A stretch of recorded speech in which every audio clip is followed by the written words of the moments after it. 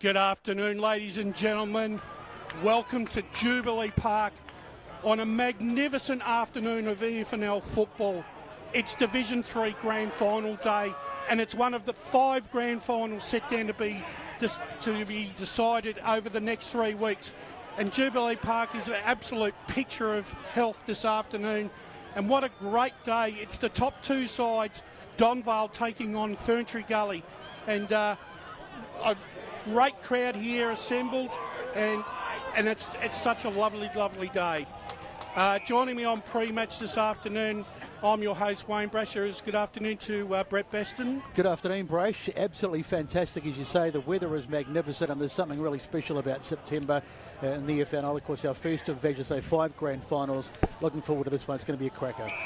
Josh Ward, big welcome to you. You'd be feeling a little bit excited about your side going out tomorrow in a grand final, but today a clash of the Titans really between Donvale and Ferntree Gully. Yeah, I'm extra excited about today as well, just because it's we've seen these sides earlier in the season. They've really stamped their authority on Division 3, particularly Donvale with just the 1 loss. But it's going to be a ripper day, an absolute ripper contest with the weather as well. It is picture perfect. It is the perfect day for footy. If you can't kick a footy in these conditions, you shouldn't be playing footy at all, I reckon. Yeah, not wrong there. And media manager Ryan Long, good afternoon, Ryan. A great day for the EFNL. It's finals of absolute any finals action you've got. We've got preliminary finals, we've got grand finals, and we've got semi-finals. So there's a bit of finals action for everyone this afternoon. Yeah, you've got everything this weekend. Last weekend we had a massive weekend. We had the women's grand finals. Finally as well, we get the grand finals of the senior men's underway with Division 3 today. And look, it is perfect conditions. The sun is beautiful. I've been out there, already put my sunscreen on. I don't think I'll be out on the ground today at all, but and I burn very quickly, so yeah, I'm well prepared for this one. But 2 fantastic sides to look at this afternoon. I just can't wait to get started. I mean, this is the time of year we all love. I mean, we always get up and about for this, and very much looking forward to it, Brash. I guess when we've sat down throughout the season, and we're 20 weeks into the season in Division 3, and in all honesty, these 2 sides, Donvale and Ferntree Gully, sort of inked their spots or their contentions or their credentials very early on in the season. And Donvale and these 2 have definitely been the 2 best sides in going into this grand final. 100% Brash. And Brett, like we talked about this by about round 4 or 5, that it would be very hard that these 2 don't match up in a grand final with the way they started their season, and they've been able to carry that throughout the year. Donvale have been phenomenal. They haven't put a foot wrong. Their last 8 or 9 weeks they haven't lost, and they're thumping most sides, even thumping Ferntree Gully in that first semi-final. Gully have had some injury concerns and a few players coming in and out, a bit of less steady side, Brett, but they're still a big chance today because at their best, they can certainly challenge and potentially win a flag. Look, at their best they can. I'm probably going to be the one that differs, and I'm just going to call it... Build them up. Come on. I'm going to call it the way I see it. I just don't think it's going to be that close today. I really don't. I just don't think Donvale have only lost 1 game. Look, I wish them all the best, I really do. But it's going to take something remarkable for them to get up today. I think, gentlemen, a couple of... I'll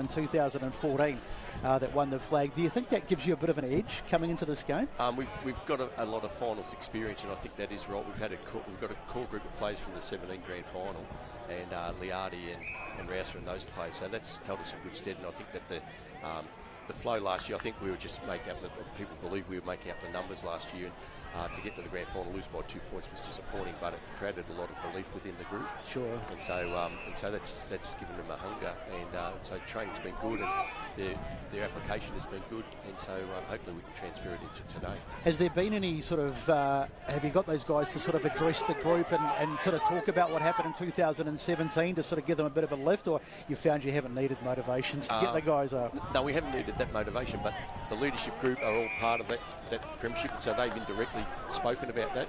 Sure. And how important it is to bring it through over the journey, over the years. So that's been a telling point, but it hasn't been something that we've really focused on. We've just focused on the fact that we can control the controllables, and let's see if we can get it all together today. And how are some of those younger kids as well that haven't played on the biggest stage? How are they feeling about playing on a grand final day out here in front of what is a pretty decent crowd? It's a big crowd. Yeah.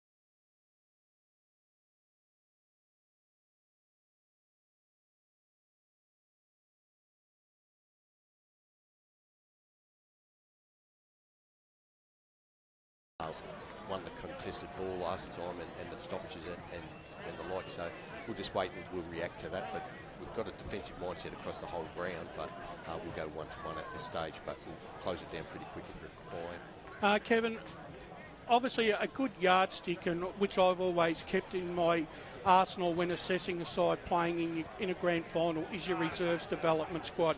If they're playing in a grand final, I look at the fitness and I use that as a gauge of how well, if the senior side is playing in the grand final.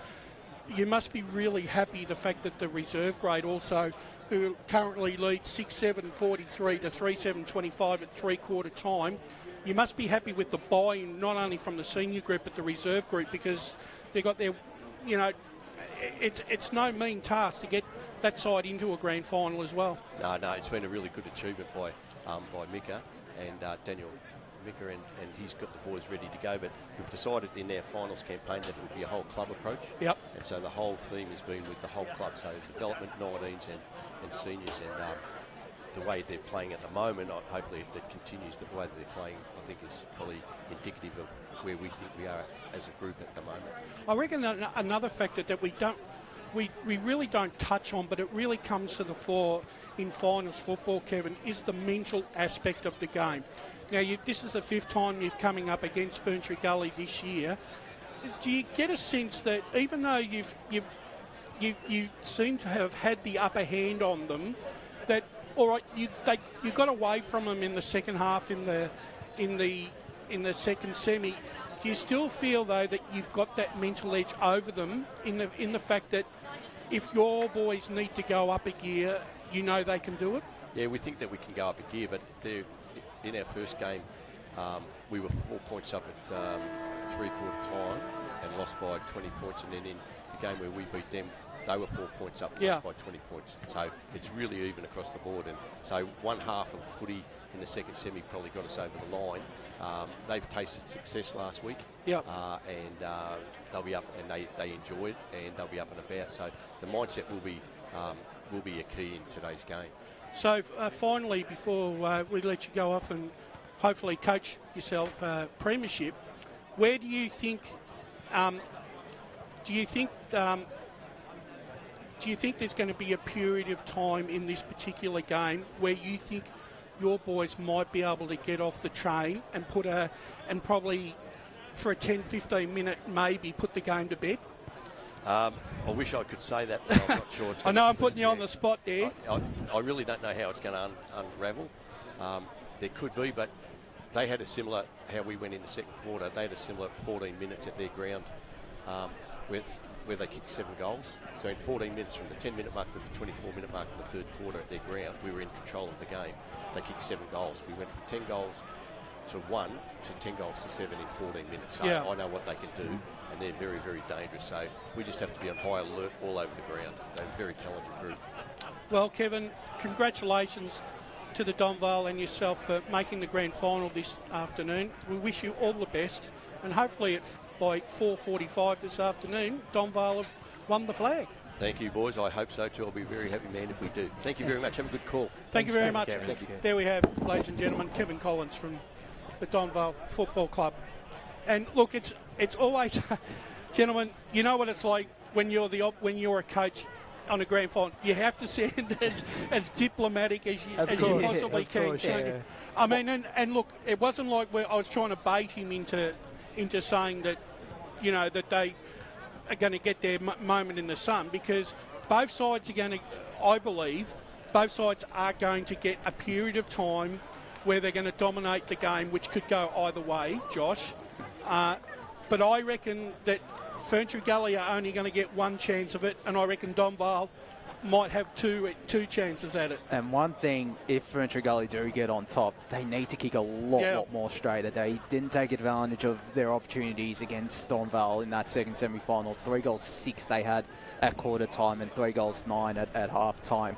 Last week they got on top in the third quarter against Oakley District out here, and I think that was 2 goals 7 maybe they kicked in that quarter. They obviously restricted Oakley, but they need to kick a lot more straight to take advantage of more of their opportunities. Yeah, that's what I was going to ask you too, Brett. Do you think if the Gully got out to a 24-point lead, maybe halfway through the third quarter, do you still feel in your own mind that would be enough to hold Donvale back from surging again? Or No, I don't think Donvale will ever be out of this game. To be honest, I can't see that scenario unfolding. Yep. But even if it was, I think Donvale could come back if the roles were reversed. Yep. I think it'd be game over. But look at, you look at both sides, and there's plenty of avenues to goal. I mean, Ferntree Gully, Kieran Gray's obviously not playing today, but they've got the big boys, Calisperos, Salvador's had a good season, Flannery and the likes. But if you look at Donvale, and they're not Murphy-centric, far from it, but he's going to be such a key today. But you've still got the guys like Duncan and the likes of Groycott who can chip in and kick goals as well. So there's plenty, both sides have got plenty of scoring power out there. So it'll just be a question as to, I guess, it'd probably come down to defence, who can hold the other side better. But Murphy's going to be a huge key today, and if he got off the leash, it'd be interesting to see who goes to him. Yeah, well, it's an interesting one because he had a very quiet grand final last year against the Waverley Blues, and even if he had probably one good quarter and kicked a couple of goals, they may have actually won that game. Yeah. So coming in today, though, because you're right, they've got so many options, as you said, he could probably still go goalless or kick the one goal, and they can still get the job done comfortably with the amount of options they do have. But he can still play a role, like he can still get up you there. You take and a key defender. That's right, take the best defender, get the ball to ground, and then the Donvale Smalls can do the job. So even if he doesn't kick a lot of goals, he still draws that attention. And I think Harvey might go to him. I think that's what I sort of heard. He's been really good the times he's matched up against him. And Ferntree Gully, Brash, as you said, they can hit the scoreboard too, and they can do it quickly. And it is what you sort of mentioned, Josh. They've got to take their opportunities when they get them, especially early on in a grand final. Boys, what does a guy like Max Otten bring to Donvale? I mean, he's become the journeyman of the EFNL. He seems to change clubs almost every year at the moment. But well, he brings experience, number one. But also, Max is a very laid-back sort of character. But good bloke. And sometimes you need those type of guys when the heat's on, just to show a little bit of calm and maturity. And I think Max offers that, and I'm sure that could come to the fore this afternoon if Donvale look like they're a little bit under stress. Also, too, just having a look at Flannery's kicked 41 goals and Calispiris 38. So I would feel that Donvale will look at that very closely, and I think if they could shut one or two of those, or either one of those two down, that's going to go a long way, Josh, to actually winning this game. They also have Corey Salvador. Yeah, I was going to say, don't forget Corey Salvador. Sorry, Josh, he's been very good. Yeah, and I think 27 goals as well. Before he came across to Ferntree Gully, he kicked, I think it was 50 goals in 14 games back in the West Region Footy League for Yarraville Sen. So he can hit the score sheet, and then you got some of those midfielders like Luke McComb can kick goals, and all their other midfielders. But if they can shut down one or two of those, they've got the likes of particularly Nathan Mill, who might get the job on Jack Flannery. If they can shut down Calispiris and Flannery in particular, then it's hard to see if there's any other options for goal for Ferntree Gully. Believe it or not, the last time these two played was the first time they'd met in the final series. So and my records go back to 2021, and Donvale hold a 5 wins to 3 wins advantage over, and there really isn't that much in the scores. They've always been around.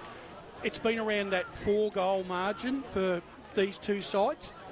However, just having a look at just a couple of stats here that I'd like to talk about is Donvale have kicked over 100 points 11 times this season. Right, in their last 8, they've gone 8-0 as against Ferntree Gully's 4 wins, 1 draw and 3 losses. But their average score in the last 8 games, Donvale, is 109 points as against Ferntree Gully 72. Now, that in itself is a story where the margins is based on over the season, and you would have to say, leading into a game like this, that Donvale's consistency and their ability to kick winning scores every week, and I'm talking every week, whereas the Gully struggled at times against better quality opposition to kick a winning score. Does that sort of keep them? Does that sort of take them out of the game a lot? I think. Sorry, you go. Besto. I was going to say all the KPIs point towards a Donvale victory, and that's all we can sort of judge. I mean, we can't. We don't have a crystal ball, so we can only base it on what we've seen so far. So, if you put everything together, like you've been talking about with your stats, the previous meetings, etc., it's Donvale's flag to lose. Yeah. But but having said that, I mean, I'm probably drawing a fairly long bow here, but let's go back to 2017. Which was I think it was Division 1 back then, wasn't it? And South Croydon were playing, who did they play? Vermont. Yes. Sorry, Brash. No, that's all right. And they were Vermont were unbackable favourites. You couldn't get anyone to pick South Croydon. I mean, I backed them just to be different. And they got up that day. They came from the clouds and won. So you do there are instances of that happening, but, it'd be a brave man that would against Donvale today. I also remember Ferntree Gully's last grand final appearance against Forest Hills.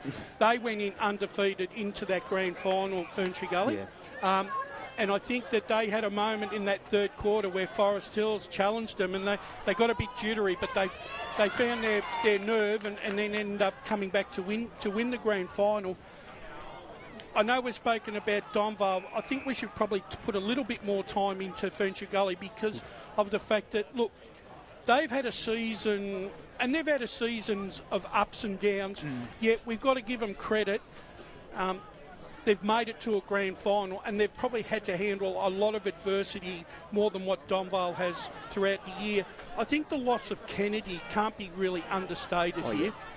What do you think? Oh, it's a massive loss because in that win against Donvale earlier in the season, I think it was a goal, and he had a lot of touches and just played such a key role in that victory. And like I think it was 15 goals in the first 7 matches of the season, and then I think he went away to Europe. He got injured or something like that. Something happened to him midway through the season, and I think it was before that Donvale game when we saw Donvale and Ferntree Gully that he left. So it has been a massive loss, and if he had gotten a bit more consistency, then that's another strength to the Ferntree Gully forward line. It would have been a much more potent forward line.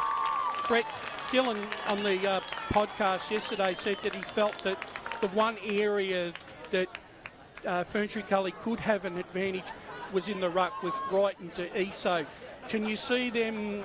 Could you see them, or do you feel that they need to play a big part in this game this afternoon to try and split the stoppage and clearance counts around the ground? Yeah, absolutely. But I rate. I mean, he'll have to do a lot of it on his own. There'll be the odd guy that will give him a chock out. But I rate Zach Haig. I mean, I know he's getting on a bit in years and stuff, and he's been around for a long time. But I think he's the best ruckman in this game, personally, out of the three of them. So, and then you'll have the likes of Murphy will go into the ruck. He does a bit of rucking, gives him a bit of a chop out on the. I'm just trying to think who else goes in there, but it's mainly those two, I think. So I don't. Sorry, a massive roar out here as Warrandyte kick a goal. But I don't think the ruck contest will be certainly one way or the other. I think it could be quite even. I sort of don't really agree with that. Do just apologise to those who are listening at the moment. I believe we've got a bit of a clash with our audio and the reserves grand final commentary at the moment. So that is trying to be sorted out. So we do thank you for your patience at home. At the moment in that reserves game, Donvale 6-9-45 to Warrandyte 5-7-37. So it's tightening right up here in the grand final reserve grade. Only 9 minutes down, so there's plenty of time left, Josh, for Warrandyte. If they could snatch another flag here this afternoon. Now, last year the reserves grand final went into overtime. That's right. And that was Warrandyte and Waverley Blues, and Waverley Blues were able to get over the top. One of those callers that was calling the action, Trent Callan, he's calling the action now. Will Faulkner's not here. We've got John O'Van there. But could we have another overtime game in the Division 3 reserves? Didn't it go to overtime twice? I think it did. I think it was Golden Point in the end, that game as well. And that's sort of the delay of the seniors game, which then turned out to be an absolute ripper. So poor old Trent and, who'd you say? Will Faulkner. They almost had heart failure. They got so excited. Let's get back to the game. Yes. James Rouser for Donvale. Does he go a hard tag on Luke McComb? Do they go head-to-head in the midfield? Oh, yeah. That will be, if that is the case, that will be such an exciting matchup because do you think they'll play wide of each other, or do you think one will try and play off each other, or will they stick together like glue? I think they'll play off each other. I think both players are the two key midfielders for these lineups. You know, Rouser was pretty much Donvale's best on ground. If Donvale had won the grand final last year, that he would have been the best on ground, whereas Luke McComb, he has that Premier Division experience, and he's proven that he's a classy player throughout the season. So I think they'll want to play off each other. I'd be surprised if there was a tag. If there was a tag, maybe one other Ferntree Gully midfielder might go to Rouse or the vice versa. So I still think they'll play off each other, though. Yeah, I think I think really in a grand final, your best players they've got to try and influence the contest, don't they, Brett? Because they can't afford to really play a negative role. No, and the thing is, and that's right, you sort of almost robbing Peter to pay Paul if you put your best player on their best player. So you want Rouser to have that that freedom. He's a fantastic player. I wish I could remember the game. It was from last year, and Donvale, we did a Donvale game, and they weren't going that well, and Rouser went in there, and he had about 10 minutes, and I can just see him. He was like a bull, absolute bull, winning the ball in the middle, and he just turned the whole game. So he's that sort of player. I rate him incredibly highly. So absolutely, I think they'll just do their own thing, and we'll just see what happens. Yeah, I actually think he might win the best on medal today, because especially if it's a close game. We saw that last year. He will put his body on the line to win every single contest. He's just such a warrior out there on the field, and I think if it's a close battle, you look to him from a Donvale perspective as someone to lift him. The other thing though, with McComb though, he's missed a few games throughout the middle to late season. Are we worried that he's? I know he's played 2 or 3 games now leading into this grand final, but do you think that the fact that he's missed probably 6 to 8 games throughout that home and away season, do you think that's going to affect his fitness coming towards maybe the latter half of the game this afternoon?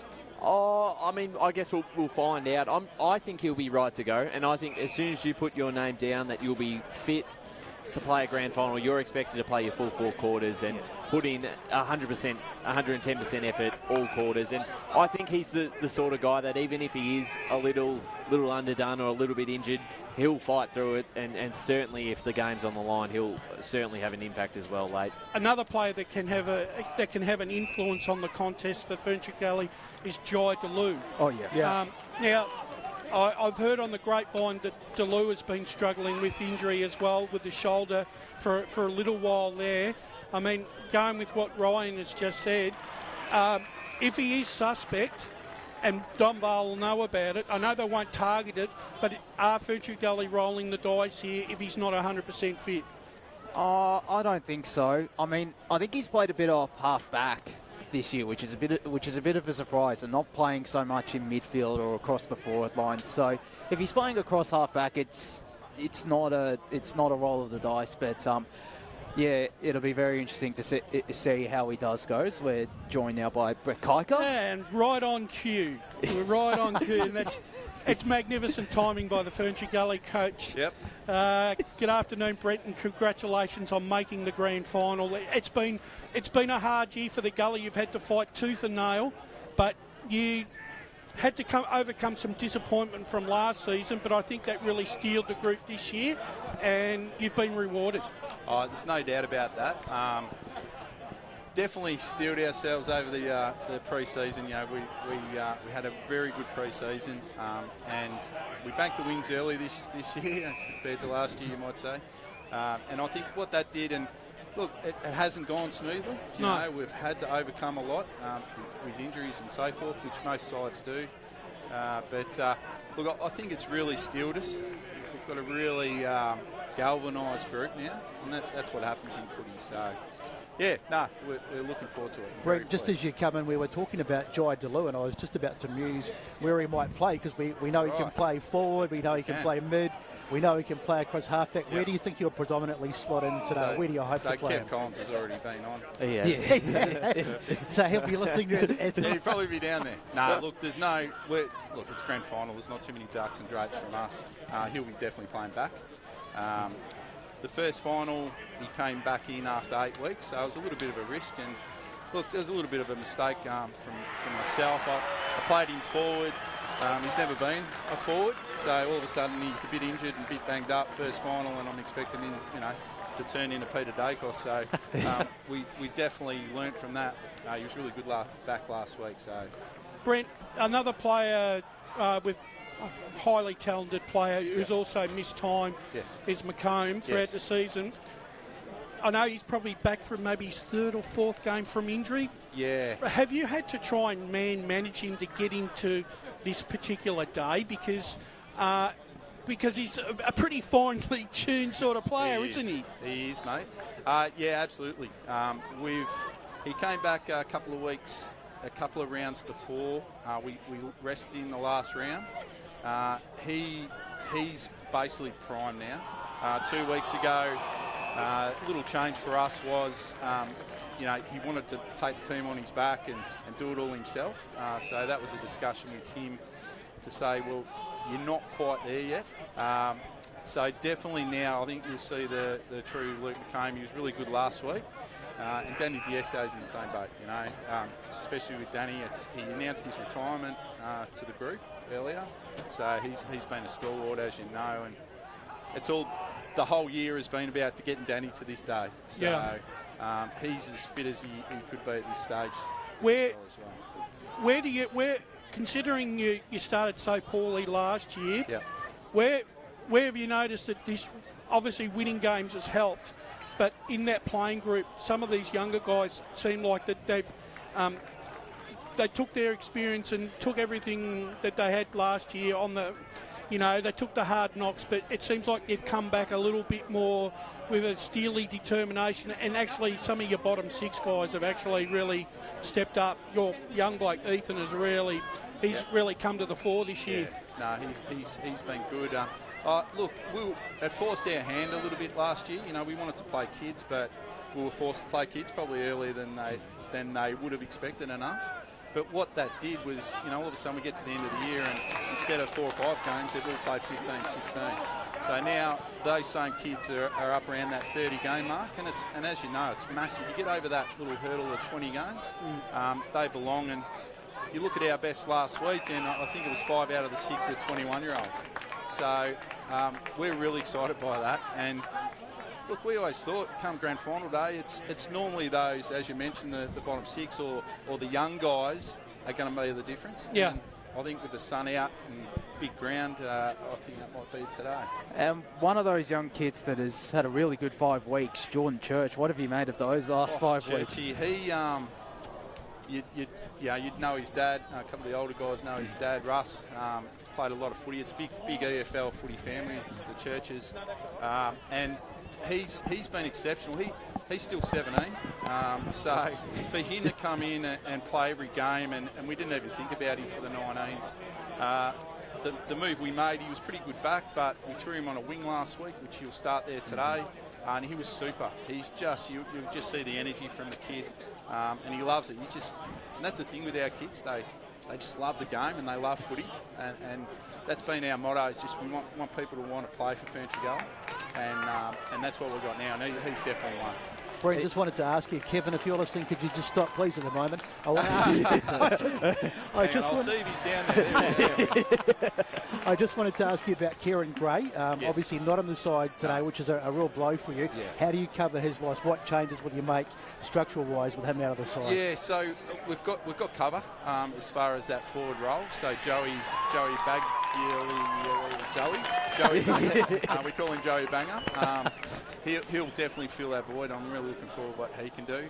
It's really disappointing for Kieran because he's been on the journey right through, and for him not to be out here, he understands that, and the group's so supportive of him, and he'll be the first one up there congratulating him. A bit of extra responsibility, I suppose, for someone too like Corey Salvador. He's had a really good year. He has 27 goals and he's played really well. So I guess it's a chance for someone like that to step up and just take the game by the scruff of the neck. It is, and we think our forward line's definitely been our strength. You know, Gavin Calaspiris has probably gone under the radar a little bit. He's been electric. You've got Jack Flannery up there as well. So we're pretty confident with that forward. If we can get enough ball in there, we've got to convert. That's our biggest thing. And as I've heard you guys mention, excuses today. Oh, there's not. And that's the key today. Is just if we can put some scoreboard pressure early, anything can happen. And just touching back on Kieran Gray, has his experience been crucial because he was part of that 2016 premiership as well? No doubt about that. So it's very hard to replace someone like that. I think this is going to get tight here, isn't it? I think the other one is Tom Gasparoni. That was a massive blow for us, especially out here. He would have just taken them on, and he missed the last Donvale game actually that you guys covered. So look, there's a couple outs. I'm sure every side gets a few out. But we've got the team that we think can come on. Bully Alex Bull's back here. Yeah, that's a good in. So that's massive. Hayden Harvey as well. So we're really happy with our lineup today. And we also, obviously, you spoke about Danny just before, but yes. you brought Braden Wright into the club as well, Yes. and I think that's probably worked out really well. And obviously today, with the two of them, it's probably your best opportunity up against Hague, and a real chance to sort of stamp your authority in the game. Yeah, we just going off that first final, we tried a few things and a couple didn't work. So we're going in completely different this week, just with mindset as well. And Braden was that. We tried him in a different role. It didn't quite work. Last week he was exceptional and he's had a massive year. So he's a great foil for Danny in the role. And just on, obviously, you've matched up against Donvale now. This will be the 5th time this Yes. year. So you've learned a lot about him. Yeah. And probably in all those contests, even if the result was one-sided in the end, within the game there's probably like a half where maybe you controlled in the semi-final, similar in that last game at Wally Chew, the second half you got on top. Yeah. So do you, despite having only won one of the 4, do you probably go in a bit of confidence knowing that at your best during the game you can get on top of them? Oh, we've got no doubt about that. Look, I think on the surface, you look at it, and I know most of you guys, I think, picked Oakley last week, didn't you? Yeah. I didn't. Oh, you didn't? No, I picked Ferntree Gully, those two did. I was going to tip Ferntree Come on, Gully. Josh, be honest. I was going to Josh, tip Ferntree come on, Gully. get behind your pick, mate. No, but look, I think that just shows you sort of where we come from. And absolutely, it's been 3 goals, 2 goals. And the second half last week, we dropped, or a couple of weeks ago, we dropped right away. And you won't see that today. So, look, take nothing away from them. They're a great side. They are a good side. But we think we're clearly the second best. Well, Brent, amongst all that excitement, thank you very much for joining us this afternoon. Congratulations on the Ferntree Gully Football Club making it to the grand final, and hopefully at 4:45 you possibly could be holding the Premiership Cup. Oh, geez, it'd be nothing better. Geez, I was calm. Now you got me going, bro. Thank you very much. Thank you. Good luck, Brent. There you have it, ladies and gentlemen. We've spoken to both coaches, both Kevin Collins and Brent Kiker, on their team's chances this afternoon in the grand final. And would you believe it, Warrandyte have come from the clouds at the moment. They lead by 4 points. 23 minutes into the final quarter, it's Warrandyte 8-8-56, leading Donvale 7-10-52. Here we go. Call it, Brash. Oh, beautiful smother by Warrandyte. But unfortunately, I'm going to take us to an ad break, and then we'll come back and see what happens.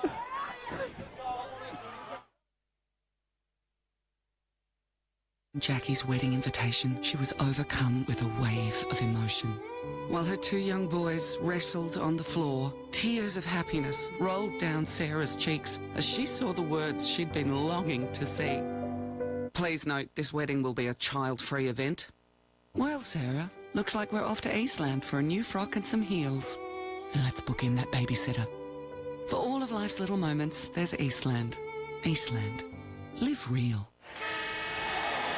Sprained your ankle, bursting through the banner? Broke a finger, high-fiving the ruckman? Or did you run into the goal post again? For bumps, breaks or bleeds, be seen sooner, close to home at Knox Private 24/7 Emergency Department. The preferred provider of emergency care to the Eastern Football Netball League, you'll generally experience shorter wait times. You don't need private health, but there is an out-of-pocket fee. Be seen sooner, close to home at Knox Private 24/7 Emergency Department, 262 Mountain Highway, Wanturna. Do you feel good about your bank? Because there is a bank you can feel good about. They share their profits to fund big community projects, small community clubs, and vital emergency services. They've given $250 million to help Australian communities thrive. They have all the products and tech you expect from a big bank, with service you don't. It's Bendigo Bank. Feel good about who you bank with. Try Bendigo. Search bendigobank.com.au or search Bendigo Bank near me. Tobin Brothers Funerals wear their heart on their sleeve. Their clear and easy to use website and Memory Maker app make it easy for families to make an informed decision. Here's James McLeod, Managing Director of Tobin Brothers Funerals. We pride ourselves on being the most transparent funeral company. All pricing on goods and services are available on our website. It's all there for you to see and make very informed decisions when planning a loved one's funeral. Visit tobinbrothers.com.au. Tobin Brothers Funerals, celebrating lives. At Yarra Valley Water, we know reducing your shower time, or show time, to 4 minutes can save you an average of $200 a year on water and energy bills. shower shorter, save water. Authorised by the Victorian Government, 1 Treasury Place, Melbourne. Sprained your ankle bursting through the banner? For bumps, breaks or bleeds, be seen sooner, close to home, at Knox Private 24/7 Emergency Department. You'll generally experience shorter wait times. Knox Private 24/7 Emergency, 262 Mountain Highway, Wanturna. You are listening to Radio Eastern FM 98.1. With live and exclusive coverage of the EFNL football season. Bringing you the match of the day with score updates from all divisions. And now we cross to our commentary team for the Radio Eastern 98.1 Match of the Day coverage. Welcome back, ladies and gentlemen, and you're not going to believe it. In the ad break, Donvale kicked a late goal to take the lead, and the siren has gone, and Donvale have claimed the premiership, Josh, 8-10-58, defeating Warrandyte 8-8-56. What a grandstand finish that was for a reserve grade grand final. We always love a grandstand finish, and that is the definition of a grandstand finish out here at Jubilee Park. And hopefully it's a precursor to something similar in the seniors, of course. I was going to say, is that an omen for the main game? Well, it was last year. We had we had the extra time in the reserves, and then the grand final in the seniors was a 2-point win. So, look, it's going to be a fantastic afternoon out here, and a great result for the Donvale Football Club, and for them, that's 1 or 2. So now we've got the 2-point win. Now we could get overtime in the seniors, but a big congratulations to Donvale. And unfortunately for Warrandyte, it's 2 grand final defeats today because they're under. No, they're under 19s got up. Yeah, one grand final defeat with their 19s getting up 12-6-78 to 7-8-50 over Ferntree Gully. So what an achievement though for Donvale, and the crowd went absolutely nuts when that final siren rang, Brush. Yeah, it is. Gentlemen, we're just going to, we'll just change tact here for a little bit. We've got some other big games that we quickly want to have a talk about this afternoon. And there can't be none bigger this afternoon at Bayswater Oval. It's basically the second semi-final. It's Vermont versus Roval. And what a match that is set down for decision. Our man Ray Baird will be out there covering all the action for us this afternoon. Vermont have had a fantastic run this season. Who would have thought, after being beaten by 91 points at East Ringwood, that they're playing in a second semi-final? And Roval have been building magnificently throughout the season. Their last 2 or 3 weeks in the home and away season was breathtaking, albeit against opposition that probably weren't up against the quality of who Vermont played. Who's had the perfect preparation going into a game like this? And I'll start with you, Ryan. I think both sides go into this in great preparation. I don't think one side has an advantage over the other. These two teams deserve to be where they're sitting at the moment. They've been the best 2 teams in the competition, and you look at where they're at the moment. Vermont, how many in a row is that now? It's a lot. It's been a long time since they've lost, and we had some doubts in the early part of the season. We thought they may not get there, but the way they're going at the moment, there's no weak links in any end of the ground. But for Roval, Brett, I mean, it's a big chance for them because it's the redemption story this year, I think. They were there last year in the grand final, were the best side who didn't actually end up getting the job done, and they do get a few players back. With Cooper McDonald comes back, he did his, I think it was his collarbone or something earlier this season. I think is Shonemaker's playing today. No, I don't think he is. No Shonemaker's. So that'll Lockie be McDonald back in 2. Yeah, so that'll be a big loss for them. But, you maybe you're right. Last year they were they were almost the favourites coming into the grand final. But this year they're sort of filing under the radar a little bit, which may go in their favour. But I watched a bit of the coverage of a couple of their games on TV, and they have some pace. Some of these young guys, they can really run. So that could be a real key factor for them. They may run Vermont off their feet. And I'm actually tipping an upset. I think they might get up today.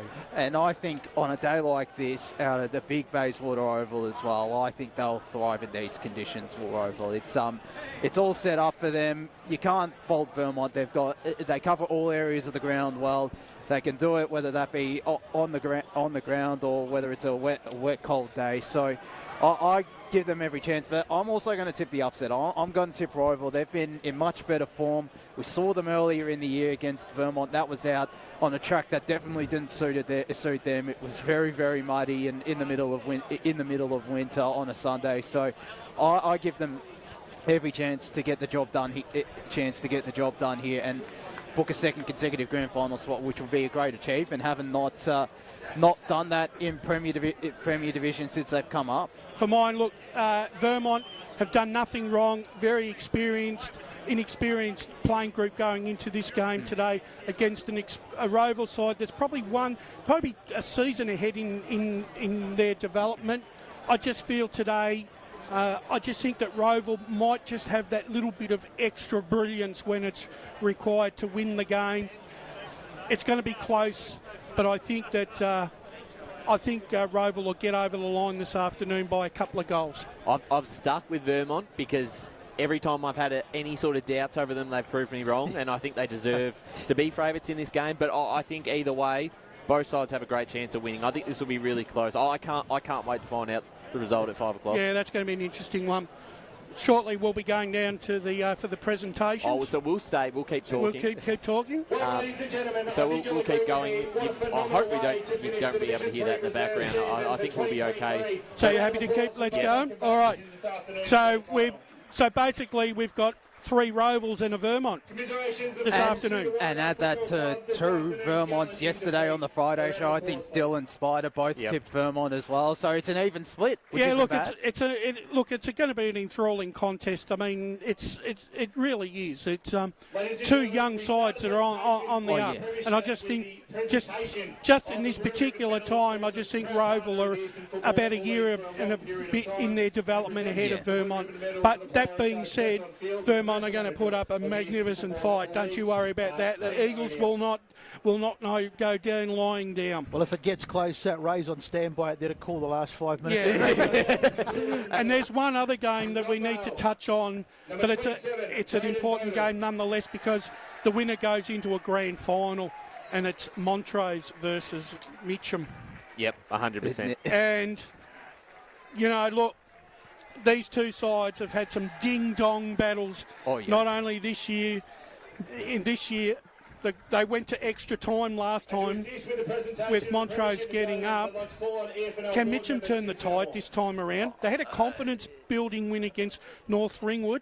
Montrose, they were gallant against South Belgrave, but I thought, Brett, that South Belgrave didn't really get out of first gear last week. Yeah, they still look the side to beat. I think Mitcham will get it done. I think Montrose have done really well to get as far as they have, but there's been I wouldn't say an element of luck, but they've probably punched a bit above their weight, particularly in the extra time game. That could have gone either way. So I think Mitcham will just have a little bit too much for them today. Maybe it's just a bridge too far for Montrose today. Josh, someone said that, a little birdie, you said that Jake Parenti could be a late in. He's back. He is, and then I heard someone else just say he's not. So I think we'll find out at 2:20 on if he's playing or not. But honestly, there needs to be a cut-off time for when your final side gets announced. Well, he's in the side, so I think he's in. But are they? He might be a late out. That's what you never know. I think for mine, I think that the thing that gives Mitcham a little bit of advantage, the loss of Gardel and Schwab. Yeah. Right, they're 2 big outs for Montrose, 2 experienced type players. Means the Garthwaites are going to have to, and the Tennants, the family, it's got to be a family affair this afternoon because they're going to be the ones that are going to have to get it done, I reckon. And Garthwaite's an interesting one because the last 2 times he's played against the Tigers, he's kicked 4 goals each. So he's kicked 8 goals in the last 2 meetings. I think he's probably the key player up forward who can probably win it for him. If Parenti does play, then that maybe evens up a little bit because Mitcham haven't had him the 2 times they've played each other. Brash, do you look at the fact that 6 times in a row now they've lost to Montrose as any sort of impact on this game? Because at least 3 or 4 of the last meetings, they've been very winnable for the Tigers. Yeah, and they do. Yeah, the only thing that the Tigers keep doing, slow starts. Yeah, they keep shooting themselves in the foot. that's by starting poorly. On their day, they're as good a side as anything, and they've been there, Mitchum. They know what they have to do. It's just a matter of making sure that they switch on early, right, and instead of Montrose controlling the game early and getting the game on their terms, they need to get the game on their terms and get Montrose to play, to force them to play another way that they're not used to. If Montrose get off to a 4 or 5 goal start, if they are able to play that style of play and restrict Mitchum as they have done the last couple of times, then I'm back in the decent. But I don't think that'll happen with or without Parenti. They would have learnt a lot from meeting Montrose 3 times now during the season. So I definitely give them every chance. I definitely give them every chance to get the job done. I'll still back Mitchum, but I think I won't be surprised if it goes to extra time, but I'll probably say 1 or 2 goals to margin. And our friend, our computer statistician, the Oracle, has decided to put his Bibsworth in again this afternoon, and his selections for Premier Division, he's got Vermont 78, Roval 120, so that's a very big margin to be tipping there. Yeah. In Division 1, he's got Montrose 60, Mitchum 81. So that could happen. And finally, for the Division 3 Grand Final today, we've got Donvale 106, Ferntree Gully 56. So, look, I think I think all in all, I think it's going to be a wonderful afternoon, and good luck to both Donvale and Ferntree Gully. For mine, I think Donvale will win the grand final, and I think they'll win by at least 50 points. I just honestly believe, Ryan and co, that Ferntree Gully are only going to get one shot at it, and they need to take it, because if they don't, they're going to get run over.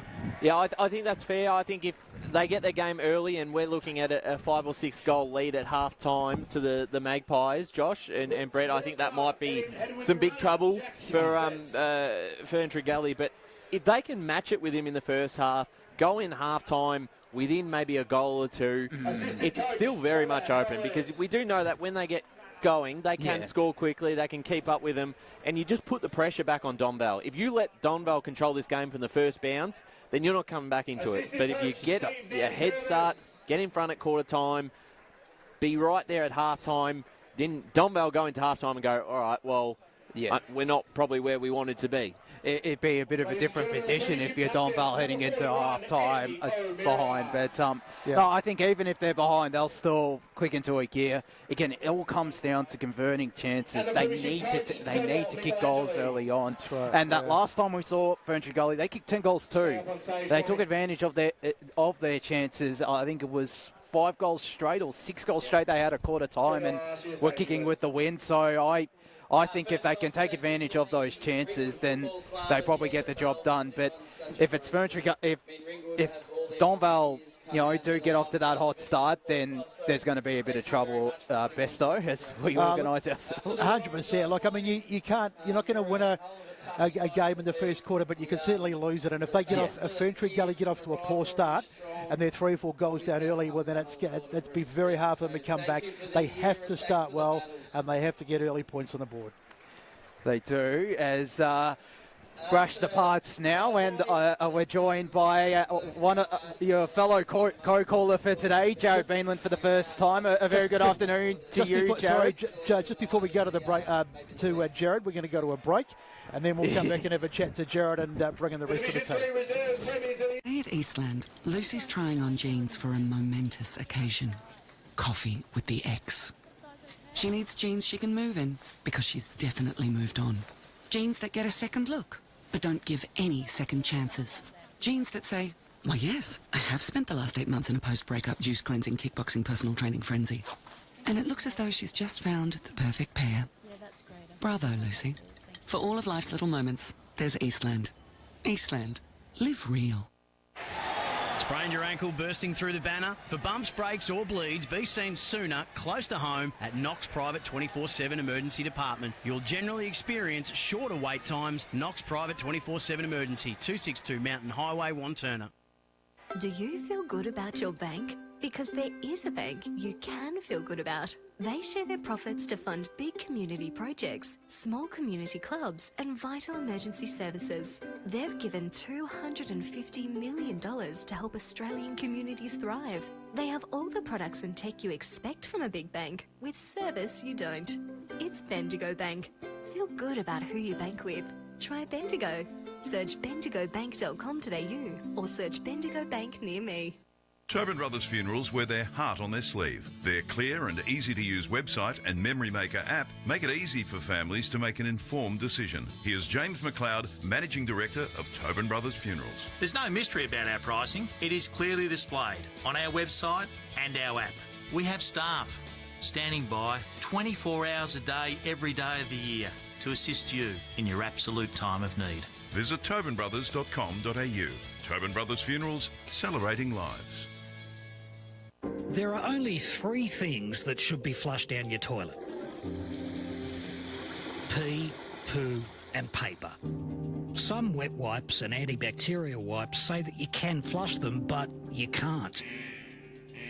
They clog up the toilet and pipes, causing expensive blockages. Save yourself a truckload of trouble. Put your wet wipes in the bin. To learn more, head to the Yarra Valley Water website, yvw.com.au/wet-wipes. Hi, Dylan Dow from the Baroni Football Netball Club here. When I need to grab a quick coffee or a bite to eat, I'm popping into Eastland. Eastland's more than a shopping centre. They support a range of community organisations and have been a major partner of the EFNL since 2018. Cheers, Eastland.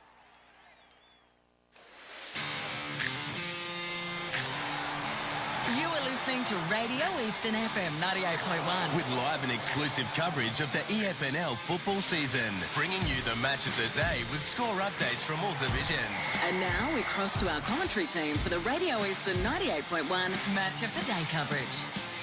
Well, a very good afternoon to you. Welcome to Jubilee Park in Ringwood, where the day is picture perfect, and it really couldn't be better for this big third division grand final this afternoon. And what a clash it's going to be between Donvale and Ferntree Gully, the sides that finished 1 and 2 on the ladder, and they've made it to the big dance, as they say, and it's going to be a cracking game. Conditions are perfect. Time to introduce the rest of the team.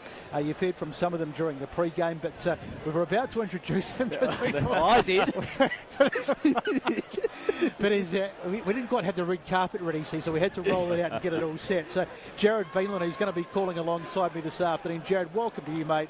Looking forward to this one. G'day, Bassio, and thank you very much. And good afternoon to all the listeners. We've got a fantastic day here for football at Jubilee Park. It's absolutely picturesque. We've just seen a fantastic reserves grand final, won, of course, by Donvale there. Let's see if they can do the double today. Indeed, yes. It's always a little bit of an omen, and of course, they give them a bit of a fillip as if they needed any sort of motivation. But to see that, the reserve side get a win as well, it's good for the club, and they are a great club, really, a very tight-knit club. Let's get some tips as we go around the panel for today's game. We'll start with you, Jared. I know you're a bit of a late. Believe me, you've come in sort of late today, but you would have heard us talking, and I'm sure you've got your own thoughts on who's going to win today. Which way are you going? I've got to go for Donvale here. It feels like a very David versus Goliath type clash, especially given the times that they've played each other in the past. This year, Ferntree Gully have taken one victory, but that was a long time ago, and I've got Donvale by 6 goals. All right, well, what it's worth, I'm about the same as you. I just think Donvale have got too much firepower. They've been the best side all year. They got hold of Ferntree Gully in that first final. Not that sort of counts for too much, because it's a different game today, but I think that they'll just have too much firepower, and I'm going for Donvale by 4 goals. Josh?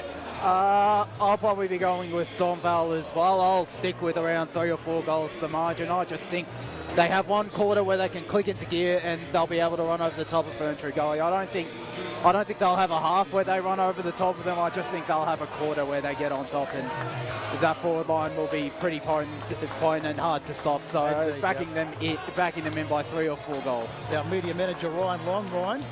Jared did say that the story of David and Goliath, doesn't David win out in that story?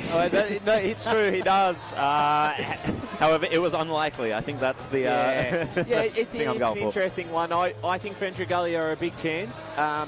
But just on a tipping, I think it'd be hard not to tip Donvale this afternoon with the form they're in, the way they're going at the moment. They haven't had too many interruptions in terms of their player lineup compared to Ferntree Gully. So for me, I think Donvale might get the job done by 4 to 5 goals. Got a couple of other blokes to introduce to you as this music just keeps pumping. I can hardly hear myself think. Paul Yacone's joined us at the Stats Centre today. Always good to have you along, Paul, because you keep us right up to date. Which way do you think it'll go today? Definitely hard to tip against Donvale. I'm going to tip them by about 5 or 6 goals. All right, so I think we're pretty unanimous. Not a lot of love for Ferntree Gully, but stranger things have happened. Well, look at last year as well. Donvale were in the same position as Ferntree Gully, exactly.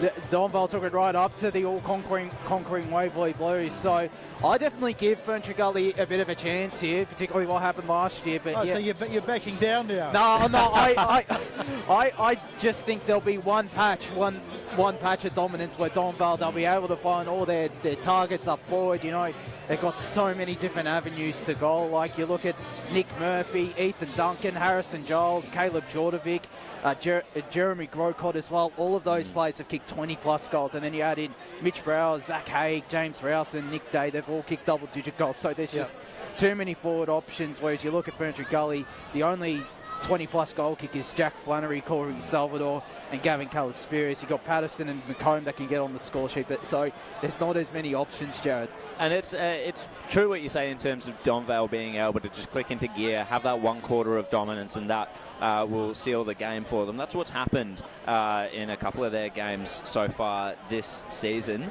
7 goals to 2 in the third quarter of that round 17 match. We had that final quarter, I believe it was, the game that we covered back in round 10. That was dominant stuff, even though Donvale were quite inaccurate.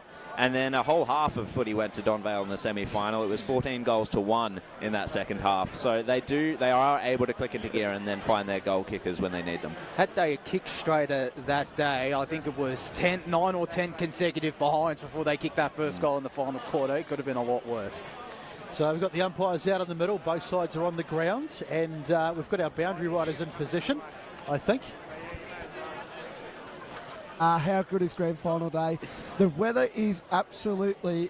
I haven't seen this in a long time. So have you got the speedos on, Blake? No. The budgie smugglers there for your best day up there.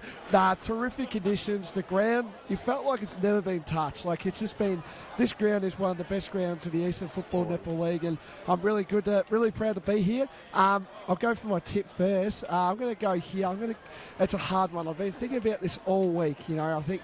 Ferntree Gully, yes, they've been here for 3 weeks now, where Donvale have only played 1 game in about 14 days. So that's going to be an interesting one today. But like you said, up there, I just can't go past Donvale. So I'm going to go Donvale by 7 points. He just lost his day job as well. Yeah, he just boss, so.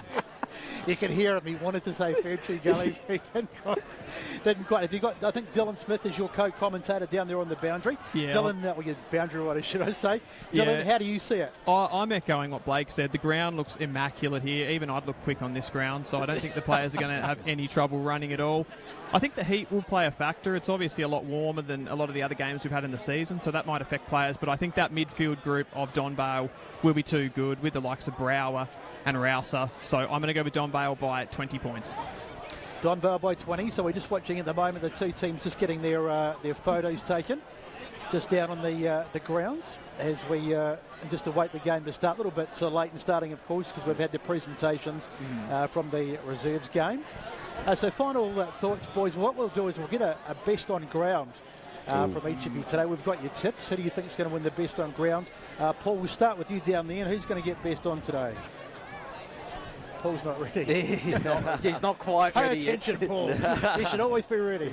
Yeah, I think Mitchell Brower will be best on ground for me. Oh, okay, interesting. Ryan, best on ground for you? I think I alluded to it in the pre-game. I'll go James Rouser. I'm going to go the same. On behalf of the Eastern Football Netball League, welcome to Jubilee Park, Ringwood for today's Eastland Division 3 Seniors Grand Final. I'm going to go. We begin today by acknowledging the traditional custodians of the land James on which Rouser's we gather, a good pick. and we pay our respects to elders past and present. We extend that respect to Aboriginal and Torres Strait Islander peoples here today. As we Congratulations and best of luck to both competing sides in today's decider. Your officiating umpires for today's match. In the field, Nick Dorr, Byron Brown and Michael Copley. On the boundary, Ryan Marscant, Lockie McRae, Caleb Collette and Judd Woolhoyt. And in the goals, Ashley Price and Oliver McKenzie. I will now ask you to be upstanding for the Australian National Anthem and join with the players and umpires.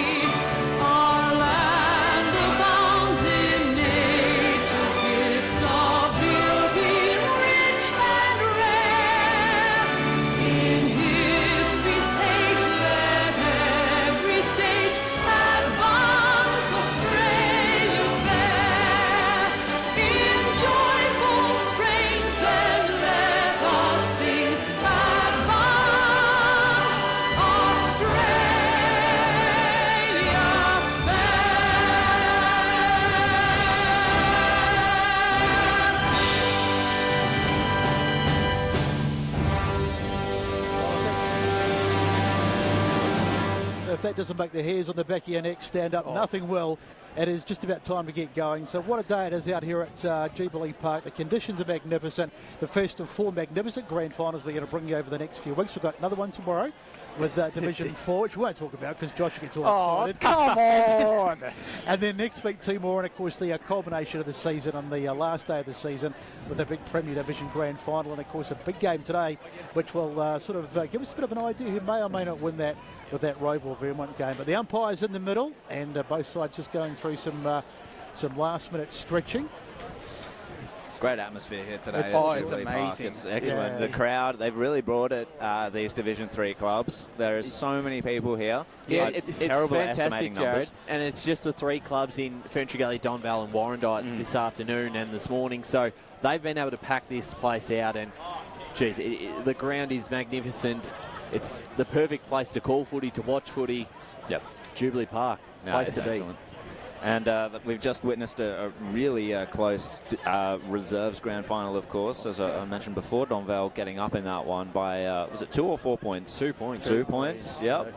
So a bit of a, not quite a repeat of the reserves grand final last year that went to a golden point situation, and I don't think Will Faulkner's been the same since. That's why we haven't seen him all year. More heartbreak for Warrandyte in the reserves as well. Just so close. Yeah, for them. It's unfortunate for the Bloods, but good to see them make the grand final, and good to see them win the grand final in the 19s as well. Yeah. Things are looking up for the Bloods, definitely, after a pretty disappointing year in the seniors. Yeah, definitely plenty of positives. Getting back onto this game, the first 5 minutes is going to be crucial for Ferntree Gully. They have to get off to a quick start. You'd think the last thing they can afford with probably a less experienced side to Donvale is allow them to kick the first couple of goals early and then just have that little bit of extra confidence. Yeah, 100%. As we were saying before, you can't really win it in the first 5 minutes, but you can certainly lose it. And if they concede early goals and get their heads down, it's going to be very, very hard for them to come back. But players just getting into position, taking an age, but we shouldn't be too far away from getting underway. Thanks for joining us on Radio Eastern 98.1 and, of course, our Facebook and YouTube streams. TSEO taking on Haig in the ruck, first bounce. That should be Exciting interesting. Yeah, that I was saying this was a game of David versus Goliath before. That's a game of Goliath versus Goliath in the middle. So just about set to get underway, and Jared Beanland is going to get us started. Just wait for the umpire to hold the ball aloft. And here's Jared. Thank you very much, Besto. Division 3 grand final action for 2023 underway. DSO couldn't quite take the first possession. It went to Haig. Seawitt cut off the handball and is wrapped up. We'll get a secondary ball up in the middle. Oh, no, it's a free kick. It's gone the way of Rouser. So Rouser to send Donvale forward for the first time. Delou nearly taking a good intercept mark there. The Gully defence fighting for it at ground level. Seawitt ends up with a great tackle on Macomb, laid immediately, but the ball's still going the way of the Gully. And it was Brower, just got a handball free. Djordjevic now, and to Duncan. 3-on-1 situation there for the Gully and Donvale's forward line, but Giles was good enough to get a handball into space. He made Murphy work for it, and he was tackled, wrapped up Play on, says the umpire. Ferntree Gully trying to get the ball free. Crashing in there was Young. Couldn't quite affect it. In fact, that was Flannery. And we'll get a ball in. Now, Hayden Harvey has the job on Nick Murphy. He gave him a heap of space just before. It didn't come back to bite him, but he can't be giving Murphy that much space. Back into play, and Donvale hunting for it in their forward line. Giles was tackled without it, and he'll have the first shot at goal in this grand final. So Harry Giles, 21 goals for the season. One of those players that you mentioned, Josh, who has kicked 20 plus for Donvale.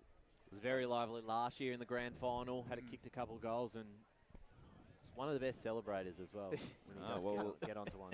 We'll see. We'll see if that is the case here, as we've just gone 1 minute 40 in the first quarter for the first goal in the Division 3 grand final. Harry Giles has missed it. Of course he has. Biggest build-up in the history of the world. He just knew that was going to miss. You build a man up, Jared, and he lets you down.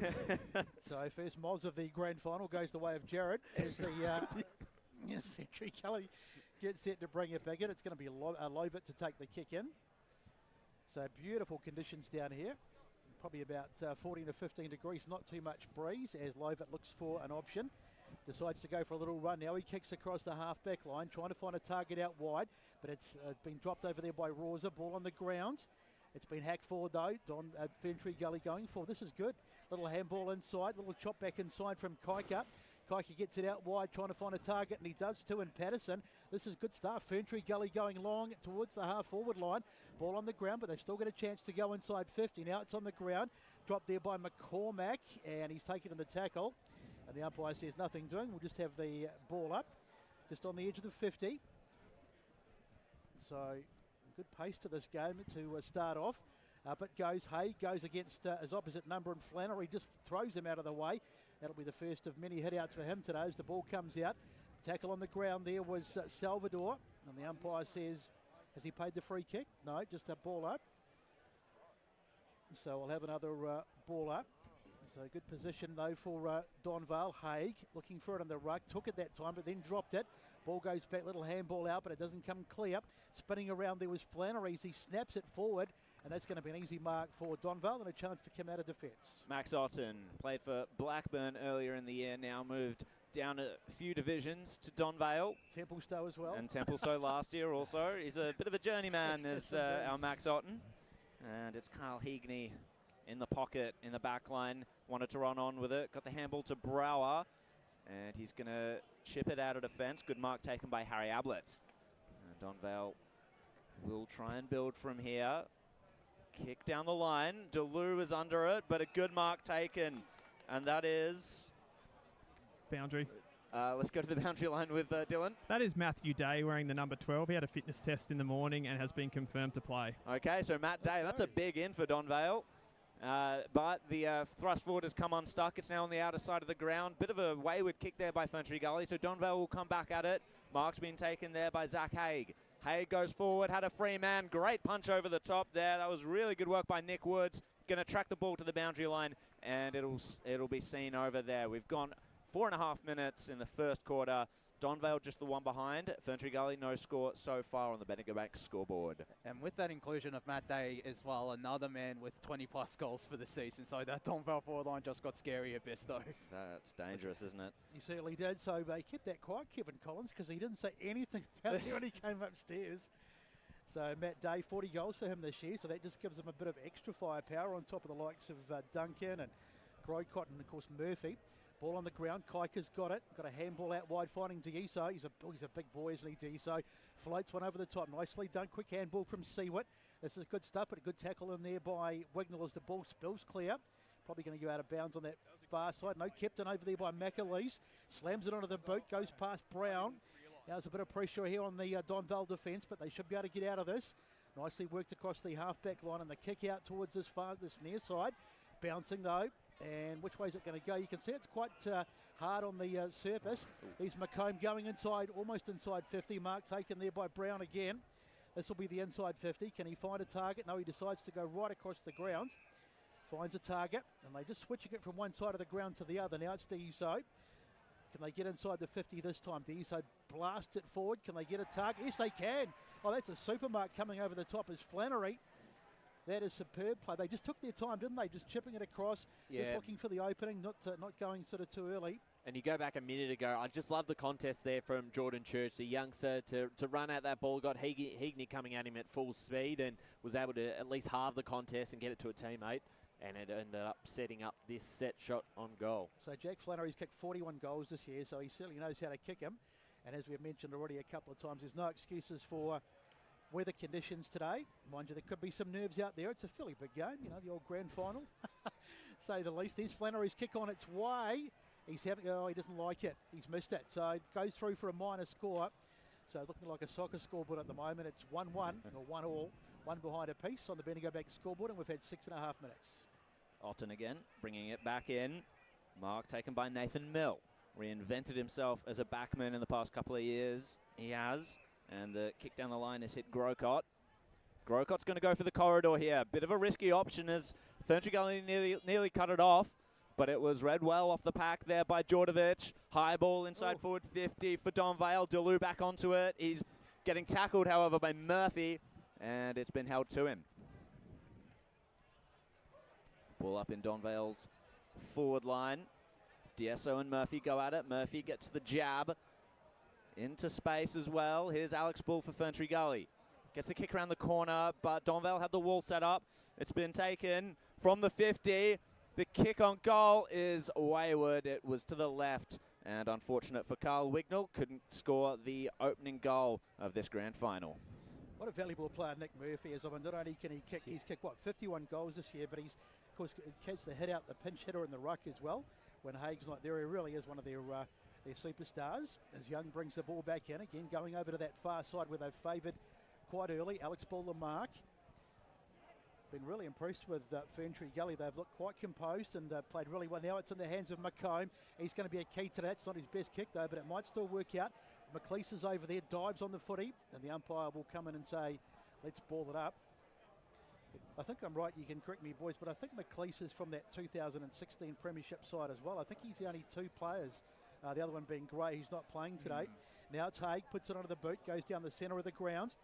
Gets right over the top. You can, as I say, you can see how hard the ground is. The ball bouncing really high. Now a little handball over the top. This is an opportunity as they run in towards goal. The shot from Grocott, and I think he has missed. He had the arm up. He fooled us all, but he's missed. So Jeremy Grocott, one of the survivors from the 2017 premiership side, with another behind. It's 3 behinds to 1 on the Bendigo Bank scoreboard. We don't usually do reserves updates, as I'll give it back to you, Jared. Yep, as Donvale nearly turned it over in their forward line, but it's been a tackle, and it's going the way of Ferntree Gully, the free kick, and Brody Harrison will take it. Yes, the reserves are preliminary final in Division 1, another extra time game. Mitcham just getting over the line against South Belgrave, so they're through to a grand final. No way. It's getting so many extra time matches this final series as this one. Back at the ranch at Jubilee Park. Oh, he's just slipped over. Has Nick Woods. Donvale will turn it over. It's in the hands of Mihail Zalek. Zalek goes forward. It's a one-on-one contest. Just went over the back of it. Reading the ball well was Grocott. And he does get the first goal on the board for this grand final. Donvale 1-3-9. Ferntree Gully 1 behind. Nearly 10 minutes gone. Bendigo Bank scoreboard. That's the definition of a 12-point play right there, because Ferntree Gully would have been on. They were building up pretty nicely, but then Nick Woods just slipping in what would be still a pretty slippery centre wicket out here at Jubilee Park. But no, good opportunity for Donvale. They pounce, and that gives Jeremy Grocott a bit of confidence for the rest of the game. Indeed. That's a heartbreaker for Ferntree Gully, because they've actually been pretty good in the start of this game. And Braden Wright moving into the ruck. And suddenly they find themselves 8 points down. I mean, it's not the end of the world, but it's just a little kick in the teeth that they probably don't need. So back in the middle, just waiting for the ball. Boundary. As this go down to the boundary with Dylan Smith. Yeah, just noticing some matchup, boys, and it's Jake Brown who's got the job on the dangerous rouser. So it's a big job today, probably the most important of the game as Wright gets the knockdown. But it's Donvale who roved the footy, nicely done there, as the ball comes out from Zellick and they'll go inside 50. Can they get a mark? There's plenty of defenders back. Not there. Oh, boy, there's some heavy tumbles in there. And what has the umpire paid here? Nick Murphy getting a bit of attention. Braden Wright drags him to the ground. I tell you what, I wouldn't be taking him on. So it's going to be a free kick to Ferntree Gully. That's brave stuff. They're going to double team him as much as they can. Yeah. You saw it then, and they did well and earned themselves a free kick. So just to make things interesting, we've now got a number 54 who I don't have on my sheet. Boys, can you just check that one out for us? He's just taken that kick. Now the ball falls into the hands of Otten. Max Otten going forward. Don't see that very often, and he just about put it through, but he's off target. So another behind for Donvale. That's 1-4-10. It's a fair hit on that post, I Till might one add. behind the Bendigo Vic scored almost a Lee Matthews moment there. That post may be shaking until tomorrow. Nearly landed on the Donvale cheer squad there. So Lovat brings it in. Braden Wright, the target down there. Rouser to challenge. Just falls out the back there. Handball goes centrewards. Seaward scoops it up. It's been intercepted there by Liardi. Still in dispute. And a good tackle laid on Brown. We'll have a ball up just at the 50 arc there of Donvale's forward line. 10-1. The opening scores. And Ferntree Gully hunting it at ground level. Couldn't quite take it. That was Crocker. Now standing up with it was Brower, but his handball was intercepted. Crocker goes centrewards for Ferntree Gully. Bull tackled. Ball spills free. Donvale fighting for it. That's Otten in amongst it, and we'll have another ball up. He's a really good player, yeah, and he's got this bloke. Been very strong physically so far, Donvale. Yeah. A few big moments already. Wright goes into the ruck there against Nick Day. Day got the tap down. Bull tried to rove it. They're at centre half forward here for Donvale, and we'll have another ball up. He couldn't advance too much further there, could Donvale. 12.5 minutes gone, 1-4-10 to one behind. Donvale lead in this Division 3 Grand Final. So Donvale get the clearance. It's come out now to Goldsmith. He's going to turn onto his right, kick it towards Haig. He's taken the mark, run into an open goal. There's the second of the day for Donvale. They've got the big targets down there, the Magpies, and they're utilising them very early on. 2-4-16 to one behind. 13 minutes gone on the Bendigo Bank scoreboard. Let's go to Blake Tennant on the boundary line. Yeah, just that quick jumper number that you guys said about 54. It's actually Brodie Harrison, so he's wearing the 54 on our team sheet, so 53. So he'll be wearing the 54 today. Just a couple of times, sorry. Haig got out the back then. Grocock got out the back the time before, so they do have to be a bit careful because they're certainly they're quick to transition forward. They are indeed back in the middle. It's interesting to see Day spending some time in the ruck early in this game, but it's Ferntree Gully who get hands on the footy with Seaward. He's thrown to the ground by Brower. As we go down to Paul, he's on the stats centre. Yeah, well, Donvale really putting a heat on Ferntree Gully. They've had 11 forward 50 entries to 4, make that 12 to 4. I was going to say they're about to have another one. They kicked out. Look at Murphy. He's taken the ball and used one hand to get rid of his opponent, and then he took the foot. Haig, sorry, it is. But the umpire says couldn't get away, so we'll have a ball up. But this is dangerous. They won't want to concede another one here. Braden Wright gets it. Now the ball in the hands of number 35 is Jordovic. Jordovic just gets it away in the nick of time, and it's probably going to go through for, no, not at the moment. DeLue, he's under pressure. Handball to an opponent, to a teammate. Lucky to get out of that, though, as they kick out to the far side. But it's going to come back. Kylie Hegney's got it. It's going to go across the grounds, trying to find. Oh, that's a good mark. Braden Wright getting back, and that's an excellent grab. And for the moment, the danger is diffused, and he will bring it out of defence. So Braden Wright chipped it across the ground, taken by Hayden Harvey. One of the ins today for Ferntree Gully. Kicks it onto the wing. Church is the target, but Nick Day standing underneath it. Took a good mark. So good intercept there for Donvale. They'll go forward once again. They've got some big timber up there. Do the Magpies. One of them was one of them was Haig, but the other was Duncan in this case, and he's taken the mark. And they'll go back and see if they can slot their third here, the Maggies. They could have raffled that. Ethan Duncan, Zach Haig, and Nick Murphy all around that area. All in the forward line. It's extremely hard forward line to stop. It's interesting because they've got Nick Day in the ruck where they could have Murphy, they could have Haig, but they've decided to throw all their tall timber up forward and become as dangerous as they can down there. So Ethan Duncan is kicked 30 goals from just his 9 games this year. Marches in with a purpose. That is to kick the third goal for the game, but he's not done that. It's sprayed left, in fact. Just the one behind. 2 goals, 5. Jared. Yeah, that's 2 goals. Ooh. We've got 2 goals, 6 on the scoreboard across there, but I don't think that's correct. I think you're right, Paul. So we'll go with our scoreboard for the minute, 2-5-17 to 1 behind, as we just wait for the umpire to give us the ball back. So Young it is, who will, hang on, false start. Umpire says just a sec. So terrific crowd out here at this Division 3 Grand Final from Jubilee Park. Thanks for joining us. A little chip out wide that finds Harrison, the man with a late jumper change.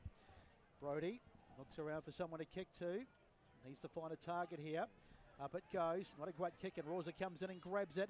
Gets a little handball off nicely to Giles. Now they'll go, or they've turned it over. So Ferntree Gully can bring it out off defence. Kick out wide. It's to nobody in particular, and that's going to go out of bounds.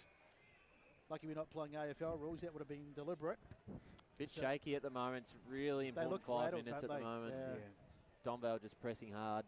So we talked about the starts, and they really haven't got off to that start that they wanted. They're down by 16 points, and they look scared if they're going to concede another one, because if they get down to a 22-point margin, as Braden Wright gets pushed out of this contest. If it wasn't for the inaccuracy, they would have been further down. Exactly. Braden Wright with a little chip out finds a target. So now they'll bring it out Ferntree Gully, but have they turned it over? No, whistle's gone. And it's going to be Church. He's going to play it. It might have been a mark, I think, in the end. So there's the little kick. Nicely done. Finds Brown. And Ferntree Gully continue just to try and work it out of defence. They've turned it over. They have turned it over. And it's Haig to take it. Kicks it inside the forward line to Day, but he just spilt the mark. Young scoops it up in the pocket. Gets it off to Alex Bull. Running out of defence for Ferntree Gully. And this is what they were doing well earlier, but it's starting to come unstuck. Boundary. Let's go to the boundary line with Dylan. Yeah, just a bit of a watch on Luke McComb. He's come to the boundary. He's getting some treatment on the left knee. I think he's going to come back on the ground, but just a watch. That is a bit of a worrying sign there as Nick Day takes the ruck contest, taps it down. Good tackle laid by Donvale. Nick Day once again just searching for options. He had the time and the space to send one long. Harrison nearly took the intercept mark. He spilt it. Haig just tackled out of it. That's incorrect disposal. And Ferntree Gully get a bit of a reprieve. This Ferntree Gully defence is really holding up strongly. The likes of Harrison, Lachlan Young as well, they're really coming to the fore early on. And it is Lachlan Young with the ball now as he kicks it onto the wing. Brown couldn't quite take it. It's fallen for the other Brown. That's Jaden there. Great tackle by Salvador as Donvale intercepted the handball, but it looks like that tackle might have infringed. It was high. And so the free kick will be taken by Sinisic. He's going to kick it laterally. Mill takes the mark. Hands it off. Goldsmith. He's gone inside 50 with this one. Ferntree Gully have a spare defender, and waiting out the back was Young. So they're structured up nicely there, the Gully, but that was a poor exit outside of defence, and it's gone out in the full. So the pressure's really starting to get to them now as Djordjevic is the one to take the free kick. He's looking inside for options, or he was for a second, and now he's pulled the trigger. He's kicked it to Murphy. He just built it in the pocket here. Ferntree Gully fighting hard. The handball's come out. Great tackle on Sinisic laid, but it's spilled free for Brower, who took a snap at goal. Intercept mark by Ferntree Gully. They're going to run on with it here and kick it straight to Cameron. He was spoiled out of it there. Ferntree Gully with the numbers. Donvale just digging their heels in on this near side, and we'll have a ball up right in front of the Gully's dugout. Oh, a couple of take over, Basto. So up it goes as there's Day into the ruck again. This really has been a masterstroke by Kevin Collins. We didn't see this one coming, but Day, as we said, he's freed up those big men to go forward, the likes of Murphy and Haig and the like. Now it's on the ball. A ball's on the ground. Cameron picks it up, gets a bit of a ball out to a teammate who wasn't necessarily in the best position, Goldsmith. Now they go forward again. Try to get a mark, but it's a 2-on-1 contest. One of those was Jai Delou, should I say. Now it's in the hands of Seawit, who slams it forward to no one in particular. 1-on-1 contest. Ball dropped there by Church, who tried to get hands on it, but you can see that they're back there. Nicely done. Boycott gets a kick forward, and the mark taken just outside the arc. There's the little kick forward, and that's a mark. And this will be another shot at goal, and it's Matt Day, who we got caught a little bit on the hop because he wasn't supposed to be playing either. So 40 goals for the season, and he could go back and slot this one through. This will make it 22-point margin. We've just ticked into time on. So all sorts of problems for this Ferntree Gully side. We were a bit worried that this could happen, but nonetheless, game not over yet. Here he comes, Matt Day. Taking his time, looking for his 41st goal of the season. Can he do it? Comes in. Nice deliberate approach. There's the kick. He's got it. The crowd right behind the goals pretty early. And Matt Day puts it through. So that's his first of the day. And it makes the margin 22 points. It's 3-5-23 to 1 behind Bendigo-Bank scoreboard after 21 minutes. And this is just the perfect start for Donvale, kicking to what is the scoring end, mind you. So it might give Ferntree Gully a bit of confidence that they've somewhat restricted them in this quarter. I know they've kicked inaccurately, 3-5, but you're still going to be probably 4 goals down, maybe more at quarter time, so it is a little concerning from my perspective. Yeah, well, I mean, Donvale just killing Ferntree Gully on the clearances so far. 11-4 Donvale's way. And the inside 50s, this is an unbelievable number. It's 17 inside 50s to 4, so to be only 22 points down is a big effort, but they need a goal back quickly. DSO gets the clearance here. Is this where Ferntree Gully can start to claw things back? McComb kicks it into space. He's got it out in front of a teammate there in Kaika. And he had to lay the tackle. And there's going to be a ball up. They need those two involved, McComb and DSO, in that midfield to get on top. Indeed. So there is DSO. Just took it out of the ruck. Hands it to Kaika. Here comes another inside 50 for the Gully. Just kicked out into space. Wasn't great. Battaglini's going to fight for it. And, it's Braden Wright. Swung in the tackle, but kicked around the body. And there's the Gully's first. That's what they needed. Just needed one to give them a bit of a spark. So they move to 1-1-7. Donvale 3-5-23. We are a fair way into time on here in the first quarter. In this Div 3 grand final from Jubilee Park. And we've seen him play a couple of different roles. Obviously, last week kicked the 3 goals in the preliminary final against Oakley District. So I actually think he's probably more dangerous up forward when you do have him there. He's probably the biggest forward out of Ferntree Gully. You know, you've obviously got Flannery down there, but he's a genuine aerial threat. So is that the boost they need as DSO wins it out of the right, goes in and gets it again. Gets a little handball out to no one in particular. In fact, Brower's got it for Donvale. The last thing they'll want to do is concede one quickly. Long kick. It's going to get over the back. They need to defend here. Jai Delu. That's a hard name to say. As the ball comes out towards the boundary, Crocker, he'll be happy to see it over. And he's happy just to see it over just in front of one of the photographers down there. Not our own Davis Harrigan, but nonetheless, plenty of people out here trying to get the magical shot this afternoon as the umpire gets set to throw it back in. 23.5 played, first quarter of this Division 3 grand final. Thanks for your company as Matt Day gets the hit out again. And might be a high tackle. It is. This is going to get played for Kaika. Ethan Kaika, he's been pretty good actually early, I thought. A little chip out wide, Calisperis. 38 goals for him. Don't see him across the half-back line very often. Probably needs to be at the other end of the ground, but they're moving the magnets at the moment.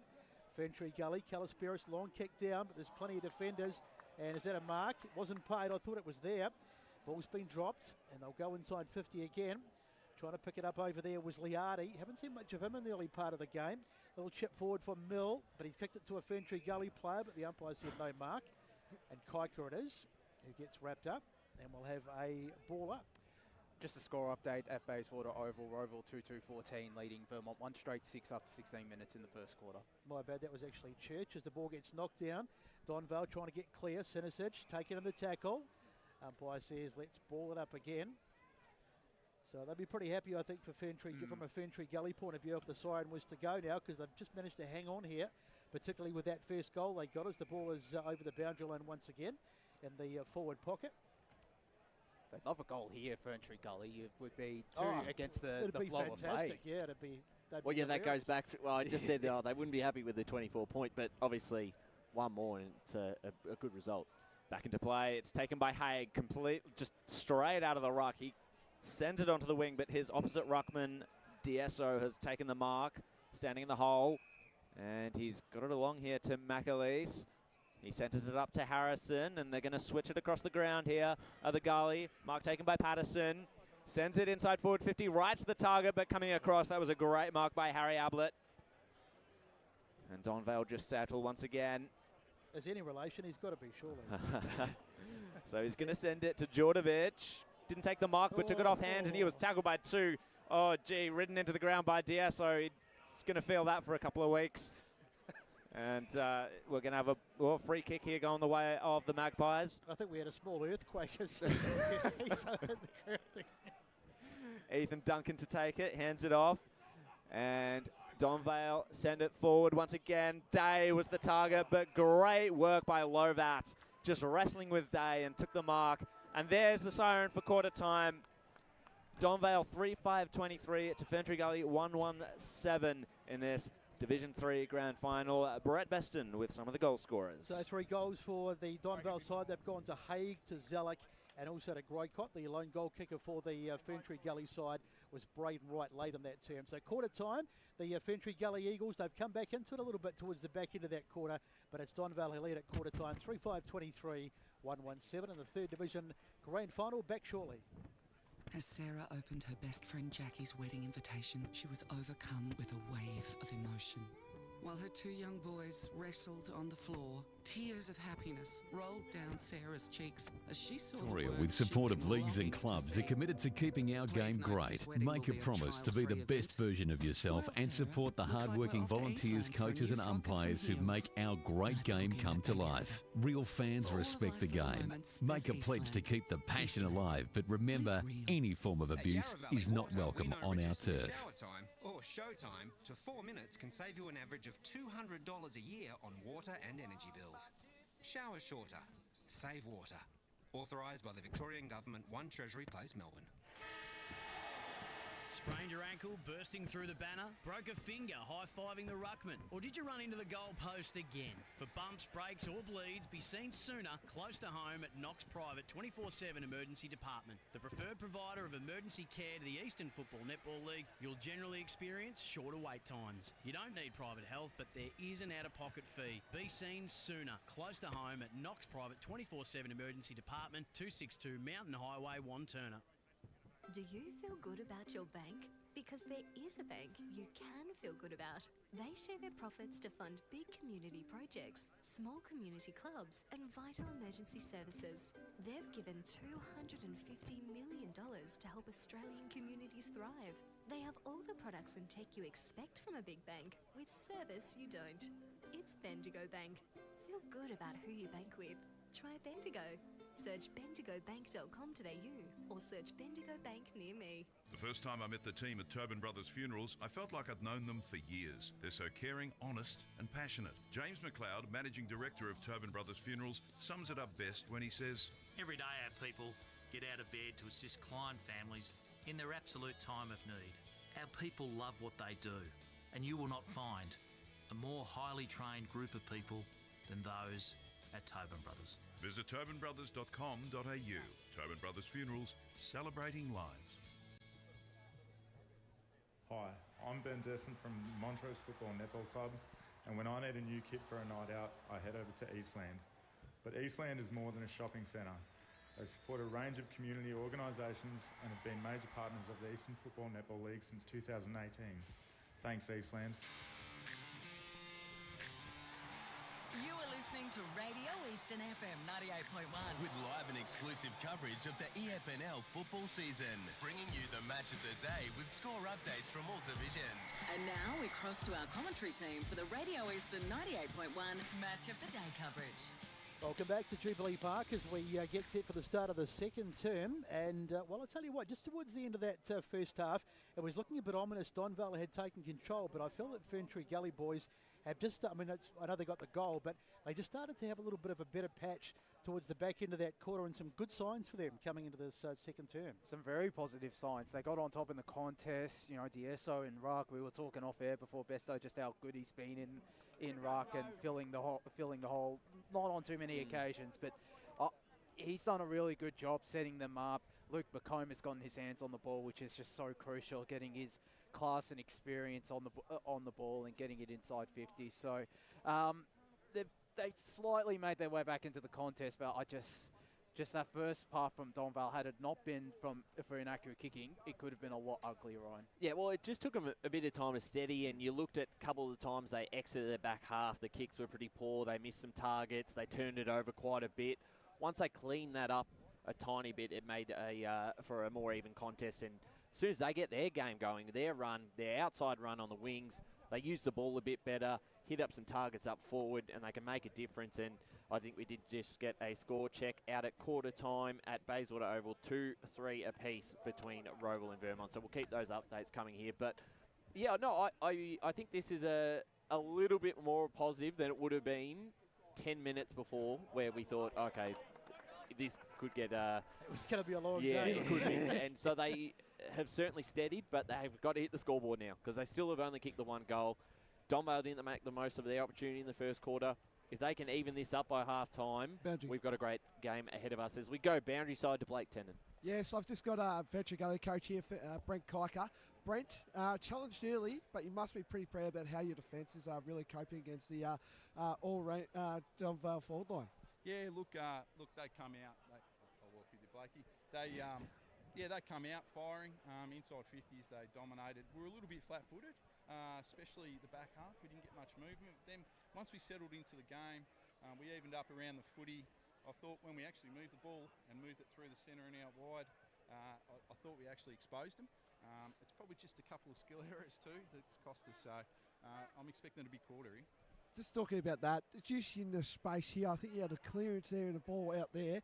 Is that something you want to try and work on? I know Ringwood is a very big ground. Is that some of the talking points you showed at quarter time and also before the game? Yeah, absolutely. We want to use the ground, and that's switching them. What they set up for down the line, and they're very good at it on the counter-attack. So we've got to move the footy. We've got to move that defence and find a way through. Well, there you have it. All the best for the game, Brent. Good work, Blake. Speaking to Ferntree Gully coach Brent Kiker, I noticed he kept them in the huddle quite long at that quarter-time break, and he was very animated. We saw him on the screen there, and he was really not necessarily, I don't think he was blasting the side, but he had a lot of instructions and probably just some positive affirmations to try and keep their noses up, so to speak. As we get set for the second half, and here's second quarter, here's Jared Beanland. DSO got the tap down. Macomb couldn't quite rove it. He was foiled there by Donvale. The kick forward, cut off by Ferntree Gully, and their kick forward intercepted. So Donvale will go forward now. It's in the hands of Wignall. He's going to search for an option inside 50. He's got Duncan there. Good mark. Kicking a bit from goal, however. Swings round onto that right. Sets it to the top of the goal square. Murphy comes out. DSO standing in his way. Murphy and DSO tangle. And the handball was intercepted by Giles. Check side on the right. Giles gets the goal. And Donvale push further forward. He is a good celebrator, isn't he, Ryan? Yeah, he is. I knew he'd get up and about, and that's a good finish there. So that one hurts Ferntree Gully. Less than a minute. He's already got one back, so... Well, the other thing was that DSO had done quite well with the sort of diffuse the situation, and suddenly it popped out, so all his good work was rather undone, wasn't it? That they gave the forwards just a little bit too much space. Obviously, the Donvale forward line is working really hard, but the Ferntree Gully defence, they need to tighten up in those situations. You can't be letting those players out the back. That's right. It's happened a few times so far, so the worst possible start for the Eagles. They concede an early one, and they're down by 22 points as we get back into play. Kick forward inside 50. They need to get one back quickly. There's Rouser looking for a ball. Picked up on the ground. Good work there by Bull. Living up to his nickname. Now it's Kiker. Got dispossessed. Rouser's got it. He gives it a handball across. Quick hands from Groycott. Gets it out to Brow. Do they go forward again? Oh, it's a nice mark taken there by number 29, who is Giles. One of the goals so far. Gets it out to Haig. Haig under a bit of pressure. Gets a handball back to Zellick. He did pretty well in the end. He got a handball away. In fact, he might have been done for holding the ball, so he didn't do so well after all. And Ferntree Gully to bring it out of halfback. So DSO takes the mark in the middle of the ground, hands it off. This is Patterson. He goes on the march. Low ball, inside forward 50. Salvador just spilt it.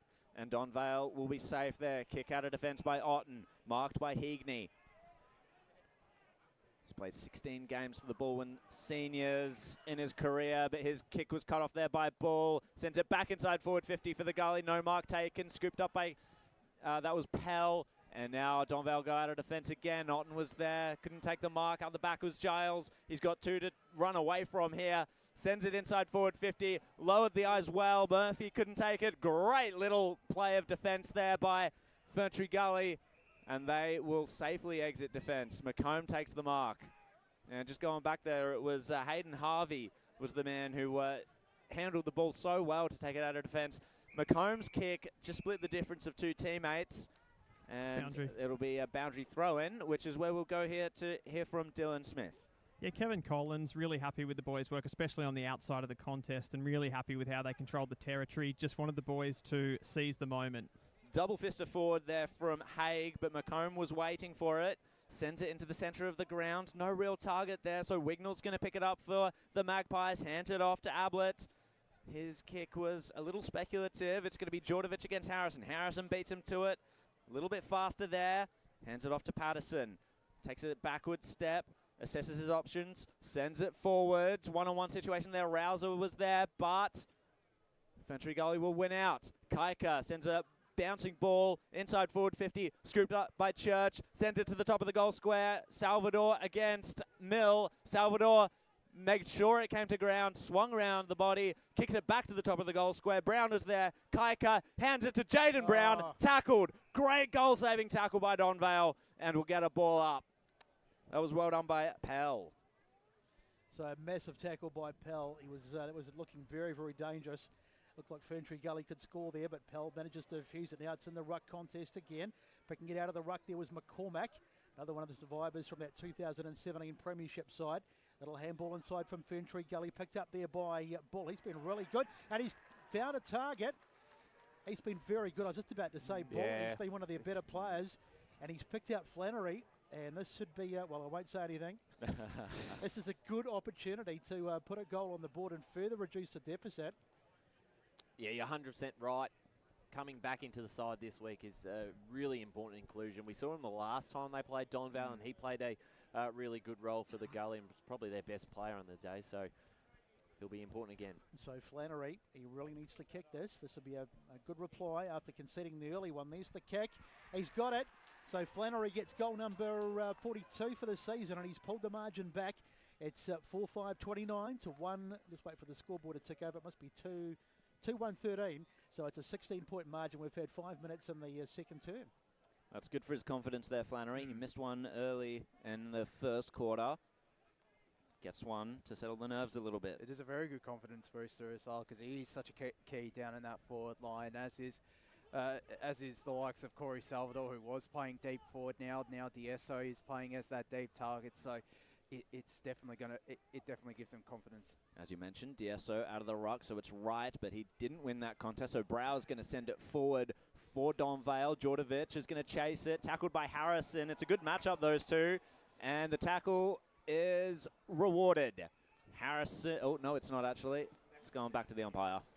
So ball up in Donvale's forward pocket. 6 minutes gone on the Bendigo Bank scoreboard. 29-13. Donvale lead in this grand final. Rouser gets the clearance, hands it off. High ball inside forward 50. Good use of the hands there by Donvale's forwards. But Ferntree Gully, ball tackled, holding the ball. No. A little bit lucky there.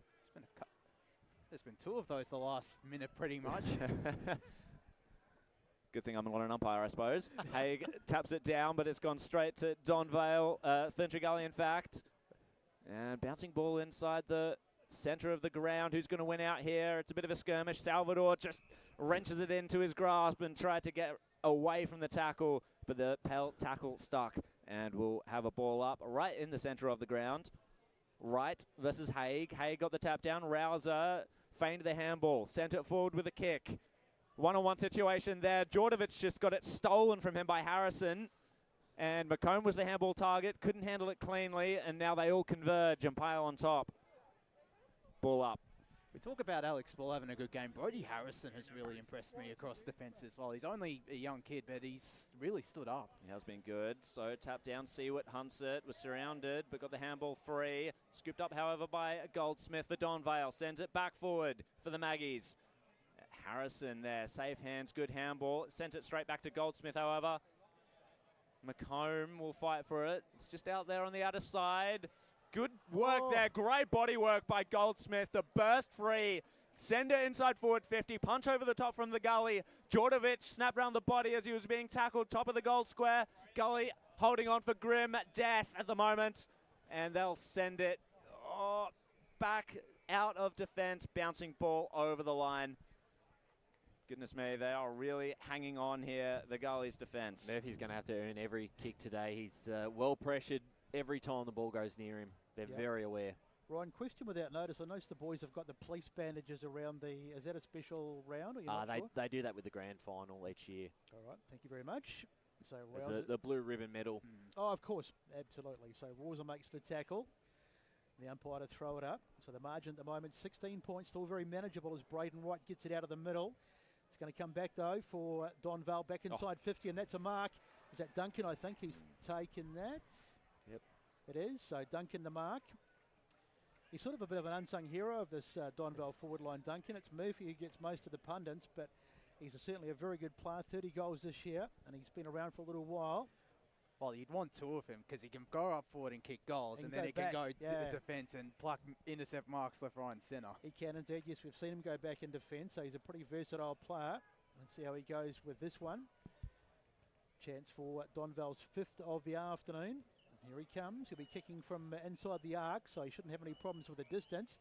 In the end, about 45 metres, but he doesn't like it. Straight off the boot, so another missed opportunity. And as the boys said earlier, if they'd kicked straight Donvale, this game might have been over, but they're missing some opportunities, and there's another one gone.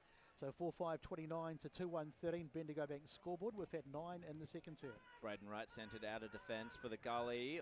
Won at ground level by McAleese, but he's sent it out of bounds on the full. So right in front of us here, taking the free kick is Liardi. Donvale to go forward once more. Just looking for options here. Ferntree Gully have plugged the holes well, but a good flying mark taken by Nick Day, this is. Swings round, onto the right, top of the goal square. Here we go.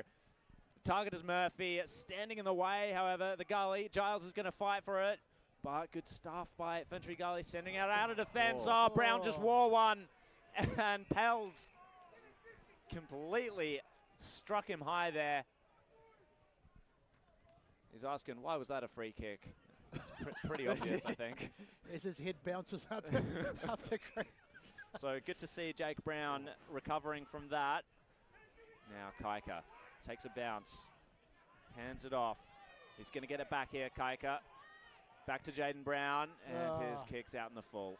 Look out, someone's car's going to get cleaned up. No love lost between Braden Wright and Jeremy Grocott. No. So kicking it back in is Cameron for Donvale.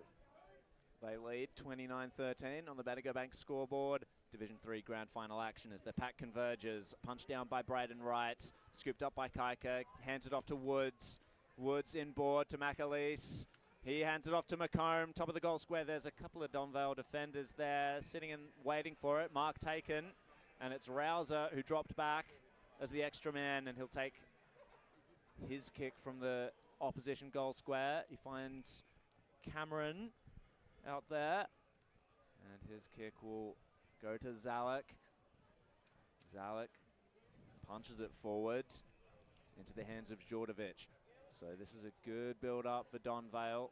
Ferntree Gully not really getting a look in on this play, but here we go. Young out the back. Deleu just tapped it down. It's been taken by Harvey. And Deleu once more fighting for it. Trying to break the tackles. Does well. Good evasive work. And he finds a spare man in Kaika. Ferntree Gully now to build. He sends it to Patterson. He's going to take a couple of bounces. Just about run down there, but got the kick away in time. Kalisperis is going to be waiting for it, but he was 2-on-1. Had to turn tackler. Ball in dispute. Donvale fighting hard for it, as are Ferntree Gully. It's a stack on at centre half forward for the Gully, and we'll get a ball up. Boundary. Let's go to Dylan Smith on the boundary line. I'm still watching Luke McComb. He just doesn't seem to be moving all that well, and he's not getting from contest to contest, so I'm pretty sure he's carrying something very wide of the contest at the moment. So we'll keep an eye on that one. Such an important player as the ball is in the contest. Out towards the boundary, and it's going to go across the boundary line there. Free kick here. Free kick, in fact. The umpire's whistle went just before it went over the boundary, so opportunity for Ferntree Gully to kick the ball back towards the hot spot. Ball on the ground. They're under pressure. That's a high tackle. That's a bit unfortunate for Ferntree Gully. They were putting the pressure on, but they've given away the free kick. Just seemed like a wasted kick there. Donvale had the numbers in that little part of the ground, and yeah, a bit. So Nathan Mill out towards the far side, gets away from Goldsmith. I've just got to, every inside 50's got to be a good one. They've just got to start making the most of their opportunities, because once it goes the other way, that worries me. That's right. 13 minutes gone, so 29 to 13. This is the Division 3 Grand Final for 2023. Thanks for joining us wherever you may be on Radio Eastern 98.1 and, of course, Facebook and YouTube. Wright knocks it down, trying to find a target in Flannery, but it went past him. Another whistle. Which way is this one going? Ferntree Gully get the free kick again. I think, no, it's going to be Donvale this time. So in the hands of, I'm not sure who that is. It's Cameron, is it? Wait for him to turn around. Can't see, doesn't matter. Let's play on as the it goes forward. Long kick, trying to find a target, gets over the head of Duncan. Now it's Harvey trying to get it away. In fact, it was Woods. But a little ball out towards, shot at goal, but it's off target. And it's missed everything, I think. And gone out of bounds for a free kick. So we've had 30 minutes gone. 29 plays 13. Bendigo Bank scoreboard. Just a score update from Tormore Reserve. Montrose 3-3, 21 lead. Mitcham 1 straight 6 at quarter time. I see a fist pump coming down there from Blake Tennant. Jai Delu to bring it back in for Ferntree Gully. High ball, high fly. Comes to ground. Kaika fires the handball out. Intercepted by Goldsmith. Back inside forward 50 for Donvale. Harrison with an important spoil there. Giles had to lay the tackle. They're all piling on here.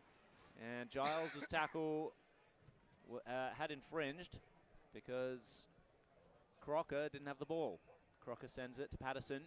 He's going to find a man in Harrison, just inboard. Held up, hands it back to Patterson. Fires out the handball. It was a hospital job as Rouser was there already tackling the bloke. And that might have been what gave away the free kick to Brown. McComb wasn't expecting that. Rouser goes again. And in comes Grocott to hand it off. Donvale go forward once again. Haig tackled, wrapped up, tried to break free. Umpire wants it. Yeah, Dylan's made some good observations down the boundary. He doesn't look right. He's very slow to get up from that one. Deluge smashes it into a dangerous spot here. This could all come unstuck for Ferntree Gully until Harvey came in with a good tackle. He's a bit of a passenger at the moment, McComb, isn't he? He's probably doing more harm than good being out there, but nonetheless. Unfortunate. Wright got the tap down. Oh, straight to Sinisic. Shot towards the top of the goal square. It's been roved off the pack here. It bounced into the hands of Giles. He's going to speed away, turn onto the right, and there's another one for Giles. Donvale moved to 5-5-35. Ferntree Gully 2-1-13, and it's all looking ominous here. Paul, what stats do you have for us now? Yeah, so the clearances are 8-4 the way of Donvale. The inside 50s 12-7, so they've been a bit more even in this second term, and the tackles are 8 apiece. He should have celebrated that goal. Oh, as soon as I saw it was Giles, I was like, it's going one place, it's going through the middle. Maybe he's saving the big celebration for the end or something. I'm just waiting for this big celebration. That was a terrific goal, just evading those two Ferntree Gully players. So Hay gets it from the tap out, but it falls nicely for Kaika, who's been pretty good. I think he's been one of Ferntree Gully's better players. Into the hands there of McCormack, who's taken in the tackle by Battigalini, and the umpire says, give it to me. So trying to make a case for the Ferntree Gully side, but they just 22 points down. It's starting to get to that sort of dodgy sort of margin as the ball comes out of the contest, goes forward again. One-on-one contest, it's Rosa who gets it, burst away, got a handball away too, but it goes to an opposition player. Not his best work, and Ferntree Gully will get out of it again. But you just kind of feel like they're just hanging on. Battigalini back to Deiso. Deiso's kick is smothered. It's inside 50 for the moment. Diving on it there was, or trying to dive on it was Mill, but the ball comes out. It's in the hands there of Brower. Brower goes out to number 45 and Hegney. Hegney goes down the line again, trying to find a target. Browser at least unmarked, goes inside 50, and that's just too easy. And that is just an uncontested mark taken there by Giles again, I think. Yep. It's 6 marks inside 50 to 2 for the game. It's 3-1 and a quarter in favour of Donvale. So he's having a field day, Harrison Giles. This will be his third. He's certainly putting his hand up for best on ground at the moment. Third of the quarter, best though. He's been phenomenal this quarter. So here he comes again. You back him in from here because it's reasonably straightforward. But he's been kicking well today, so we'd expect him to kick this. And I've done it again. Just call me Moz, man. Another miss. That's it. I'm definitely not saying anymore. 36 to 13. 17 on the Bendigo Vic scoreboard. So the 14-point lead at quarter time has ballooned out a little bit here to 23. Lovat to take the kick in for Ferntree Gully. Seward was underneath it. In fact, it was Brown, Jake Brown. Rouser. Oh, goodness me. D'Asso just smashed a dude there. Calisperis lays the tackle. Bull gathers it. He was tackled, wrapped up by Heagney. How's the guy that ran into D'Asso? He's still down. He may never play again. No, jeez. So Donvale won the free kick there, actually. And in the centre of the ground, the mark's been taken by Pell. Pell telling his men to come at him. He's kicked it dangerously close to the man who's still down. He's not looking well either. No, so Giles sends it inside forward 50 into the pocket. Here, Haig nearly took it. He's been challenged here by Lovat, wrapped up, trying to just take ball. That's ball, sure. Ball, Lovat, and everything with him towards the line, but it's going to be a ball up. Haig now to take the ruck, smashes it towards the top of the goal square. That's a good play, but Ferntree Gully had the numbers there. They weren't caught napping this time. Mill takes the intercept mark. Bit of a mismatch there against Kaika. Mill to send it forward. Had a spare man. Mark taken, kicking a bit from goal here. And he sends it centre of the forward 50 for Donvale. Giles read it well, was tackled, however. Wrapped up and another ball up. You just look at a lot of the one-on-one matches around the ground, you can just see that Donvale have that height advantage in most of them. Yeah. The bigger bodies. You're not wrong there. Bull will take the ball away for Ferntree Gully. It was a ground ball outside of their defence. They won it at the ground, however. And Braden Wright, great use of the body there. Just nudged his man under the ball, runs to 50. He's going to send this one homewards. Oh, no, this is Matthew Richardson dream time style. He gave away the free kick there, and 25. Jay, that is unfortunate. It wasn't going to be a goal anyway, but... Because that was good body work. That deserved a goal. That just agreed. The umpire had the perfect view of it and saw it as a push in the back. So we're taking into time on here in the second quarter of the grand final, 36 to 13. Donvale's lead on the Bendigo Bank scoreboard. So close, but not close enough for Ferntree Gully. They could have done with a goal there. And the last thing they can do is want to concede another one here before half time as the ball comes inside 50. Getting his hands on it there well was Day. The laid in gets it to Haig, who goes across towards the hot spot. Where's Murphy? He's got it. He finally gets hold of one. He's been well held on this quarter. And in fact, the first quarter as well. But Nick Murphy's finally got on the end of one. It was only a matter of time. And he will go back and line up and try and kick number 6 for Donvale in this third division grand final. Plays on quickly, goes around the body, bang. Left foot kick. And Nick Murphy gets on the board with his first of the day. And the margin out to 42 to 13 Bendigo Bank scoreboard. And we've had 20 minutes. In fact, just over in the second. Boundary. Let's go to the boundary with Blake. Yeah, just sort of found out a really big matchup at the moment. And I think, this youngster, Ethan Kaika, he's been one of Ferntree Gully's. He's been named in the best all the time. But I found out that Nathan Mill is actually doing, I would say, a targeting role on Ethan Kaika at the moment. That's probably why maybe Donvale are getting on top of the ball at the moment. Interesting observation there, Blake. Thanks for that. As we go back into the centre, D'Asso gets the tap. They're really trying to fight back here, Ferntree Gully. Well, they're going to have to anyway.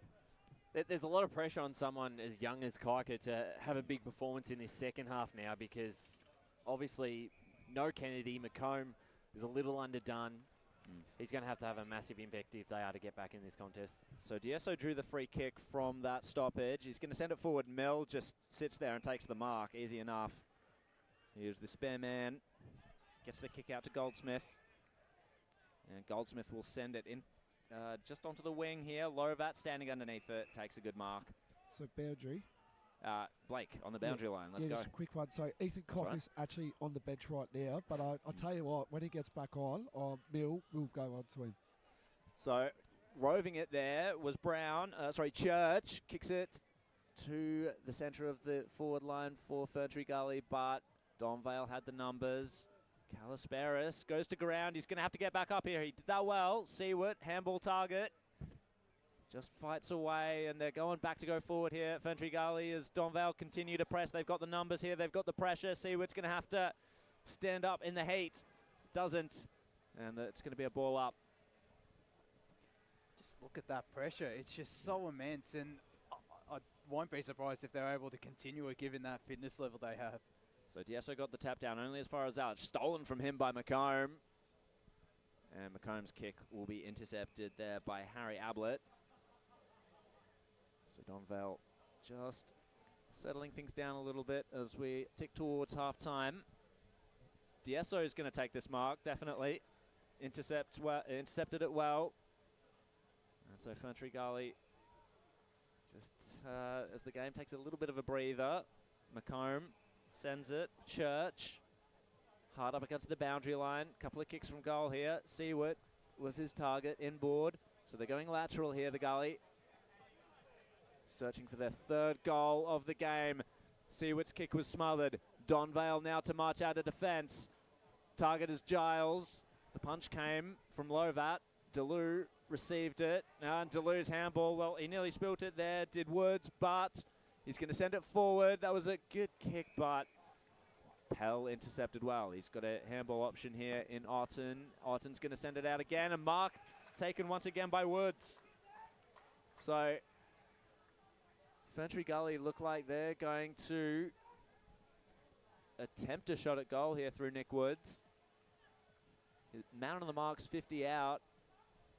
So if he's going for it, he's really backing himself to kick a bomb. He sends a spiraler towards the top of the goal square. Good body work there by a smaller Ferntree Gully player at ground level. But Donvale with the pressure. Good tackling by both teams. Skidding in there was Harry Ablett, but the ball goes over the boundary line.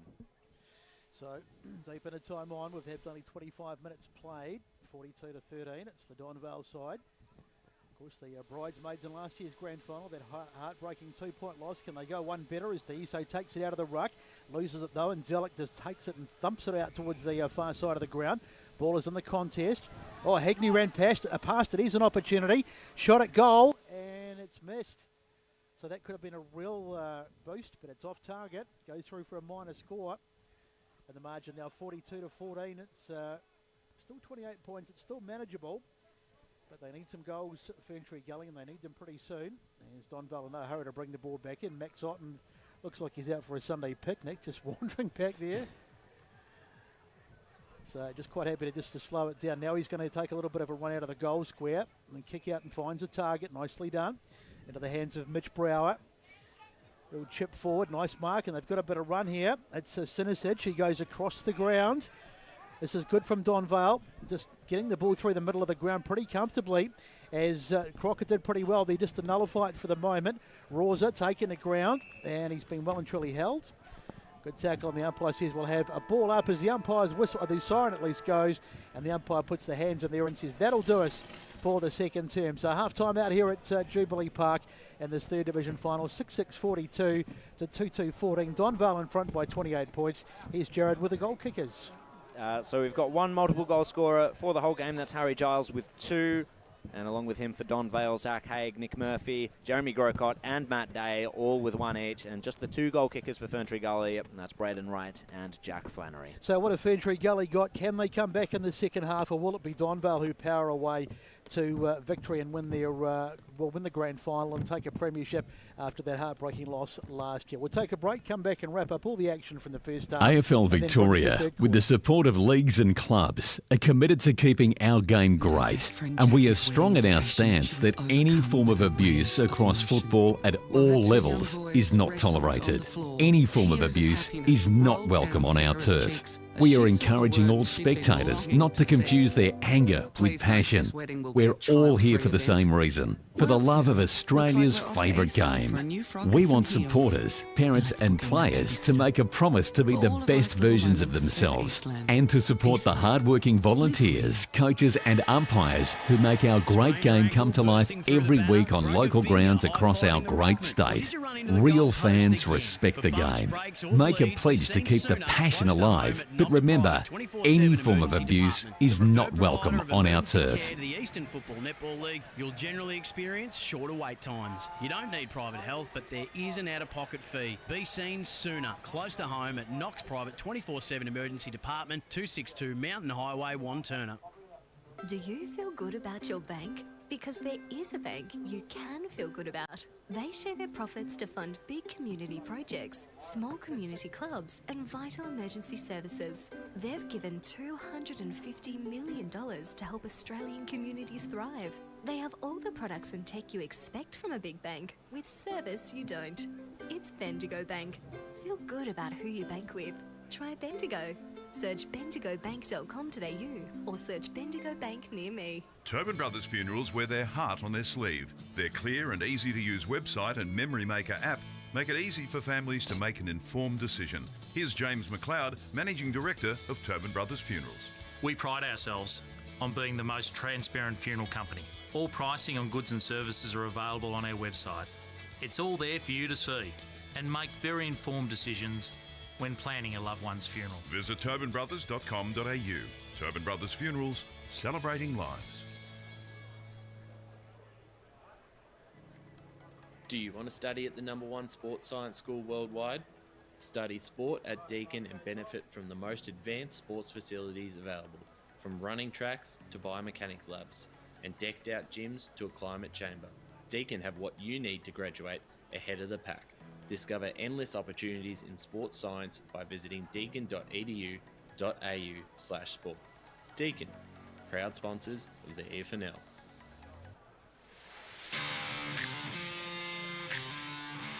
You are listening to Radio Eastern FM 98.1. With live and exclusive coverage of the EFNL football season, bringing you the match of the day with score updates from all divisions. And now we cross to our commentary team for the Radio Eastern 98.1 Match of the Day coverage.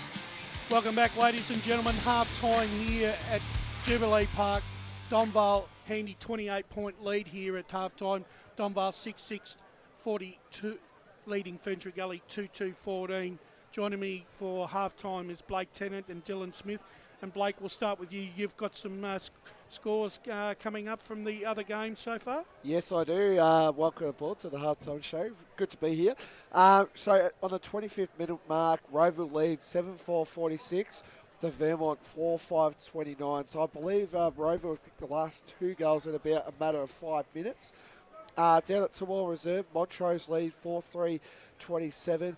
To Mitcham 3-1-19 down at Tamworth Reserve. So we have an 8-point lead for Montrose and a 17-point lead for Roval going into the half-time break. Gentlemen, let's go back to this game. Ferntree Gully for mine are just hanging on for grim death here. They look outsized, they look out-muscled. I just think the only thing that Donvale haven't done right is they haven't hit their targets going into their forward 50, and they probably should be a lot further in front, Dylan. Yeah, the forward line actually for Donvale, it's probably not functioning as well as they would have liked, but they're just taking so much territory away from Ferntree Gully. It almost doesn't matter at this point. You know, they still hang on to a 28-point lead at the half, and, you know, they're dominating really. I can't think of an area on the ground that they're not dominating. They're getting on top in the centre clearances, which is actually an area I thought Ferntree Gully might have been able to break even with them, but McComb doesn't look quite right. You got Stewart in there who looks a little bit he looks a bit slow, and he looks a little bit unfit compared to the Donvale players, and they've just got all that. They've got so much athleticism. They've got marking players in there, and the way they transition the footy from the back half, we just saw it right at the end of the half there. They moved the ball through Otten, who's been fantastic off that half back, just setting them up beautifully there. And yeah, I'm a little bit worried for Ferntree Gully, if I'm honest, Blake. Blake, I was just going to say, the only time that Ferntree Gully look like that they're going to win a centre clearance is when Deiso goes into the ruck. Haig seems to be struggling with Deiso's bulk, but when Wright is in the ruck, he seems to be able to manhandle him, and all of a sudden Donvale seem to be able to take control of the centre clearances again. Yeah, definitely. You know, look, it's been a good contest really, but you know, as you say, the ruck battle, you know, the midfield battle, as all coaches would say, and even us would say, it will come from the midfield because they give you the first use of the ball. And yes, it is. I feel like I think Haig, I feel like he's struggling in the ruck whenever DSO goes into the ruck. So, and then when Braden Wright, he's like another player when he goes in. I don't know what the matchup works for him and all that. But can I just add as well, what I'm seeing as well from the boundary line is Ferntree Gully are really holding up really well on the defence point of view. You know, I think as well, someone said on a broadcast that what's he called? Nick Murphy. He's going to make a contest no matter what, and he's going to actually earn it. Where usually he would get out and find an easy lead, but he's getting earned, really badly today by a lot of the Ferntree Gully defence, and that's probably why Donvale aren't really winning as much as they would like to. Probably, they're 6-6 at the moment, but realistically they should be a lot more further in front in my eyes than what I'm seeing right now. But for Ferntree Gully, they've just got to use that space. I spoke to Brent Kiker before, and he said that they're really bullish on using this space at Jubilee Park. And that second quarter, they didn't quite use it well because Donvale were just on the ball straight away. But if Ferntree Gully want to get back into this, their midfielders have to be well. So Kiker, McCone. I know McCone's under an injury cloud, but he's going to live. It's grand final day.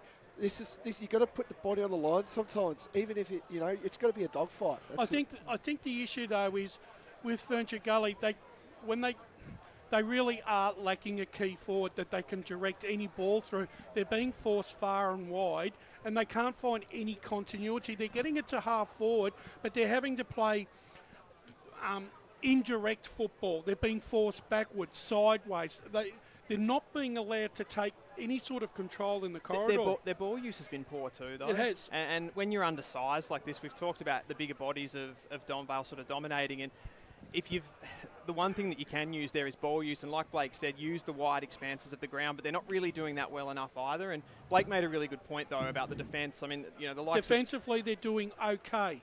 Yeah, I think the one-on-one contests, they're fighting for their lives. Brodie Harrison on Djordjevic, I think he's been fantastic. I reckon Bull's probably been their best player down there. Yeah. And Dalu as well, he's sort of playing that loose role and doing well.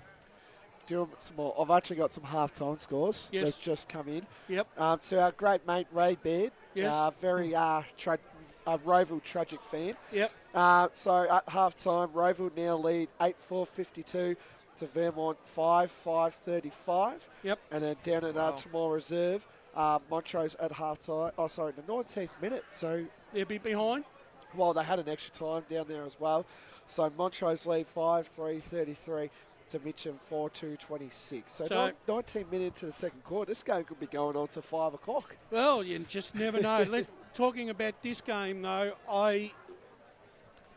if Donvale get their delivery into the forward 50 right in the second half, I think the opening 10 minutes of the third quarter, I think is going to decide the game, because unless Ferntree Gully can get 2 quick goals and put some perceived pressure on Ferntree Gully, I don't know where they're going to. I honestly can't see where they're going to kick goals. Well, from what I'm saying, do go after, but just what I'm saying is, I saw a pressure arc just over there on that 450 arc, right? Down where Ferntree Gully were kicking, and that was probably the best pressure I've seen all day. Yep. But as well, just a quick one, this is the premiership quarter. That's half-time done and dusted, gentlemen. Thank you for your comments, and as Ferntree Gully move back onto the field for what is a big second half for them, we're going to take a break, and then we come back. The call team are going to take us through the second half. This is half-time. It's Donvale 6-6-42, leading Ferntree Gully 2-2-14. As Sarah opened her best friend Jackie's wedding invitation, she was overcome with a wave of emotion. While her 2 young boys wrestled on the floor, tears of happiness rolled down Sarah's cheeks as she saw the words she'd been longing to see. Please note, this wedding will be a child-free event. Well, Sarah, looks like we're off to Eastland for a new frock and some heels. Let's book in that babysitter. For all of life's little moments, there's Eastland. Eastland. Live real. Sprained your ankle, bursting through the banner? Broke a finger, high-fiving the ruckman? Or did you run into the goal post again? For bumps, breaks or bleeds, be seen sooner, close to home at Knox Private 24/7 Emergency Department. The preferred provider of emergency care to the Eastern Football Netball League, you'll generally experience shorter wait times. You don't need private health, but there is an out-of-pocket fee. Be seen sooner, close to home at Knox Private 24/7 Emergency Department, 262 Mountain Highway, Wantirna. Do you feel good about your bank? Because there is a bank you can feel good about. They share their profits to fund big community projects, small community clubs and vital emergency services. They've given $250 million to help Australian communities thrive. They have all the products and tech you expect from a big bank, with service you don't. It's Bendigo Bank. Feel good about who you bank with. Try Bendigo. Search bendigobank.com.au or search Bendigo Bank near me. Tobin Brothers Funerals wear their heart on their sleeve. Their clear and easy to use website and Memory Maker app make it easy for families to make an informed decision. Here's James McLeod, Managing Director of Tobin Brothers Funerals. We pride ourselves on being the most transparent funeral company. All pricing on goods and services are available on our website. It's all there for you to see and make very informed decisions when planning a loved one's funeral. Visit tobinbrothers.com.au. Tobin Brothers Funerals, celebrating lives. At Yarra Valley Water, we know reducing your shower time, or show time, to 4 minutes can save you an average of $200 a year on water and energy bills. Shower shorter. Save water. Authorised by the Victorian Government, 1 Treasury Place, Melbourne. Sprained your ankle, bursting through the banner? For bumps, breaks or bleeds, be seen sooner, close to home at Knox Private 24/7 Emergency Department. You'll generally experience shorter wait times. Knox Private 24/7 Emergency, 262 Mountain Highway, Wantirna. You are listening to Radio Eastern FM 98.1. With live and exclusive coverage of the EFNL football season, bringing you the match of the day with score updates from all divisions. And now we cross to our commentary team for the Radio Eastern 98.1 Match of the Day coverage. Welcome back to Jubilee Oval, or Jubilee Park, should I say. Thank you for joining us. If you've tuned in this afternoon, whether you be watching on our streams on Facebook and YouTube or listening on 98.1 Radio Eastern, this is the EFNL Third Division Grand Final for 2023. And at the moment, it's Donvale who have one hand on the trophy, and they lead at half-time 6-6-42 to 2-2-14. So, look, 28-point margin. We've spoken about this off here, and the general consensus is that Ferntree Gully would really need to get a couple of quick ones in this third team to stay in the game. Jared, I mean, do you see it happening? Look, if they have DSO straight in the centre from the very first ball up, it could happen because he's great at giving his midfielders first use. It's just going to have to be very clean. They've entered forward 50 pretty messily throughout the game, and the Donvale defence has held them up pretty well when it's gone down there. They just need to find the likes of Flannery or a Salvador or someone along those lines to just get clean hands to the ball, quick kick, quick goal, and back into the centre to do it all again. But that's the perfect play, and Donvale's going to do their best to make sure that doesn't happen. And they need to get, like, obviously Luke McComb looks like he's carrying an injury, but the likes of Luke McComb, Jai Deleu, or Ethan Kiker, the hands on those balls heading inside 50, because they can deliver it to those players. Just some quick score updates around the grounds. Montrose, they lead Mitcham 33-26 out at Tullamore Reserve. Blake told us that game's over, apparently. And at half-time out at Bayswater Oval, it's Roval that lead 8-4-52 to Vermont 5-5-35. Check. 1, 2. The Hawks. So back in the middle, we're just waiting for a closet Roval supporter, are you, Besto? No, just when they're playing Vermont. Bearing in mind that. Why not brokey a little here? On the EFNL media team. But let's see if Ferntree Gully get this first in a clearance and get it inside 50 kick goal, then that will give them a lot of confidence. So third quarter to get underway. Up it goes. There's Deiso, the man we were talking about, but it might have been Haig. In fact, it was Haig because he's taken it out of the ruck and he slams it forward inside 50. It's been good, Zach Haig. He's been one of the real journeymen of the side, but still playing good footy. Now it was Day who got the ball out wide. That's a good tackle. Handball away from Goldsmith has gone out of bounds. And the umpire's whistle goes. So I'd love to know what Brent Kiker, we might get some message from him to see what he said at half-time, should I say, going into this third quarter. because this really is the make or break time. D'Iso just takes it out of the ruck, uncontested. Gets the ball away, dropped by Zellick. He's close to the boundary. Did pretty well in the end. Now Rouser gets it forward to his teammate, and Brower gets tackled, but the ball spills out to Haig. Haig goes inside 50, trying to get a mark, but that's a good mark taken there by Bull. Been one of Ferntree Gully's. Has it been paid? No. I was going to say it's been one of Ferntree Gully's best, and the umpire said it might have just bounced, and we'll have a ball up. So up it goes. Duncan gets the tap down. Giles was trying to rove it there. He's looking dangerous, but Ferntree Gully got hands to the ball. The handball went out in front of a teammate, and it will be a ball in here. Down in Donvale's forward line. 42-14. They are threatening to take this grand final away from Ferntree Gully very, very quickly. Kaika gets the handball out, and the kick goes forward, 2-on-1 there. Pell got the punch down. It's going to go towards the boundary line, however. Nothing that Cameron could do about that. So back into play it will be, and it's going to be DSO versus Haig again, as they so often do, and as DSO so often does. Just took it out of the ruck, handed it to McComb, kicks forward. Brown was there, got shoved to ground, will get the free kick. And this is Jaden Brown. So how they use this one. Yeah, that is the question. Kicks it up for Salvador. He's there. Got hands to it. Spilt free. Brower got the punch, and it was a good one too because it went into the hands of a teammate. Kicked it into space, and it'll just go over the line here on the wing.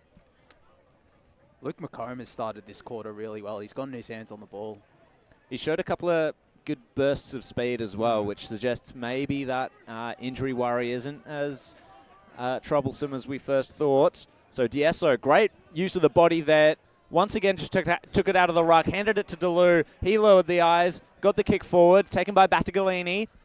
Take the kick. And he's lowered his eyes also. Kaika was the target, punched away from him. So Donvale now onto the attack once more. Good mark by Lovett at centre-half back for Ferntree Gully. He's going to go onto his right, send it out towards the wing. Got a target out there. It was too far out in front of him, so Kaika's going to have to run onto it now. Scoops it up. Good composed handball there. Ferntree Gully go forward once again with a kick. Just went over the top of Flannery, and Rouser was the man waiting out the back. And another good composed piece of play by him. Gets it to Brower. Brower kicks it across the ground. Mark taken by Mill. And the Nathan Mill kick is marked here, I believe, by McCormick. Just weighing up his options. Some indecision there as Zalak was his target. And he'll help Donvale build from here. No idea why Battaglini, just I know it was a couple of minutes ago, but he should have had a crack. They've just got to be brave, Ferntree Gully, and they've got to take the game on. You've got nothing to lose. Good mark taken there by Goldsmith.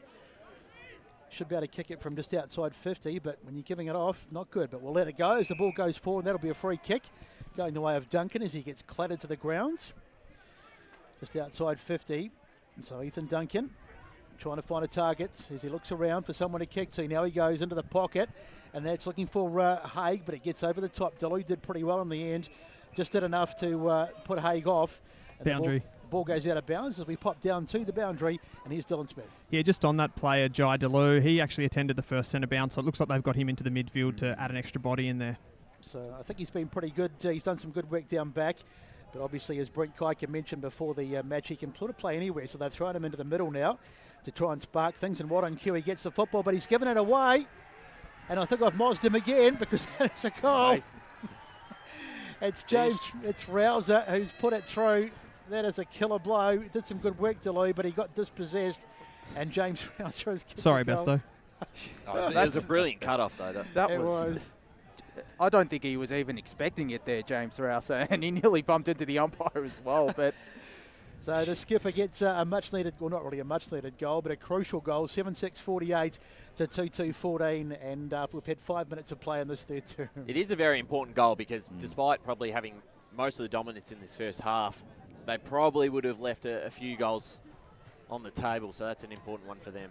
So D'Esso taps it down. He's going to really have to dominate this. He got it to Jordan Church there. Goes forward, punched away. Ferntree Gully going to have to apply some pressure here. Patterson scooped it up. Flying shot at goal here from Patterson. Nathan Mills stands and takes a solid intercept mark.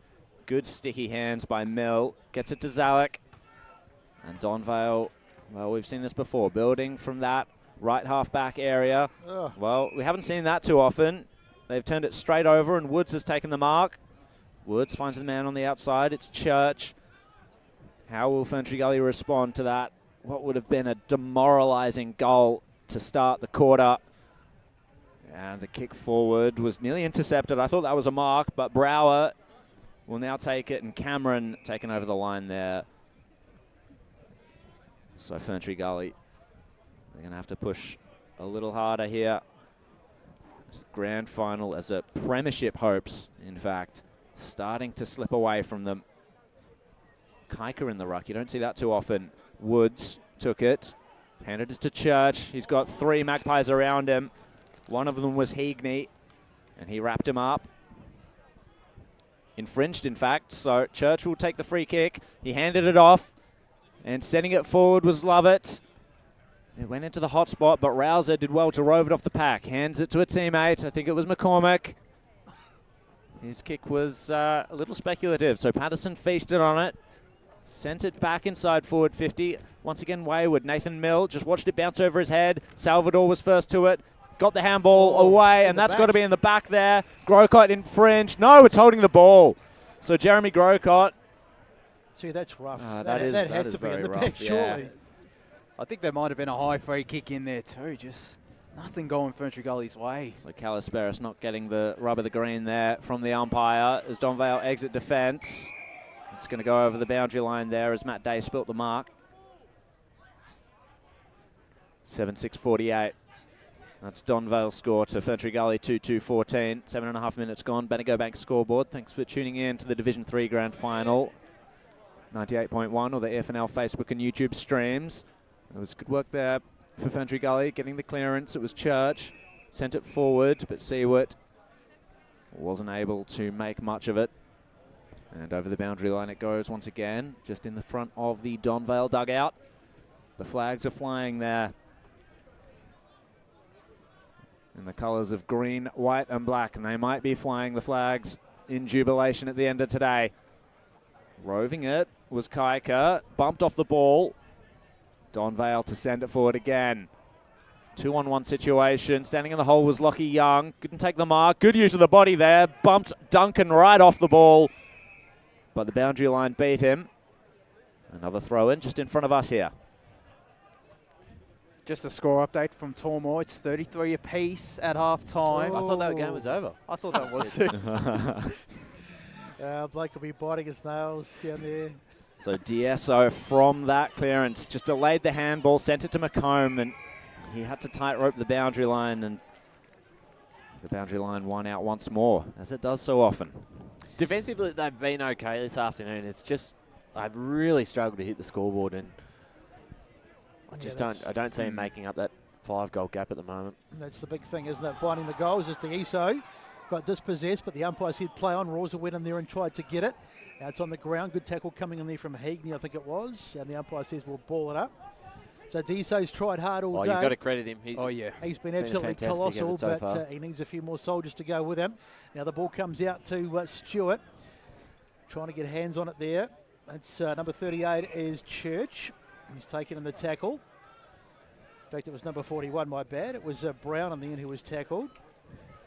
So you've just got to find some goals from someone. You're not quite sure where they'll come from as DSO again gets it away, but he's turned it over. Now Grocott back into the contest, but they get it back again. Now Seward goes inside 50, but that's an awful kick, and he's turned it over straight to Max Ott, and Max now says, let's go forward, and he blasts one down. That's a massive kick to Ethan Duncan, almost on the edge of the circle, this arc, should I say. And in the end, the tackle is laid there. Oh, I know they're under the pump going forward, but, I mean, you had Battaglini as the short option, and you've just nailed it up, Odden. So, ball back into the play again. It's Battaglini who almost got hands on it. Now it's been turned over. Little flick back inside to Church. I see what, at least he's under a bit of pressure. Now they go forward again. This is the one that lets them down, and that's, I was going to say a mark, but not played by the umpire. Diving on it there, one of the Ferntree Gully players, and they'll be happy for a stoppage. Just boundary. inside the 50-metre line, 50-metre line as we'll go boundary in a sec, but firstly to Paul with some stats. So, Ferntree Gully are leading the clearances in this third term 8-3. So down to the boundary with Dylan Smith. Yeah, just on that conversation you just had, the back six of Ferntree Gully, it has held up really well. It's probably more been the defensive actions of the midfield where they've just let in too many entries. Little skirmish there in the forward line for Ferntree Gully, but Donvale one out, got the kick clear. It's mostly Ferntree Gully in the centre of the ground, but it eluded all of them. So Donvale go forward again. Day will run onto this. He's got Young for company. Young just slapped it into the advantage of a teammate. He's going to kick it into space. Just waiting for it here. Just trying to bust his way through a tackle. That was well done by Woods. Harvey received it. Now Deleu and Seward. What can Seward do from here? He just hit the ball with his toes essentially. But it's going to work out because Battagalini has run onto it and has sent it goalward, but it's just left. 11 inside 50s to 4 this quarter, the way of Ferntree Gully. So they've gone in there. They just haven't created too many opportunities. Yeah, and that was their first score of the quarter there. They go to 2-3-15, Donvale 7-6-48 on the Bendigo Bank scoreboard. I think when they do get it to ground, though, because obviously you got Odden, you got Mills, some tall timber down there. Get it to ground and you give those small forwards a real chance. So Otten's kick finds Mill out wide, goes back inside. Mark taken there by Wignall. So just controlling the ball across the half-back line. Margin is, what have we got, 33 points at the moment. Picked up nicely by Bull. It was very good in the first quarter. Got a little handball. He did pretty well in the end to his teammate in Patterson. Patterson goes in there and tries to get it back, and that'll be a ball up as it's taken there by, is it right? No, in fact, it's not right. It's Seward, I think, over there. So umpire to ball it up again. So beautiful conditions out here at Jubilee Park today as it's taken out of the middle, out of the ruck by Wright. Can they get a clearance? No, they can't. Trying to work away with Brower. And a bit of a phone box tackle over there, and a good tackle comes in. It's holding the ball. So Jai Deleu, who's been one of Ferntree Gully's best today, goes in board. They've got to take the corridor on. Picked up over there by number 39 in Calisperis. Haven't seen much of him today. Ball goes inside 50. Now the mark not taken. Battagalini. It's going goalwards. Can they get a mark? Bashed away there by one of the Donvale players. Trying to get his hands on it there is Battagalini. And if we've got a whistle, we have. So the umpire comes in, and what's he paid here? Holding free kick. Holding the ball. So Ferntree Gully do get the free kick. So this is an absolute must kick, and it's going to be Battagalini. I think he's going to take it. Maybe not. Just wait and see. Yeah, I think it is. And they are starting to get it to ground now at Ferntree Gully. Those were two really good efforts to get it down to ground from particularly Corey Salvador before, and now it gives Battagalini the opportunity to kick the goal. So their intensity is certainly good. You can't knock them for that. As Battagalini goes back, and he will line up for a much-needed goal for the Ferntree Gully side. This would bring it back to 27 points. Here he comes. I'm not saying a word. He comes in and kicks. And he's missed it, I think. He has. So that really sums it up. They've had some opportunities, but they've missed, as have Donvale, and it goes through for a minor score. 48 plays, 16, Paul. 2 behinds from 12 inside 50 entries for Ferntree Gully. So Donvale, it's a very efficient exit from defensive 50. It went to Brower, now to Higney, and Higney's just going to burst away, take a bounce, run to 50, lowers the eyes. Good punch away by Lovett. And it's going to fall back into space here. Ferntree Gully to work onto it. Good body contest. Seward now against McCormick, picks it up, but ran straight into Higney. And the tackle stuck that time. Let's go to Dylan Smith on the boundary line. Yeah, just once more for Donvale there, just how easy they transition that ball out of the defensive half. You can't let your territory go that easily if you're Ferntree Gully. So Nick Day was content to tap it over the line. Braden Wright appealing for the free kick as the tap down went out in the full, I believe, or maybe it bounced before the line. I think that's a free kick if it does go out in the full from a ruck contest tap. But the umpire's happy to throw it in here. Deleu and Church are fighting here for the same ball. Church nearly gets it, but Donvale inside forward 50 once again. Djordjevic, he's just run onto it. He's going to snap for goal here. It's going into the pockets and out in the full. So Lovett to take the free kick here for the Gully. Hemmed in and under siege, the Ferntree Gully defence. Love it. He's going to have to make the right choice here. He sees Kaika. It wasn't the right choice because Duncan just stood right in front of him and took the mark. So Donvale with a chance now. Well, he just turned it straight over, but it bounced off the chest of Harrison. Djordjevic with the crumb, snapped, but just the 1 point. So they're really threatening here. Donvale. So you can see the Donvale faithful behind the goal. I reckon in about 20 minutes, when it starts to get a bit closer to the end, they'll be up and about. As the kick, it's a dangerous kick, and it's been almost turned over. Nick Murphy, snapper goal. Thank you very much. And he gives a little sign to the crowd as well. He's obviously been copping a bit of flack out on that corner. What a disaster for Ferntree Gully as we watch the replay and the kick out, and it was just well anticipated, and the ball just fell at the feet of Nick Murphy, and he said, thank you very much. Second goal of the day for him. 8-7-55 to 2-4-16 on the Bendigo Bank scoreboard, and we've had about 16 and a half gone in term 3. I don't think I've ever seen Nick Murphy do that type of celebration. Go to the crowd, right? Well, I mean, have a look at that forward line when you have Duncan, Murphy, and Giles, and plus more. They're so hard to contain. You can do it for only so long, and that's really frustrating from a Gully perspective when you've had probably the majority of the control in this quarter, but just couldn't score. That's why I suspect he was getting a bit of copping a bit of flack from the crowd, because as you say, he doesn't normally do that. But he's only had 2 touches and he's kicked 2 goals as Murphy as well. Donvale with the clearance once again. High ball inside forward 50. Duncan the target. Couldn't quite take it. Had it on the bounce, but wrapped up by Bull. Well, is this your 5 minutes where they may just blow the game open? Yeah, I'd say so. This could be... it's looking more than ominous here for Ferntree Gully.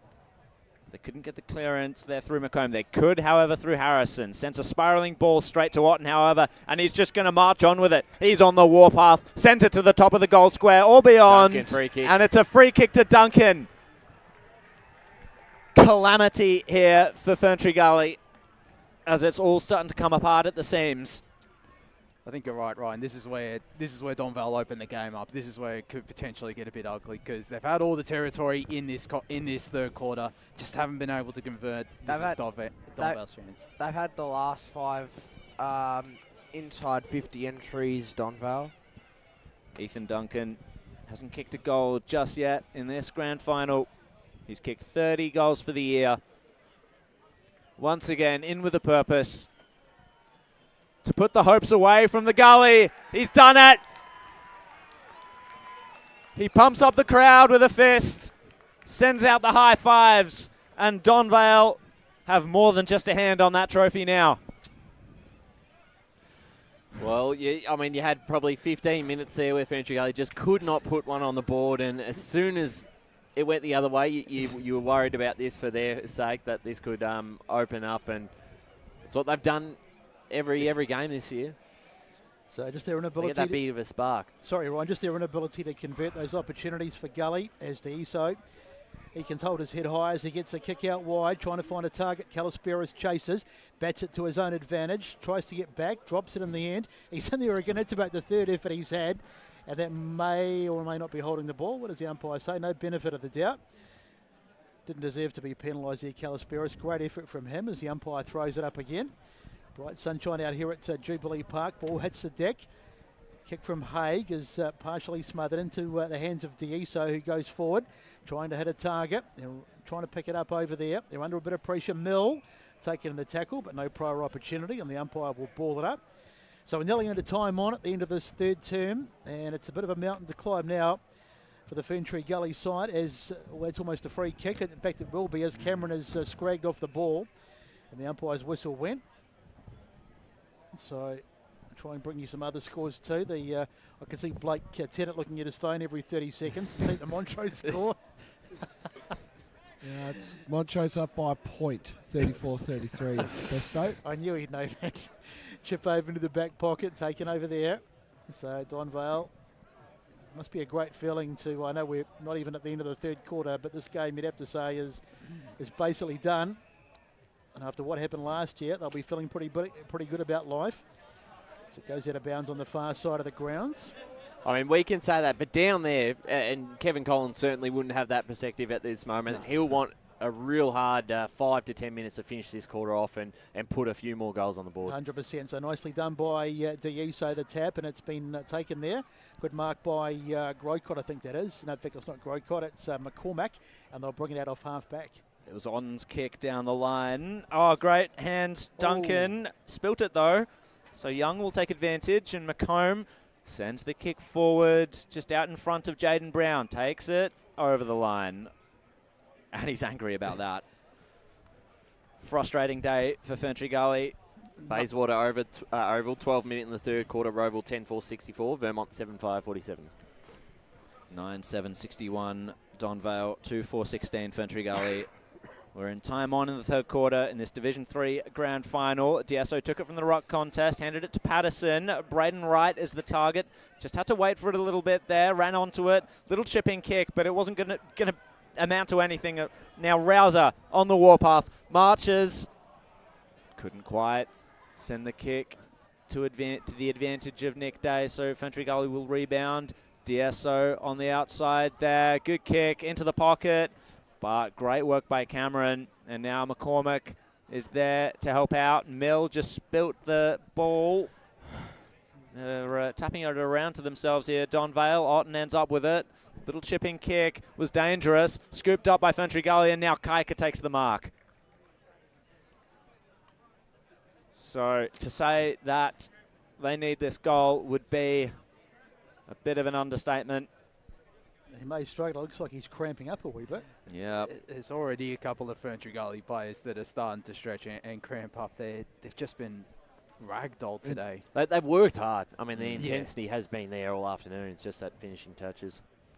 So Ethan Kaika, he's had a bit of a breakout year this year. Marches in.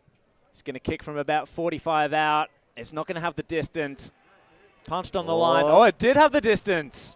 Gee, they went up behind the goals and only just made it over the line there. That kick by Kaika. So third goal on the board for Ferntree Gully. 3-4-22 to Donvale. 9-7-61. Time on in the third quarter on the Bandigo Bank scoreboard. And I'm sure that made Brett smile as well, seeing his son kick a goal on grand final day. Brent, just sorry, boys, as well. Just Jordan Church is cramping as well, so keep in mind for him as well. Better get the salt tablets out there as the ball in the middle. D'Iso wins it out of the ruck. Nicely done there by number 23 and Brown. He gets it forward to no one in particular, but it may sit. But in fact, it's been dispossessed. Good work by Jake McCormack. Had to come back and save the day. Gets a handball into the middle of the ground. Finds Haig. Haig turns around and just belts it forward. Look at all the Donvale players back there, but there's one lone number 15 and Young for Ferntree Gully, and he's done pretty well in the end because he managed to get not the mark, but he managed to defuse the situation as we get into Blake on the boundary. Yeah, just as you are a crap expert, Besto, I thought they might have to get the pickle juice out. That's another one. The pickle juice is always a good one. Oh dear, I have no expertise. I'm just, just years of watching it happen. So ball is taken on the ground. He's another one of Ferntree Gully's players who can hold his head high today. He did particularly well, particularly in that first quarter, as we wait for the umpire to throw it up again. Up they go. A bit of a little draw there, but it's been taken by Bull. So Sting really gone out of the game, and even the crowd have sort of quietened right down, but I imagine the Donvale faithful will get a bit rowdy in the last quarter. 24 minutes played in this third term as Ferntree Gully scramble it out of defence off the boot of Brown. They're still under a bit of pressure though, doing well as Seawitt, but he's makes a goal, I think. I think it's Rouser, is it? Who had it? Rouser, sorry. James Rouser. Let's just have a look at the replay. I just lost sight. It was Rouser who just picked it out, was sitting on the ground there, and he said, "Thank you very much," and he's just blasted it forward and gone through. So the captain gets a goal. It's another one for him. In fact, it's his second of the day. And the margin out now to a fairly sizable 45 points, 10-7-67 to 3-4-22. Bendigo back scoreboard, and we're just up to the 25-minute mark in this third term. Back into the centre, the two big men to go at it, D'Iso and Haig. D'Iso once again just grabbed it out of the ruck, lost it this time. Zalek fighting for it, Seawood as well. Good tackle by Brown. Secondary ball up. Tell you what, Jake Seward, he's worked hard. He's worked his way into the game pretty well in this third quarter. Just hasn't quite had the efficiency perhaps in his disposal. Anyway, Donvale go forward. Giles was caught holding the ball. McComb will take it away, taking advantage. Kicks it to a one-on-one contest there. Good punch. That was by Pell. Fell into the hands of McAleese, however. He just lost it. They've lost possession once again, Ferntree Gully, and now sending it forward was Liardi to centre half forward. Djordjevic couldn't quite take it. Now working his way through is Giles. Handed it to Day, now to Haig, and now to Cameron. He hasn't gotten on the scoreboard much this year, Adam Cameron, and he's not going to this time. There's a free kick in the pocket here for Ferntree Gully. Holding on in the marking contest. It goes against Duncan. And so it goes to Young to send Ferntree Gully back forward. Target is D'Esso. Good hands, safe hands. Hands it off. Ferntree Gully move forward once again. Now, what can they do with it? Brown kicks it to centre half forward. Right, takes the mark. What's he got forward of the ball here? He's going to send a barrel. Why not, I suppose? 2-on-1 situation, easy enough. Easy pickings there for Otten. Or Pell, in fact, I believe. And he played on over the line.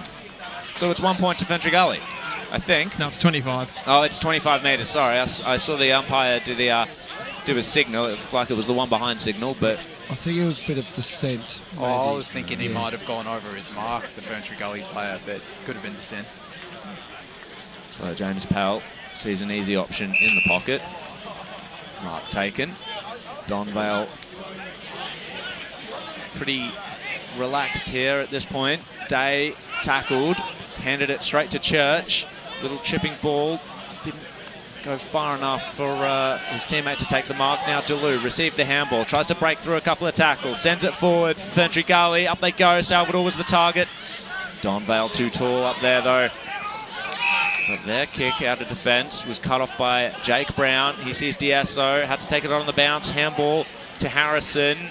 Was wayward. Harrison now has to fight for it, and he's received the free kick there for holding on. So Brody Harrison has worked hard, seems lively. Patterson, here's another player who's actually been pretty good here for Ferntree Gully. Sends it forward, Pell with the punch, scoops it forward, taps it out in front of himself, and a teammate there in Sinisic. Pell swings round, high ball. Oh, what a mark! Carl Wignall. Bit of flair here in the third quarter for Donvale as he sends it onto the wing. 2-on-1 situation, 3-on-1 situation here for the Gully. Easy as you like. Harvey hands it to Seward. Now to Kaika. There's a man on the outside in Patterson. Sends it forward again. Who's the target down there? Flannery went high, but once again, Donvale too tall. Mill gives it to Wignall, and McCormick nearly spilt it. Gets the handover, back to Wignall, takes a bounce. He's going to be challenged by McAleese, takes a second bounce. Sends it onto the wing. Djordjevic was there, he was the target, but Deleu intercepted, hands it to Harrison. Oh, goodness me, great tackle there by Day, holding the ball, and Donvale will take it away once again. No. So there is the siren. As Duncan takes the mark, but it doesn't really matter because that's the end of the third term, and it's a third term where Donvale have really taken this game by the scruff of the neck, and they lead 10-7, 67 to 3-4-22. Jared? Brady's having a shot. Oh, he's having a shot. Sorry, my bad. That was a mark. It was paid. So we just went a little bit early, so that's going to be a shot at goal for Duncan. I thought that mark was after the siren he took. Well, that's what I thought too. That's why it was... Nonetheless, the umpire says it was okay, so Duncan's going to go back and try and add another one. He's kicked one today, so this will be his second. 30 goals for the season, and this will be number 32, and he's got it. So he's put it through, and this time we can call it three-quarter time as Duncan slots it through. It's 11-7, 73 to 3-4-22. Take two, Jared. Here's the goal kickers. So kicking two in the third quarter alone, both James Rouser and Ethan Duncan. Harrison Giles, he's also got two. Those were both in the second quarter. And then Nick Murphy also has two for Donvale. Single goal scorers, Zach Haig, Jeremy Grocott and Matt Day. And looking over the Ferntree Gully list, just single goal scorers, Braden Wright, Jack Flannery and Ethan Kaika. So as the Donvale players run off the field, there's plenty of smiles. They've got one hand on this trophy. Three-quarter time out here at Jubilee. It's 11-7-73 to 3-4-22. Back after the break to look ahead to what may or may not happen in the last quarter. Today at Eastland, Lucy's trying on jeans for a momentous occasion. Coffee with the ex.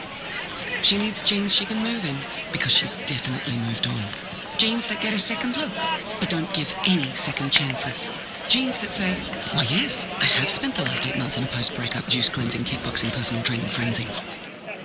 She's just found the perfect pair. Bravo, Lucy. For all of life's little moments, there's Eastland. Eastland. Live real. Sprain your ankle bursting through the banner? For bumps, breaks or bleeds, be seen sooner, close to home at Knox Private 24/7 Emergency Department. You'll generally experience shorter wait times. Knox Private 24/7 Emergency, 262 Mountain Highway, 1 Turner. Do you feel good about your bank?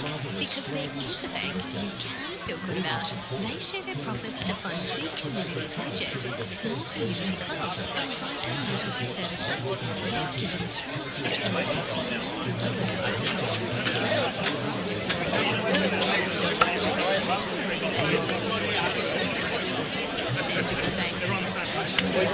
Pretty cool. We don't have it. Search Bendigo Bank. Search Tobin Brothers Funerals, where they're part on this league. Their clear and easy-to-use website and memory maker app make it easy for families to make an informed decision. Here's James McLeod, Managing Director at Tobin Brothers Funerals. There's no mystery about our pricing. It is clearly displayed on our website. And now we have staff standing by 24 hours a day, every day of the year to assist you in your absolute time of need. Visit TobinBrothers.com.au. Tobin Brothers Funerals, celebrating life. There are only three things that should be flushed down your toilet.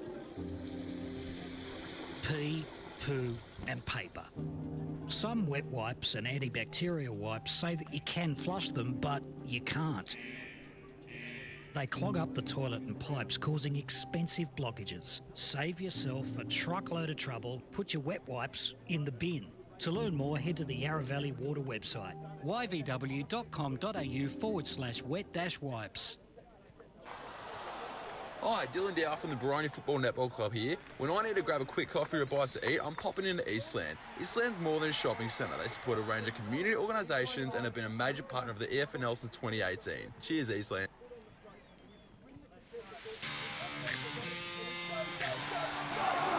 Listening to Radio Eastern FM 98.1 with live and exclusive coverage of the EFNL football season, bringing you the match of the day with score updates from all divisions. And now we cross to our commentary team for the Radio Eastern 98.1 match of the day coverage. Welcome back to Jubilee Park. It is three-quarter time out here in the big Division Boundary 3 final as we go down to the boundary very quickly with Dylan. Yeah, I'm down here with Kevin Collins, the coach of Donvale. Kevin, you've got to be massively happy with those first three quarters. Yeah, we were. Ferntree Gully gave us a red hot dip, and then we just managed to get on top in that last quarter. I think our defence come up really well, and we just repelled a lot of the attacks, and we were able to lower our eyes and get it to the outside runners and then get it to our forwards. So it was good. It was a hard fight, and but I think we're up for it. At half-time, you had the lead, but you'd probably wasted a few opportunities in there. Were you a little bit hesitant and apprehensive going in at half-time? No, I wasn't. But we'd had eight inside 50s, and we scored 7 times, and then we had another 6 where we scored once. So their defence got on top in the second half of the second quarter. So we were still getting plenty of supply, but we just weren't able to convert as we had in the first 20 minutes. But that's credit to Ferntree Gully and their defence. They played really well. You've got one quarter to finish this off. Is there any game management that comes into this, or do you keep going and pushing forward? Oh no, we need to keep forward. In finals, you want to go to another level, and you already know what your base level is, but we want to go to another level. So blokes like Rouser and those blokes, they're going to lift again and again and just see how good they can really be. Thanks for your time, Kevin. Good luck. Thank you. Dylan Smith with Kevin Collins keeping a lid on it at the moment, but he'll be feeling pretty happy inside. Just a quick update. I don't know if this has been this way for a while, I think, but Mitcham 39 to 35 over Montrose, but I don't think that's changed for a while. That's in the prelim in Division 1, so we'll try and get an updated score from that soon. And just an update from Bayswater Oval, as Ray Baird is starting to type away in the media team chat. Oval 12-4 76 to Vermont 10-5 65 at Bayswater Oval. So closed up a little bit. That is a very interesting contest out there at Bayswater Oval. Of course, the winner going straight through to the Premier Division Grand Final 2 weeks on this day in 2 weeks' time at a Bayswater Oval. Let's hope it's a day like today as Vermont well. have kicked a goal. They're 11-5 71. Roval 12-4 76 27 minutes. They couldn't lose it. Surely they couldn't lose it. But just back on this contest, I think it's pretty much over as we cross down boundary side to Blake Tennant. Yeah, just listening in to Brent Kuyker's third-quarter time address, just pretty much says he doesn't want this game to blow open. He just does. He wants us. He doesn't want them to feel disappointed in each other after a really tough game by Donvale and all that. And he just goes, he doesn't want any broken tackles. He just doesn't want have a lack of effort. He wants more effort and finish this game off well. 30 minutes, and then that's our season done. And that's fair enough. That's a good message to head into this final quarter. Here's Jared to get us started for the last turn. Back into the centre, and it was Diasso. They got their tap down. I think that's Flannery in there in the centre for Ferntree Gully. So throwing the magnets around a little bit. Flannery, their main goal scorer for the year, of course. Unless my eyes have deceived me. So trying to paddle it out there was McComb. Goes off the deck once again. Pell takes the intercept mark. Oh, no, wasn't paid. Braden Wright wraps him up. And he's appealing to the umpire. Why wasn't that a mark? And it looks like Salvador has been thrown into midfield, maybe. Interesting stuff there. So Diasso just takes it out of the ruck once again. Bounces it forward. Good tackle late on Otten, and that's holding the ball. So Ferntree Gully to get the opening scoring shot here in the final quarter. Battaglini is the one to take it. It could all be academic, given the margin is 51 points, but... What do I say every week? Every good comeback. Well, let's see if Battaglini can start something here for the Gully. It's a long way back in this grand final, but it's a straight kick. He raises the hand, he raises the finger, celebrates. And Ferntree Gully, something to cheer about for the Gully faithful here at Jubilee Park. He deserves that goal as well, Battaglini. He has battled hard in that forward line, as has most of the Ferntree Gully forward line, just hasn't been able to convert. And a good reward for effort. Three-quarter time out at Bayswater Oval. Roval 12-4 76, Vermont 11-5 71. But they're absolutely, I mean, the thing for Ferntree Gully is they've done so well to get to the grand final, and they want to, at least they walk away from this game, at least knowing that they've competed. They don't want to let it blow out, as we said, or as was mentioned by Brent Kuyker. So taken out of there by Salvador, went without it. The ball pops into the hands there of McComb. Hasn't had a particularly great day, but we think he may well be injured, but he's battled on bravely. Otten tries to get it there for Donvale, and they'll be wrapped up, and the umpire says we'll have a ball up, should I say. In saying that about McComb, he's really made his way into this second half. I know he hasn't had the best day, but he's still made a decent fist of it. Not as probably as good as he could have been, but nonetheless, he's done quite well. So Seward looks a bit injured, so he may well be coming off. He looks pretty sore as the ball into the contest, and we'll have another ball up, says the umpire. Seward had Max Otten run into him, so don't blame him for being hurt. Not as bad as if Diasso runs into him as he gets the tap out. But it's a bit of a stalemate. In fact, the umpire's played a free kick here, and it's going the way of McComb, who we were just talking about. So, in fact, no, it's not. It's going to go... It's still going to be a Ferntree Gully free kick, though. Trying to get players to go forward of the ball. Now the kick inside 50. Can someone get on the end of it? There's the kick to full forward. Up they go. Braden Wright was in the vicinity, but he couldn't pull it down. Ball there for Ferntree Gully still. Bit of a speculative kick inside 50. It's a goal, I think. And it's a goal. No idea who that was that kicked it. It was just a... boundary. It's McComb, I think. So we'll just watch and see the replay before we go to the boundary. It was a really untidy piece of play, and McComb just put it on the boot and said, well, just have a go, and it's drifted through. So McComb gets the goal. Consolation though it may be, 73-34 on the Bendigo Bank scoreboard. 3.5 gone in the final term as we go to the boundary. Yeah, I was just going to point out that was Luke McComb there that snapped that one. Beautiful goal. And he's worked his way in the game, and 2 in a row, that's a strong start. And obviously, I thought they might be out of gas because they had a real physical contest last week against Oakley District, which we heard from our own Jaden Adolf, and they've been able to actually start really well in this last quarter, so we'll see if they can keep it up. So the clearance this time is going to go the way of Donvale through Mahal Zalak. Goes forwards. Young gets the spoil. Fighting for it there is Bull. He's got the ball. He's on the ground. He's wrapped up. And the umpire's going to come in here and award the free kick to Day. And Delou, he's got to be careful there not to give away the 25-metre penalty. Because Matt Day's a pretty sure shot at the best of times.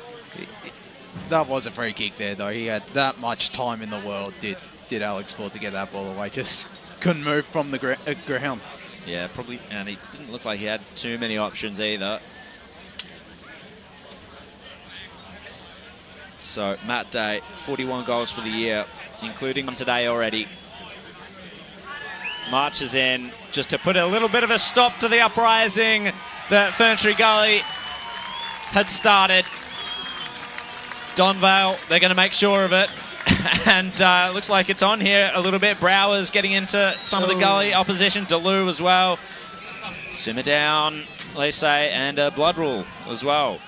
And you look at... Oh, Rouser goes in, trying to be the rebel Rouser. He goes down, and it's really on here. Salvador seems to have gotten in the ear of the Magpies, and the umpire's reaching for his back pocket. Let's hope it's not red. Let's have a look. He's coming off in a blood bin, so it's... And Rouser's been sent off with a yellow card.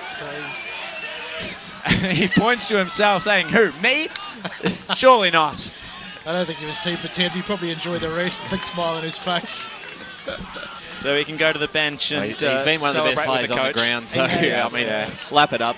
So the captain heads to the naughty corner. Not ideal, but nonetheless, as I say, he'll probably just have a bit of a break and come on for a really strong last 10 minutes and really try to bash it home. 79-34, 6 gone in this last turn.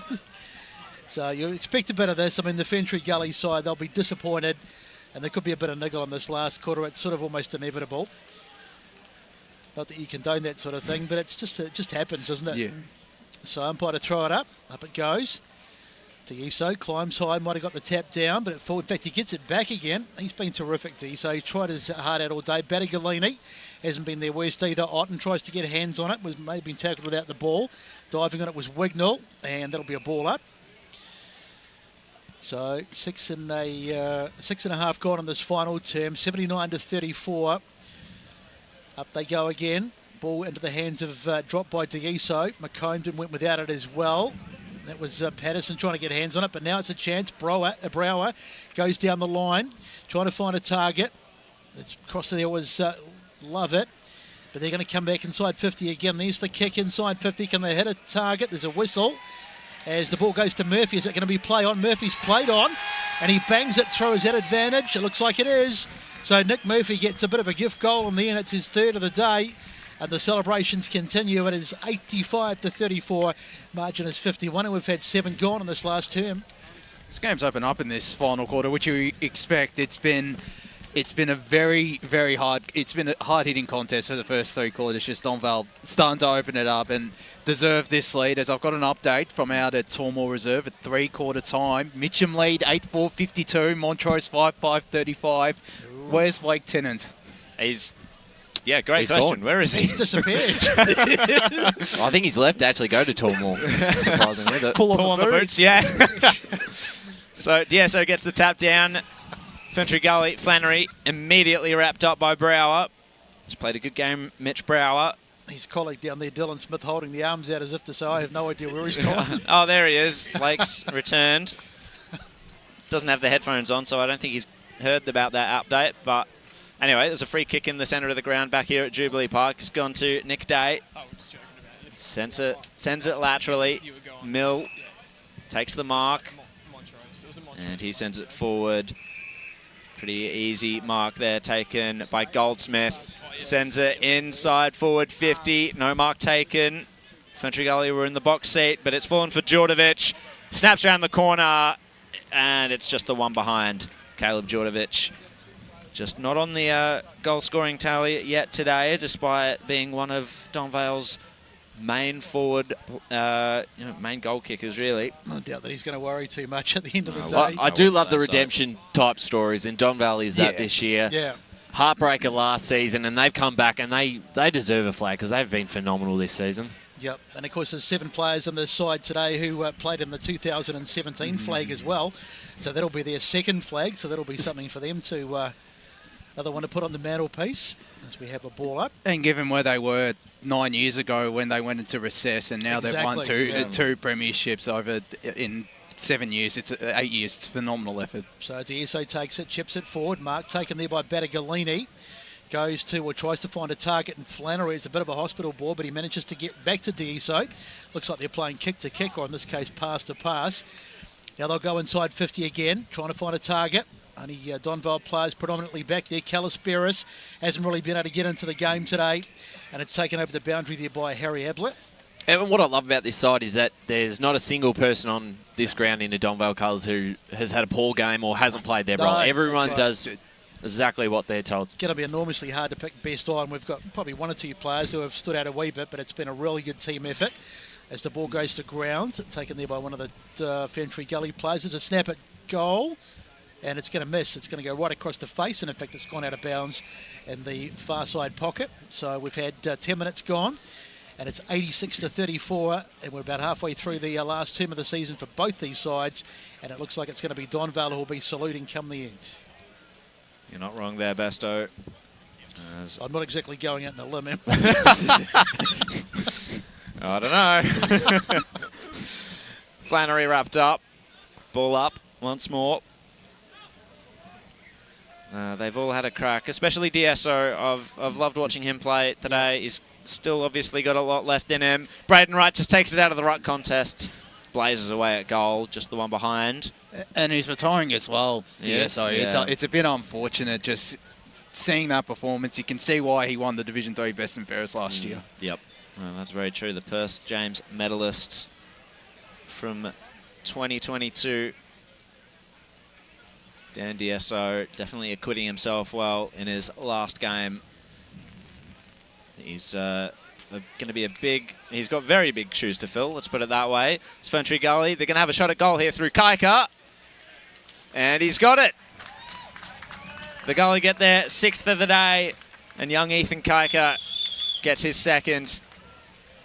So a little bit to celebrate there for Ferntree Gully, and he's had a great year, young Kaika, and obviously with a lot of absences, especially throughout that middle part of the season, in the middle of the ground. Macomb missed a lot. Kennedy's missed the full season. Kaika's had to certainly lift his workload, and I've really enjoyed seeing his career develop so far. Yeah, he's been one of their better players today as well. As DSO goes up, gets the tap, had a second go at it as well.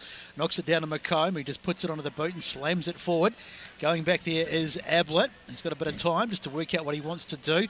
Hooks it back outside out towards your far side, and the Wignall can't quite keep it in. And it's gone out of bounds over there.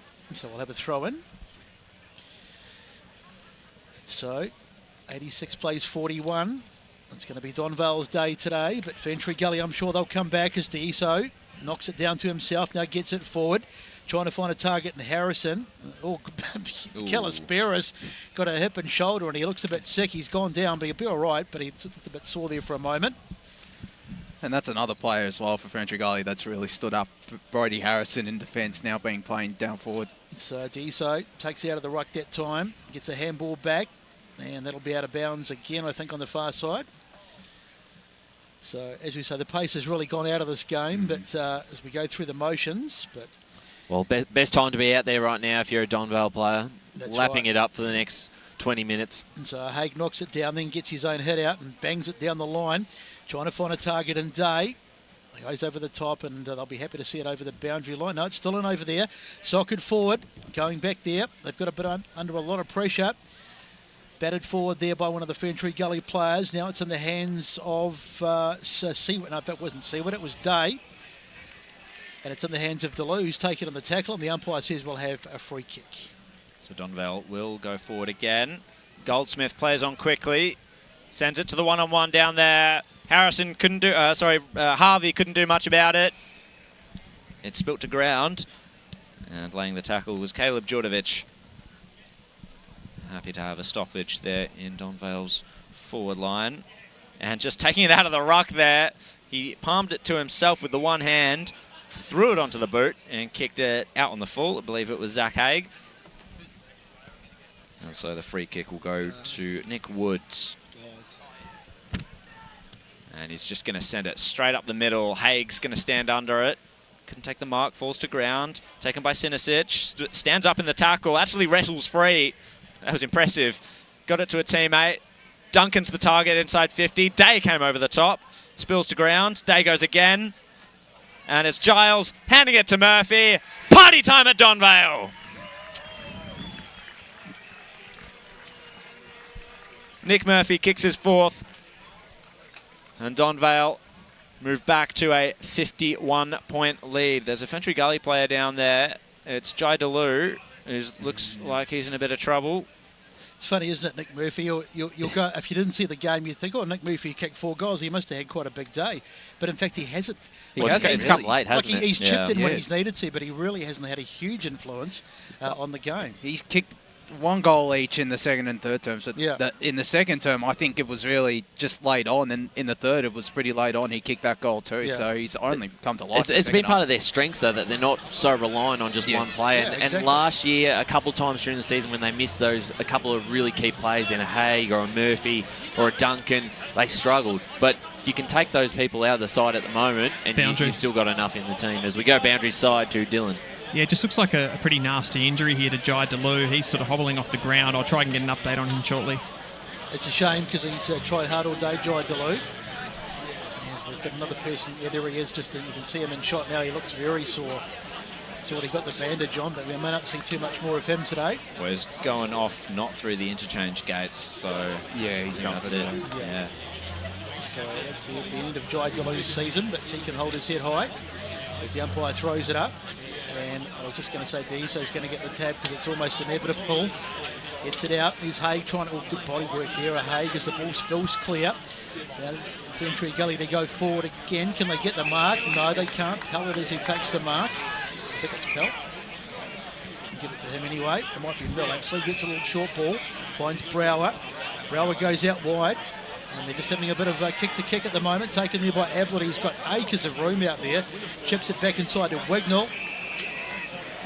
Wignall just looking around for someone to kick to. He's in the middle of the ground at the moment. Decides to go long. Kicks to about half forward. In fact, goes a bit further than that.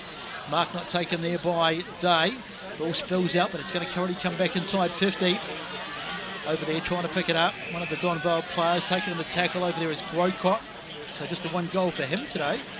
Another one to not have a huge day, but as we mentioned, that's a team effort by this Donvale side.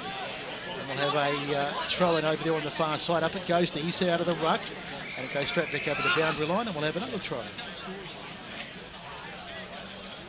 So if you've just joined us, Division 3 grand final action here from Jubilee Park. Donvale currently lead 14-8-92 to Ferntree Gully 6-5-41. 17 minutes gone in this final quarter. So the Magpies, it's their time, it's their year in Division 3. Ferntree Gully trying to go forward again. Kalasparis tackled and is rewarded. Let's hope it's not the other Magpies year. Sorry, Jared. We'll see. We'll see. I thought you'd like this. Hesitantly optimistic about that. Anyway, Brown goes forward for the Gully. Up they go. And ball spills to ground.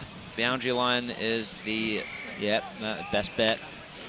But just looking ahead to next year, obviously, because there's no promotion for Division 3, do you think Donvale can go back-to-back? Absolutely. Definitely. Well, they are the benchmark. Yeah, exactly. There'll be a lot of Division 3 sides watching today and looking at this side as the team to beat. And what are they going to do next year to stop them? Yeah, and Ferntree Gully, I mean, they are the second best team. It's both to their credit and their detriment. But just remember, Knox and Upper Gully are coming down, and Knox showed signs of life in that second half of the season. So maybe they can put up a fight, but I genuinely do think Donvale look just like a Division 2 side at the moment. Ferntree Gully were threatening to score for a second there, but Donvale very composed in defence, and Higney takes the mark. One-on-one contest down the ground. Gray using the body, but he just slipped over there, did Grocott. and opened the door for Crocker. His handball was intercepted, and over the line goes Wignall.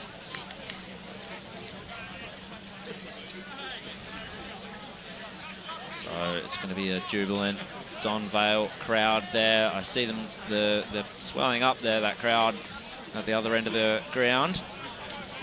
It's a large contingent of Magpies.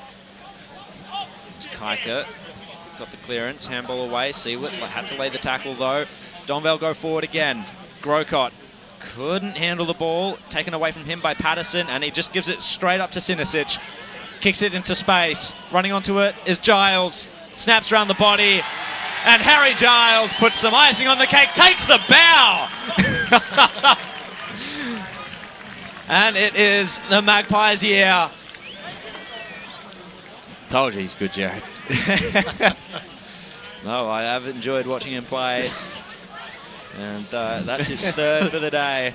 Well, I've enjoyed watching him celebrate just as much as I've enjoyed watching him play. Well, he should take a bow because he's been good. Yeah, once again, very lively up forward, and embraces starting to happen around the ground as they are well and truly on their way to a premiership. Big night out at Donvale.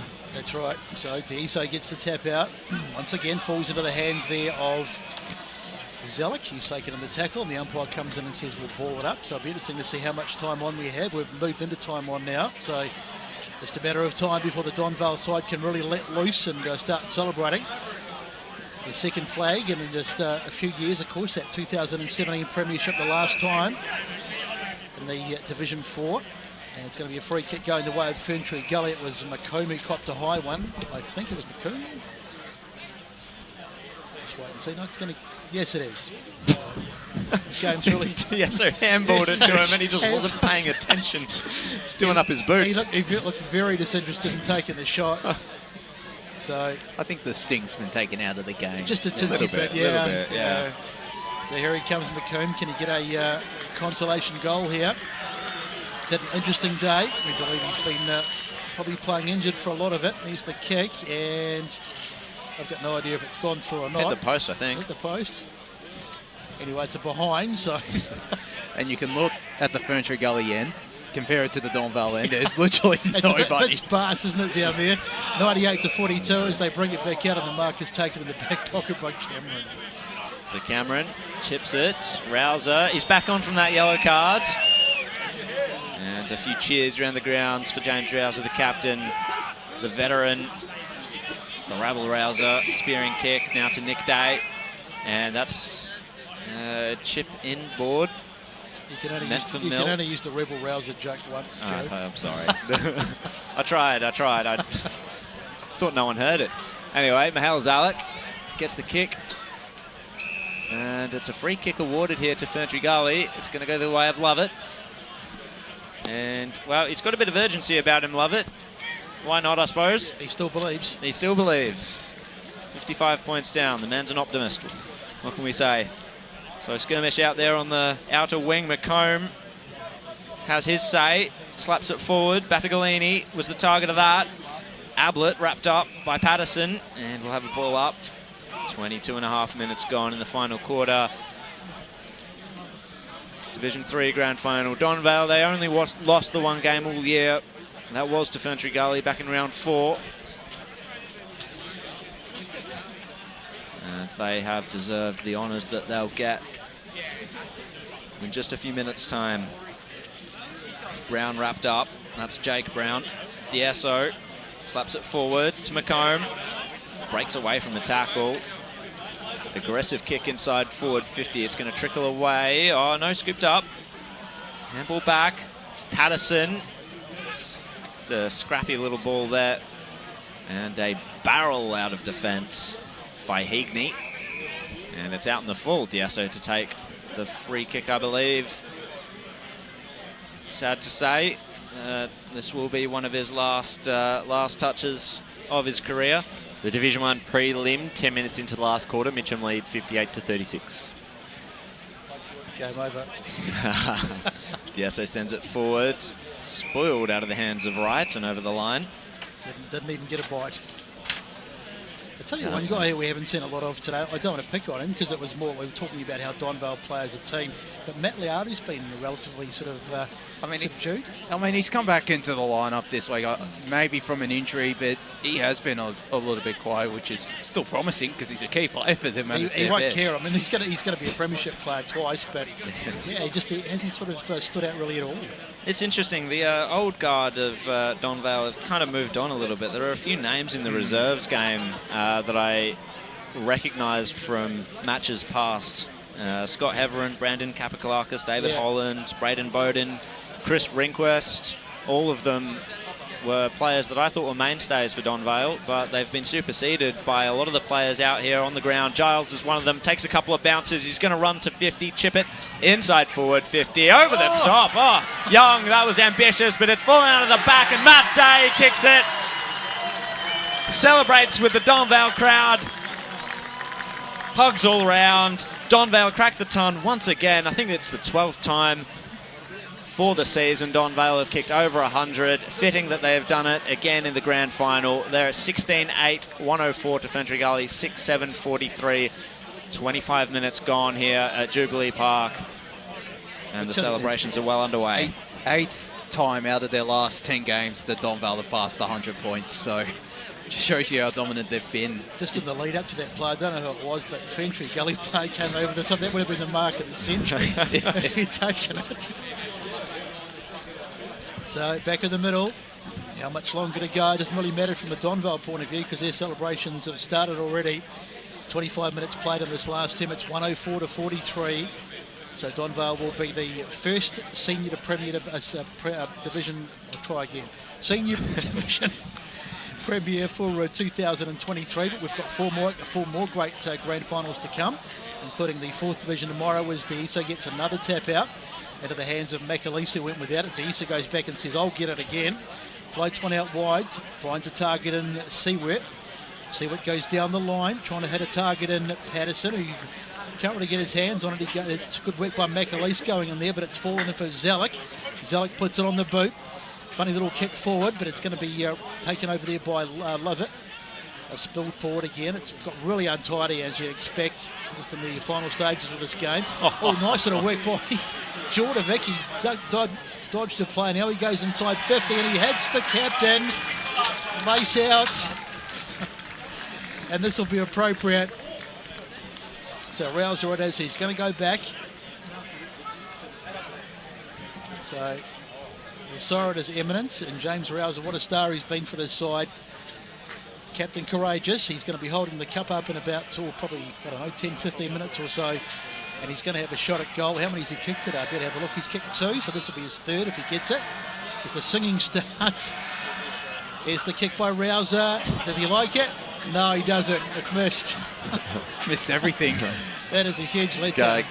Can't take away from the game he's had. No, he's been colossal, Fantastic. so he won't really care too much, but nonetheless, so it goes, the score remains 104 to 43, and Ferntree Gully to bring the ball back in.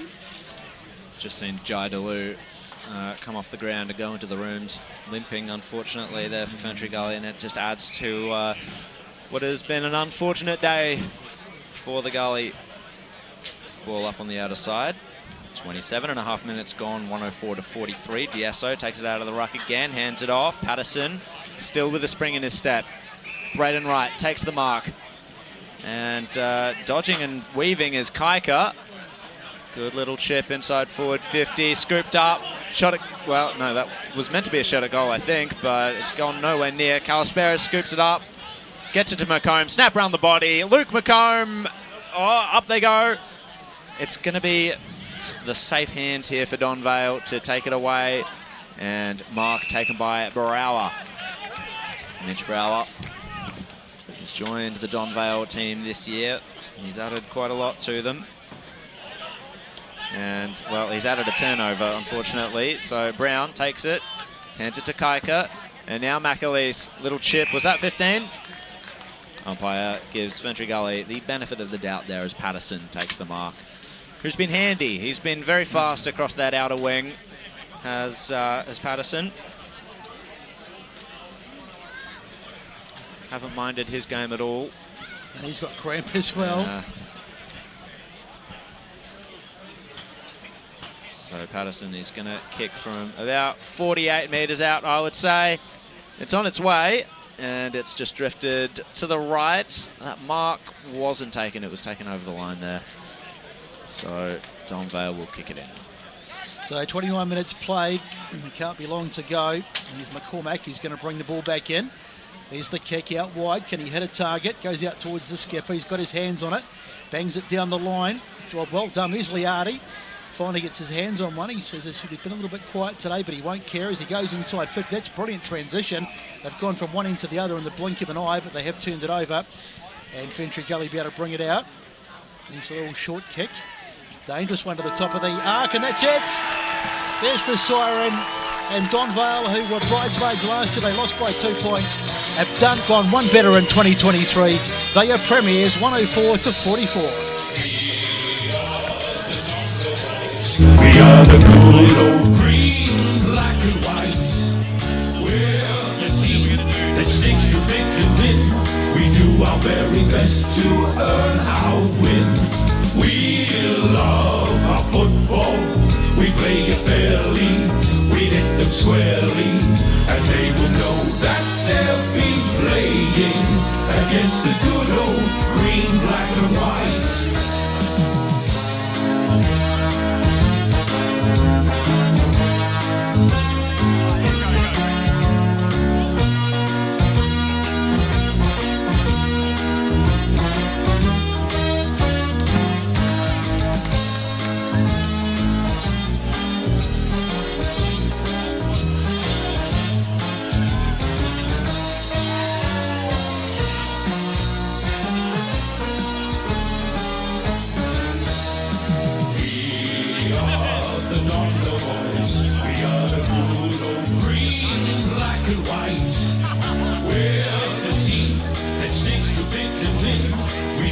Very best to earn our win. We love our football. We play it fairly. We hit them squarely, and they will know that they'll be playing against the good old green, black and white.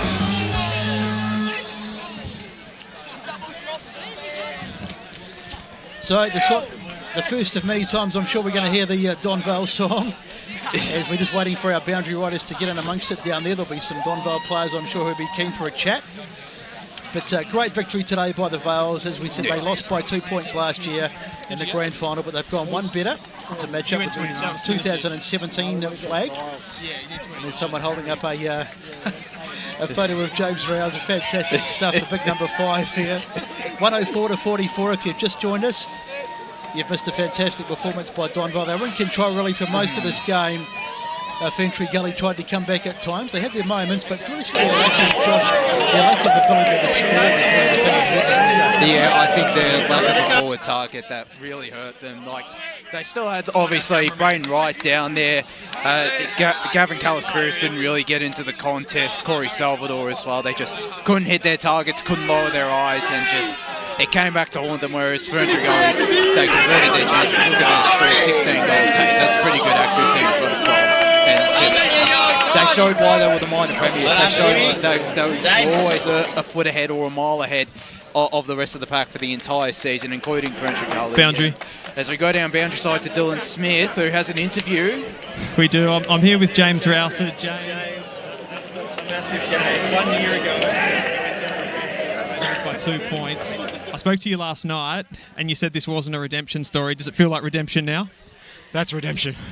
That right there is redemption. We did everything we could last year. We fell short. But credit to this team, credit to this club. We come back, we fight better, and we get the result that we wanted. I'm just so proud of the boys. I think coming in, all the pressure was on you guys. You've had a fantastic season.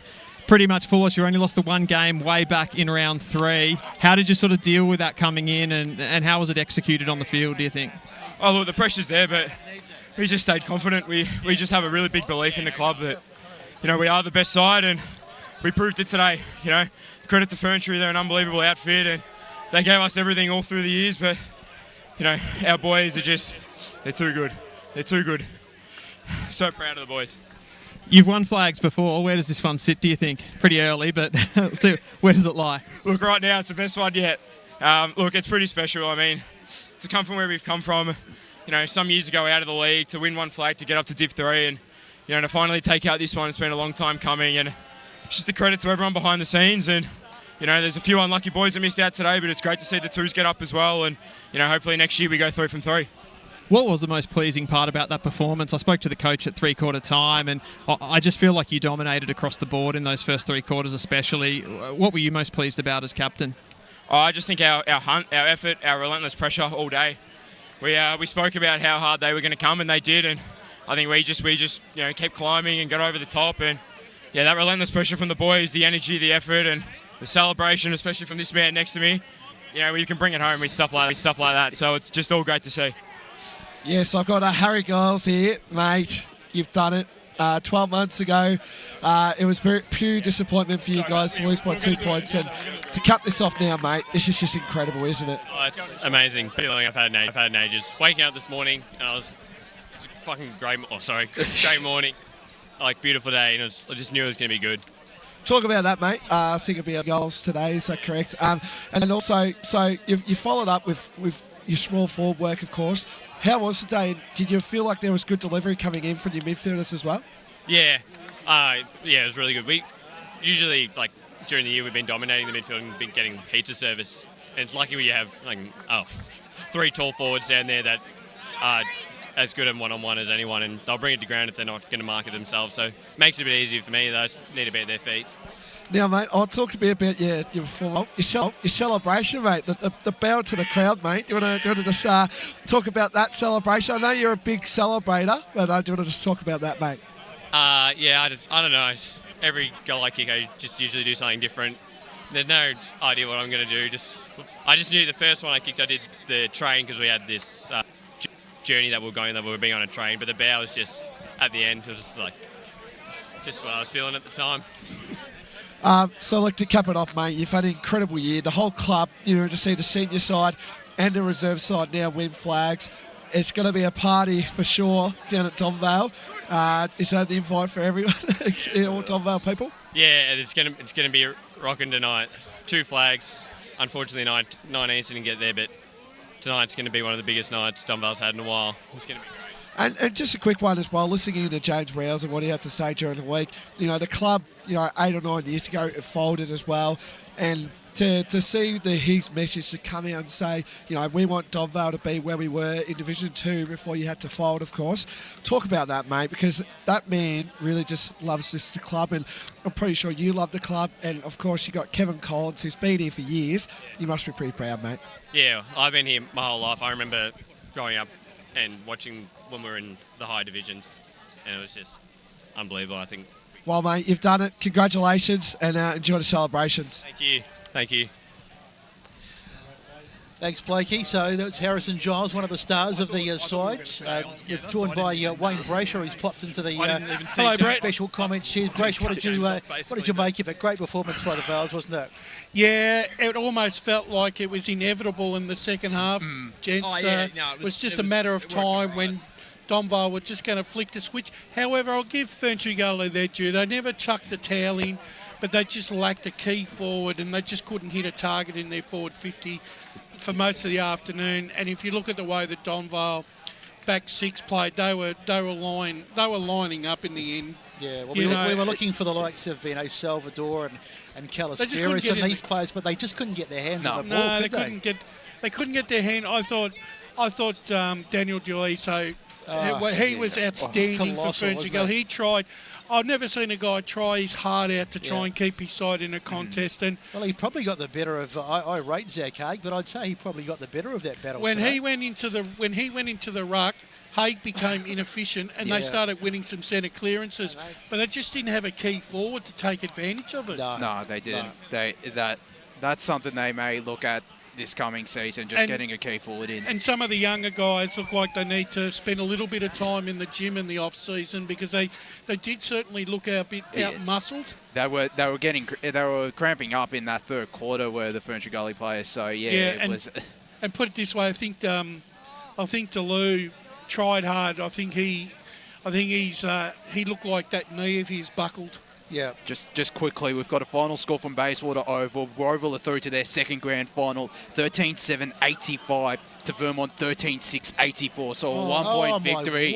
A 1 point victory there for the Eagles. Welcome to the Eastland Division 3 Seniors Grand Final presentations. A great contest today from the two best sides in Division 3. Congratulations to the Donvale Football Club, premiers this year. Commiserations to the Ferntree Gully Football Netball Club. A fantastic season. Wasn't a result today for you, but a lot to look forward to next year. I would now like to welcome up Tim Finnemore from the EFNL board to present the Frank Bibby Division 3 Best on Ground Grand Final Award. The 2023 Frank Bibby Best on Ground medal goes to number 5, the captain, James Rouser. He set the tone in the.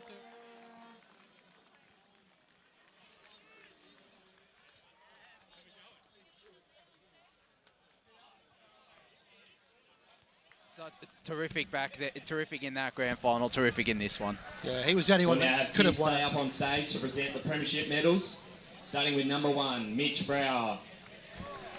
Probably a bit quiet today, I thought, Mitch Brower. Wasn't as prominent as what he probably has been through the season. He's got a premiership medal. Number 2, Zach Hay.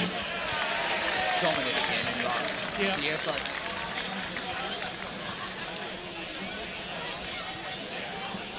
Number 3, Matt Liardi.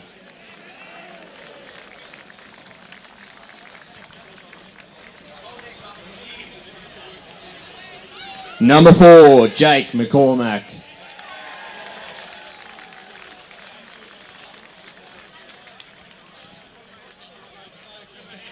Number 7, Nick Day.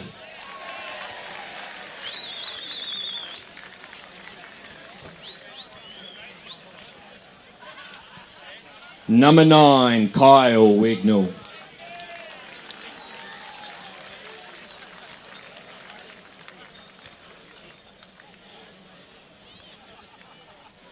Number 11, Mihaela Zalik.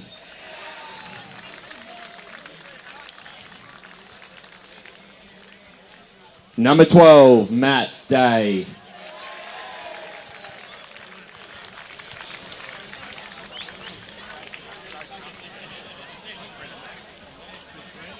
Number 14, Nick Murphy.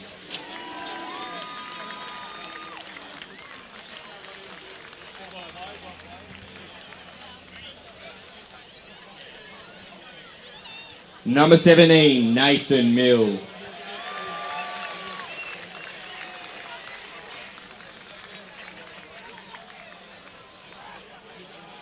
Number 19, Adam Cameron.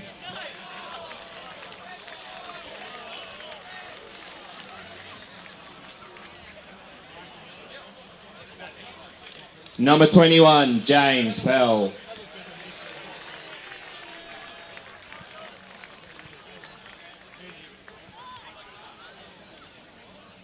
Number 22, Ethan Duncan.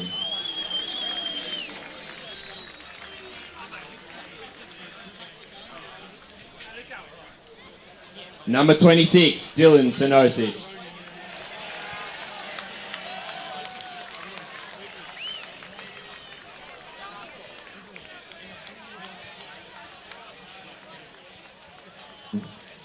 Harrison Giles.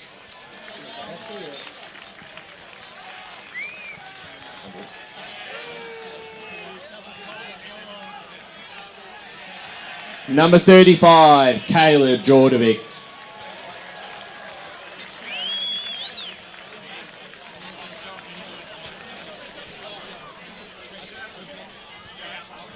Number 40, Tom Goldsmith.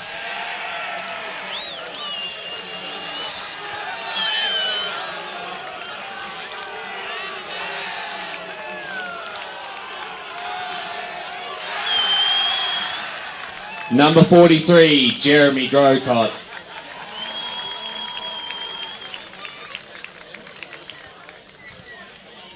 Number 45, Kyle Heagney.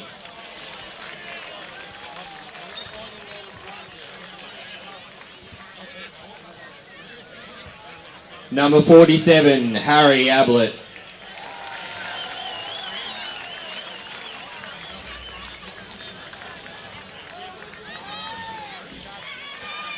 And number 50, Max Arden.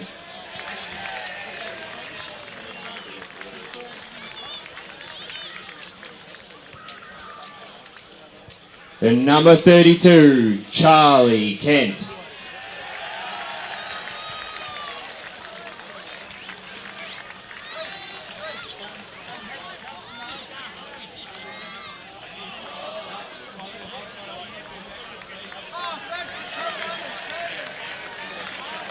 The runner, Connor Lucas.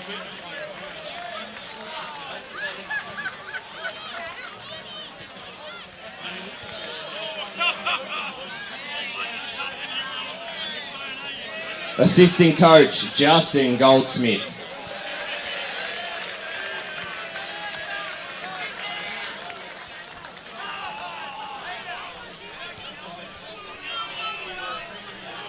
Assistant coach, Jack Hamilton.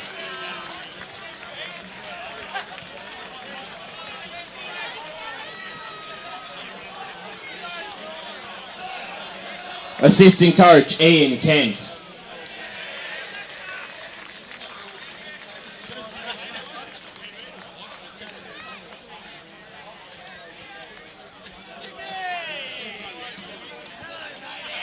The skipper and the best on ground medalist, James Rouser.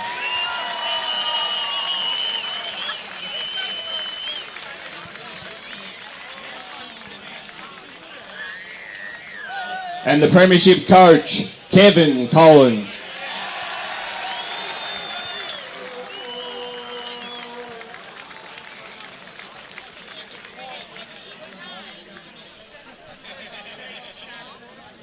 We'll let the captain and the coach say a few words.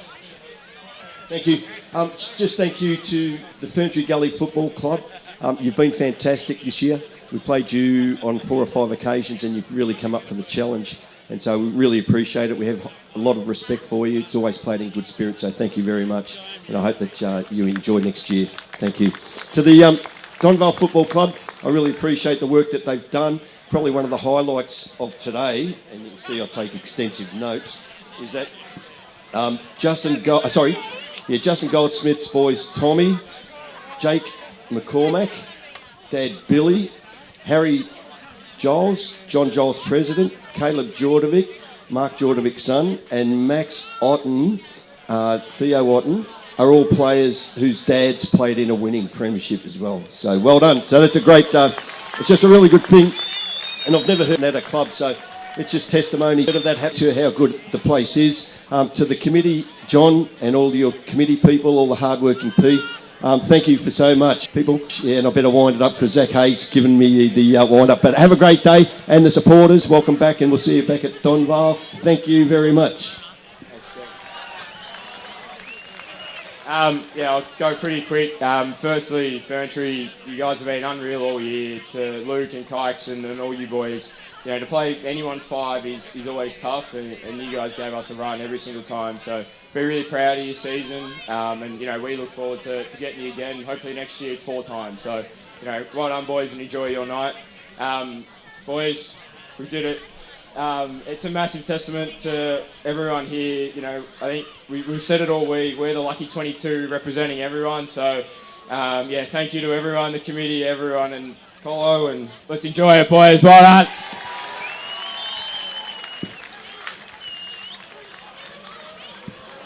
The 2023 Division 3 Premiers, the Donvale Football Club.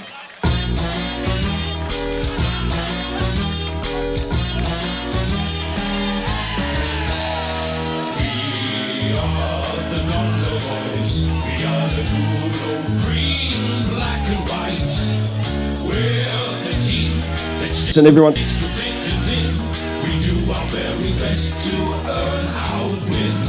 We love our football. We play it fairly. We hit them squarely. And they will know that they'll be playing against the good old green, black and white.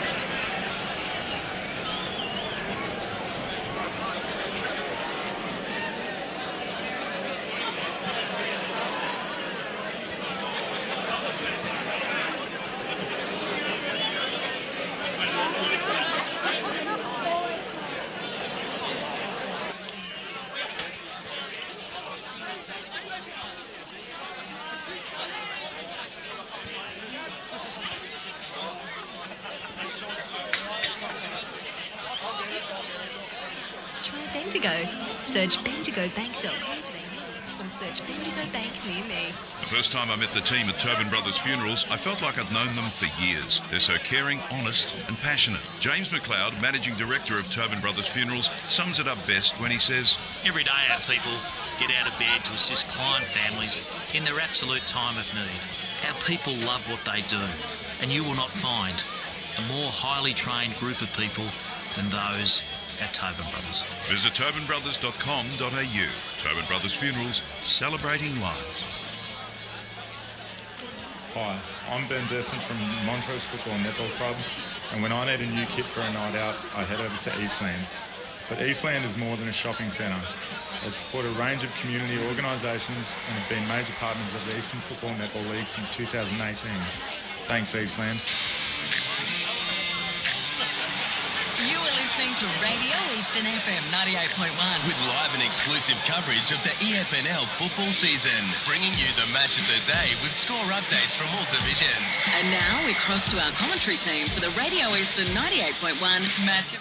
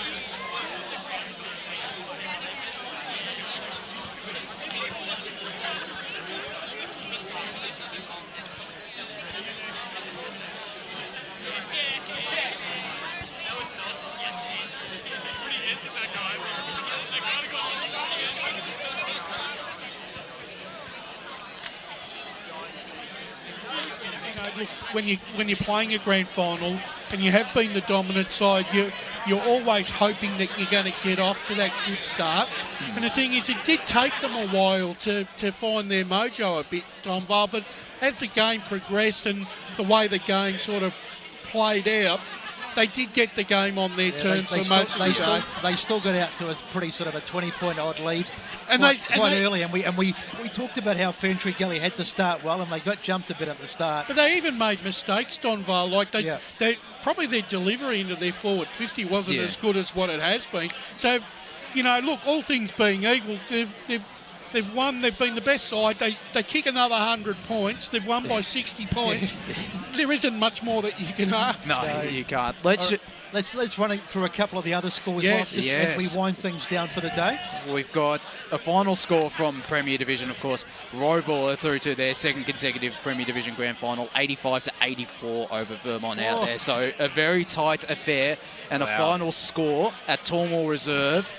Mitcham, 10-4-64, have defeated Montrose 5-8-38. So South Belgrave will face Mitcham in the Division 1 Grand Final next Saturday at Tormore Reserve. So Jake Parenti did play from everything I've heard. So that could have been the difference. I don't know his kick. I don't know the goal kickers there, but that's a massive in, and they certainly need him for the Grand Final. Is the boys in the middle there from the Donvale Football Club sing the song. Davis is in the middle. Blake's in there too filming. That's great. That'll be great for the socials. Very good, Blakey. But no, fantastic results certainly here, and be interesting to see how things do play out next week, Josh, with the Division 1 Grand Final. It'll be very interesting. Don't forget tomorrow too, we've got another big Grand Final to come in Division 4. So we've got a couple more minutes before we do go off air, but just our final thoughts on the game, Josh and Brett and the Donvale Football Club. You followed Donvale for a few years, Brett, so I'm sure there's a little soft spot there for them, and inside you're pretty happy for the club. I followed them all through the 2017 season, and it was such a great story. They won in a close one against Forest Hill. Last year, obviously, they lost by the 2 points, but there's 6 or 7 guys, or 7 guys from that 2017 side, and they're just such a great club. You know, they've been through some hard times, and I felt really pleased for Kevin Collins, lovely guy, and terrific win for them, and the likes of, the skipper and some of the other guys as well. It's a fantastic performance by Donvale and a great victory for them, and big celebrations tonight. Definitely, I do have a soft spot for them as well. I think they're a terrific club and deserve this premiership as well after this year. I've been and truly on the Donvale bandwagon all year. You have, and they've been a fantastic side. We're going to start wrapping up. Brash, again, thanks to the pre-game hosting, and you watched a great contest, or a great side in Donvale get the job done. Yeah, fantastic. Always great to see good clubs winning premierships. Paul Uconi in the Stats Centre, another fantastic effort. Thank you. Your first grand final in the 19s. Lee Green, Megan Green, Kate Green. Lee Green stressed. He's had a big day. He needs oh my God. He needs some sleep. Can't have a gin. No sleep. We back it up tomorrow. Back it up. We're doing it again at East Ringwood Reserve for the Division 4 Grand Final. I'm Ryan Long. And that's it here at Jubilee Park. The Division 3 premiers Donvale 16-8, 104, defeated Ferntree Gully 6-8, 44.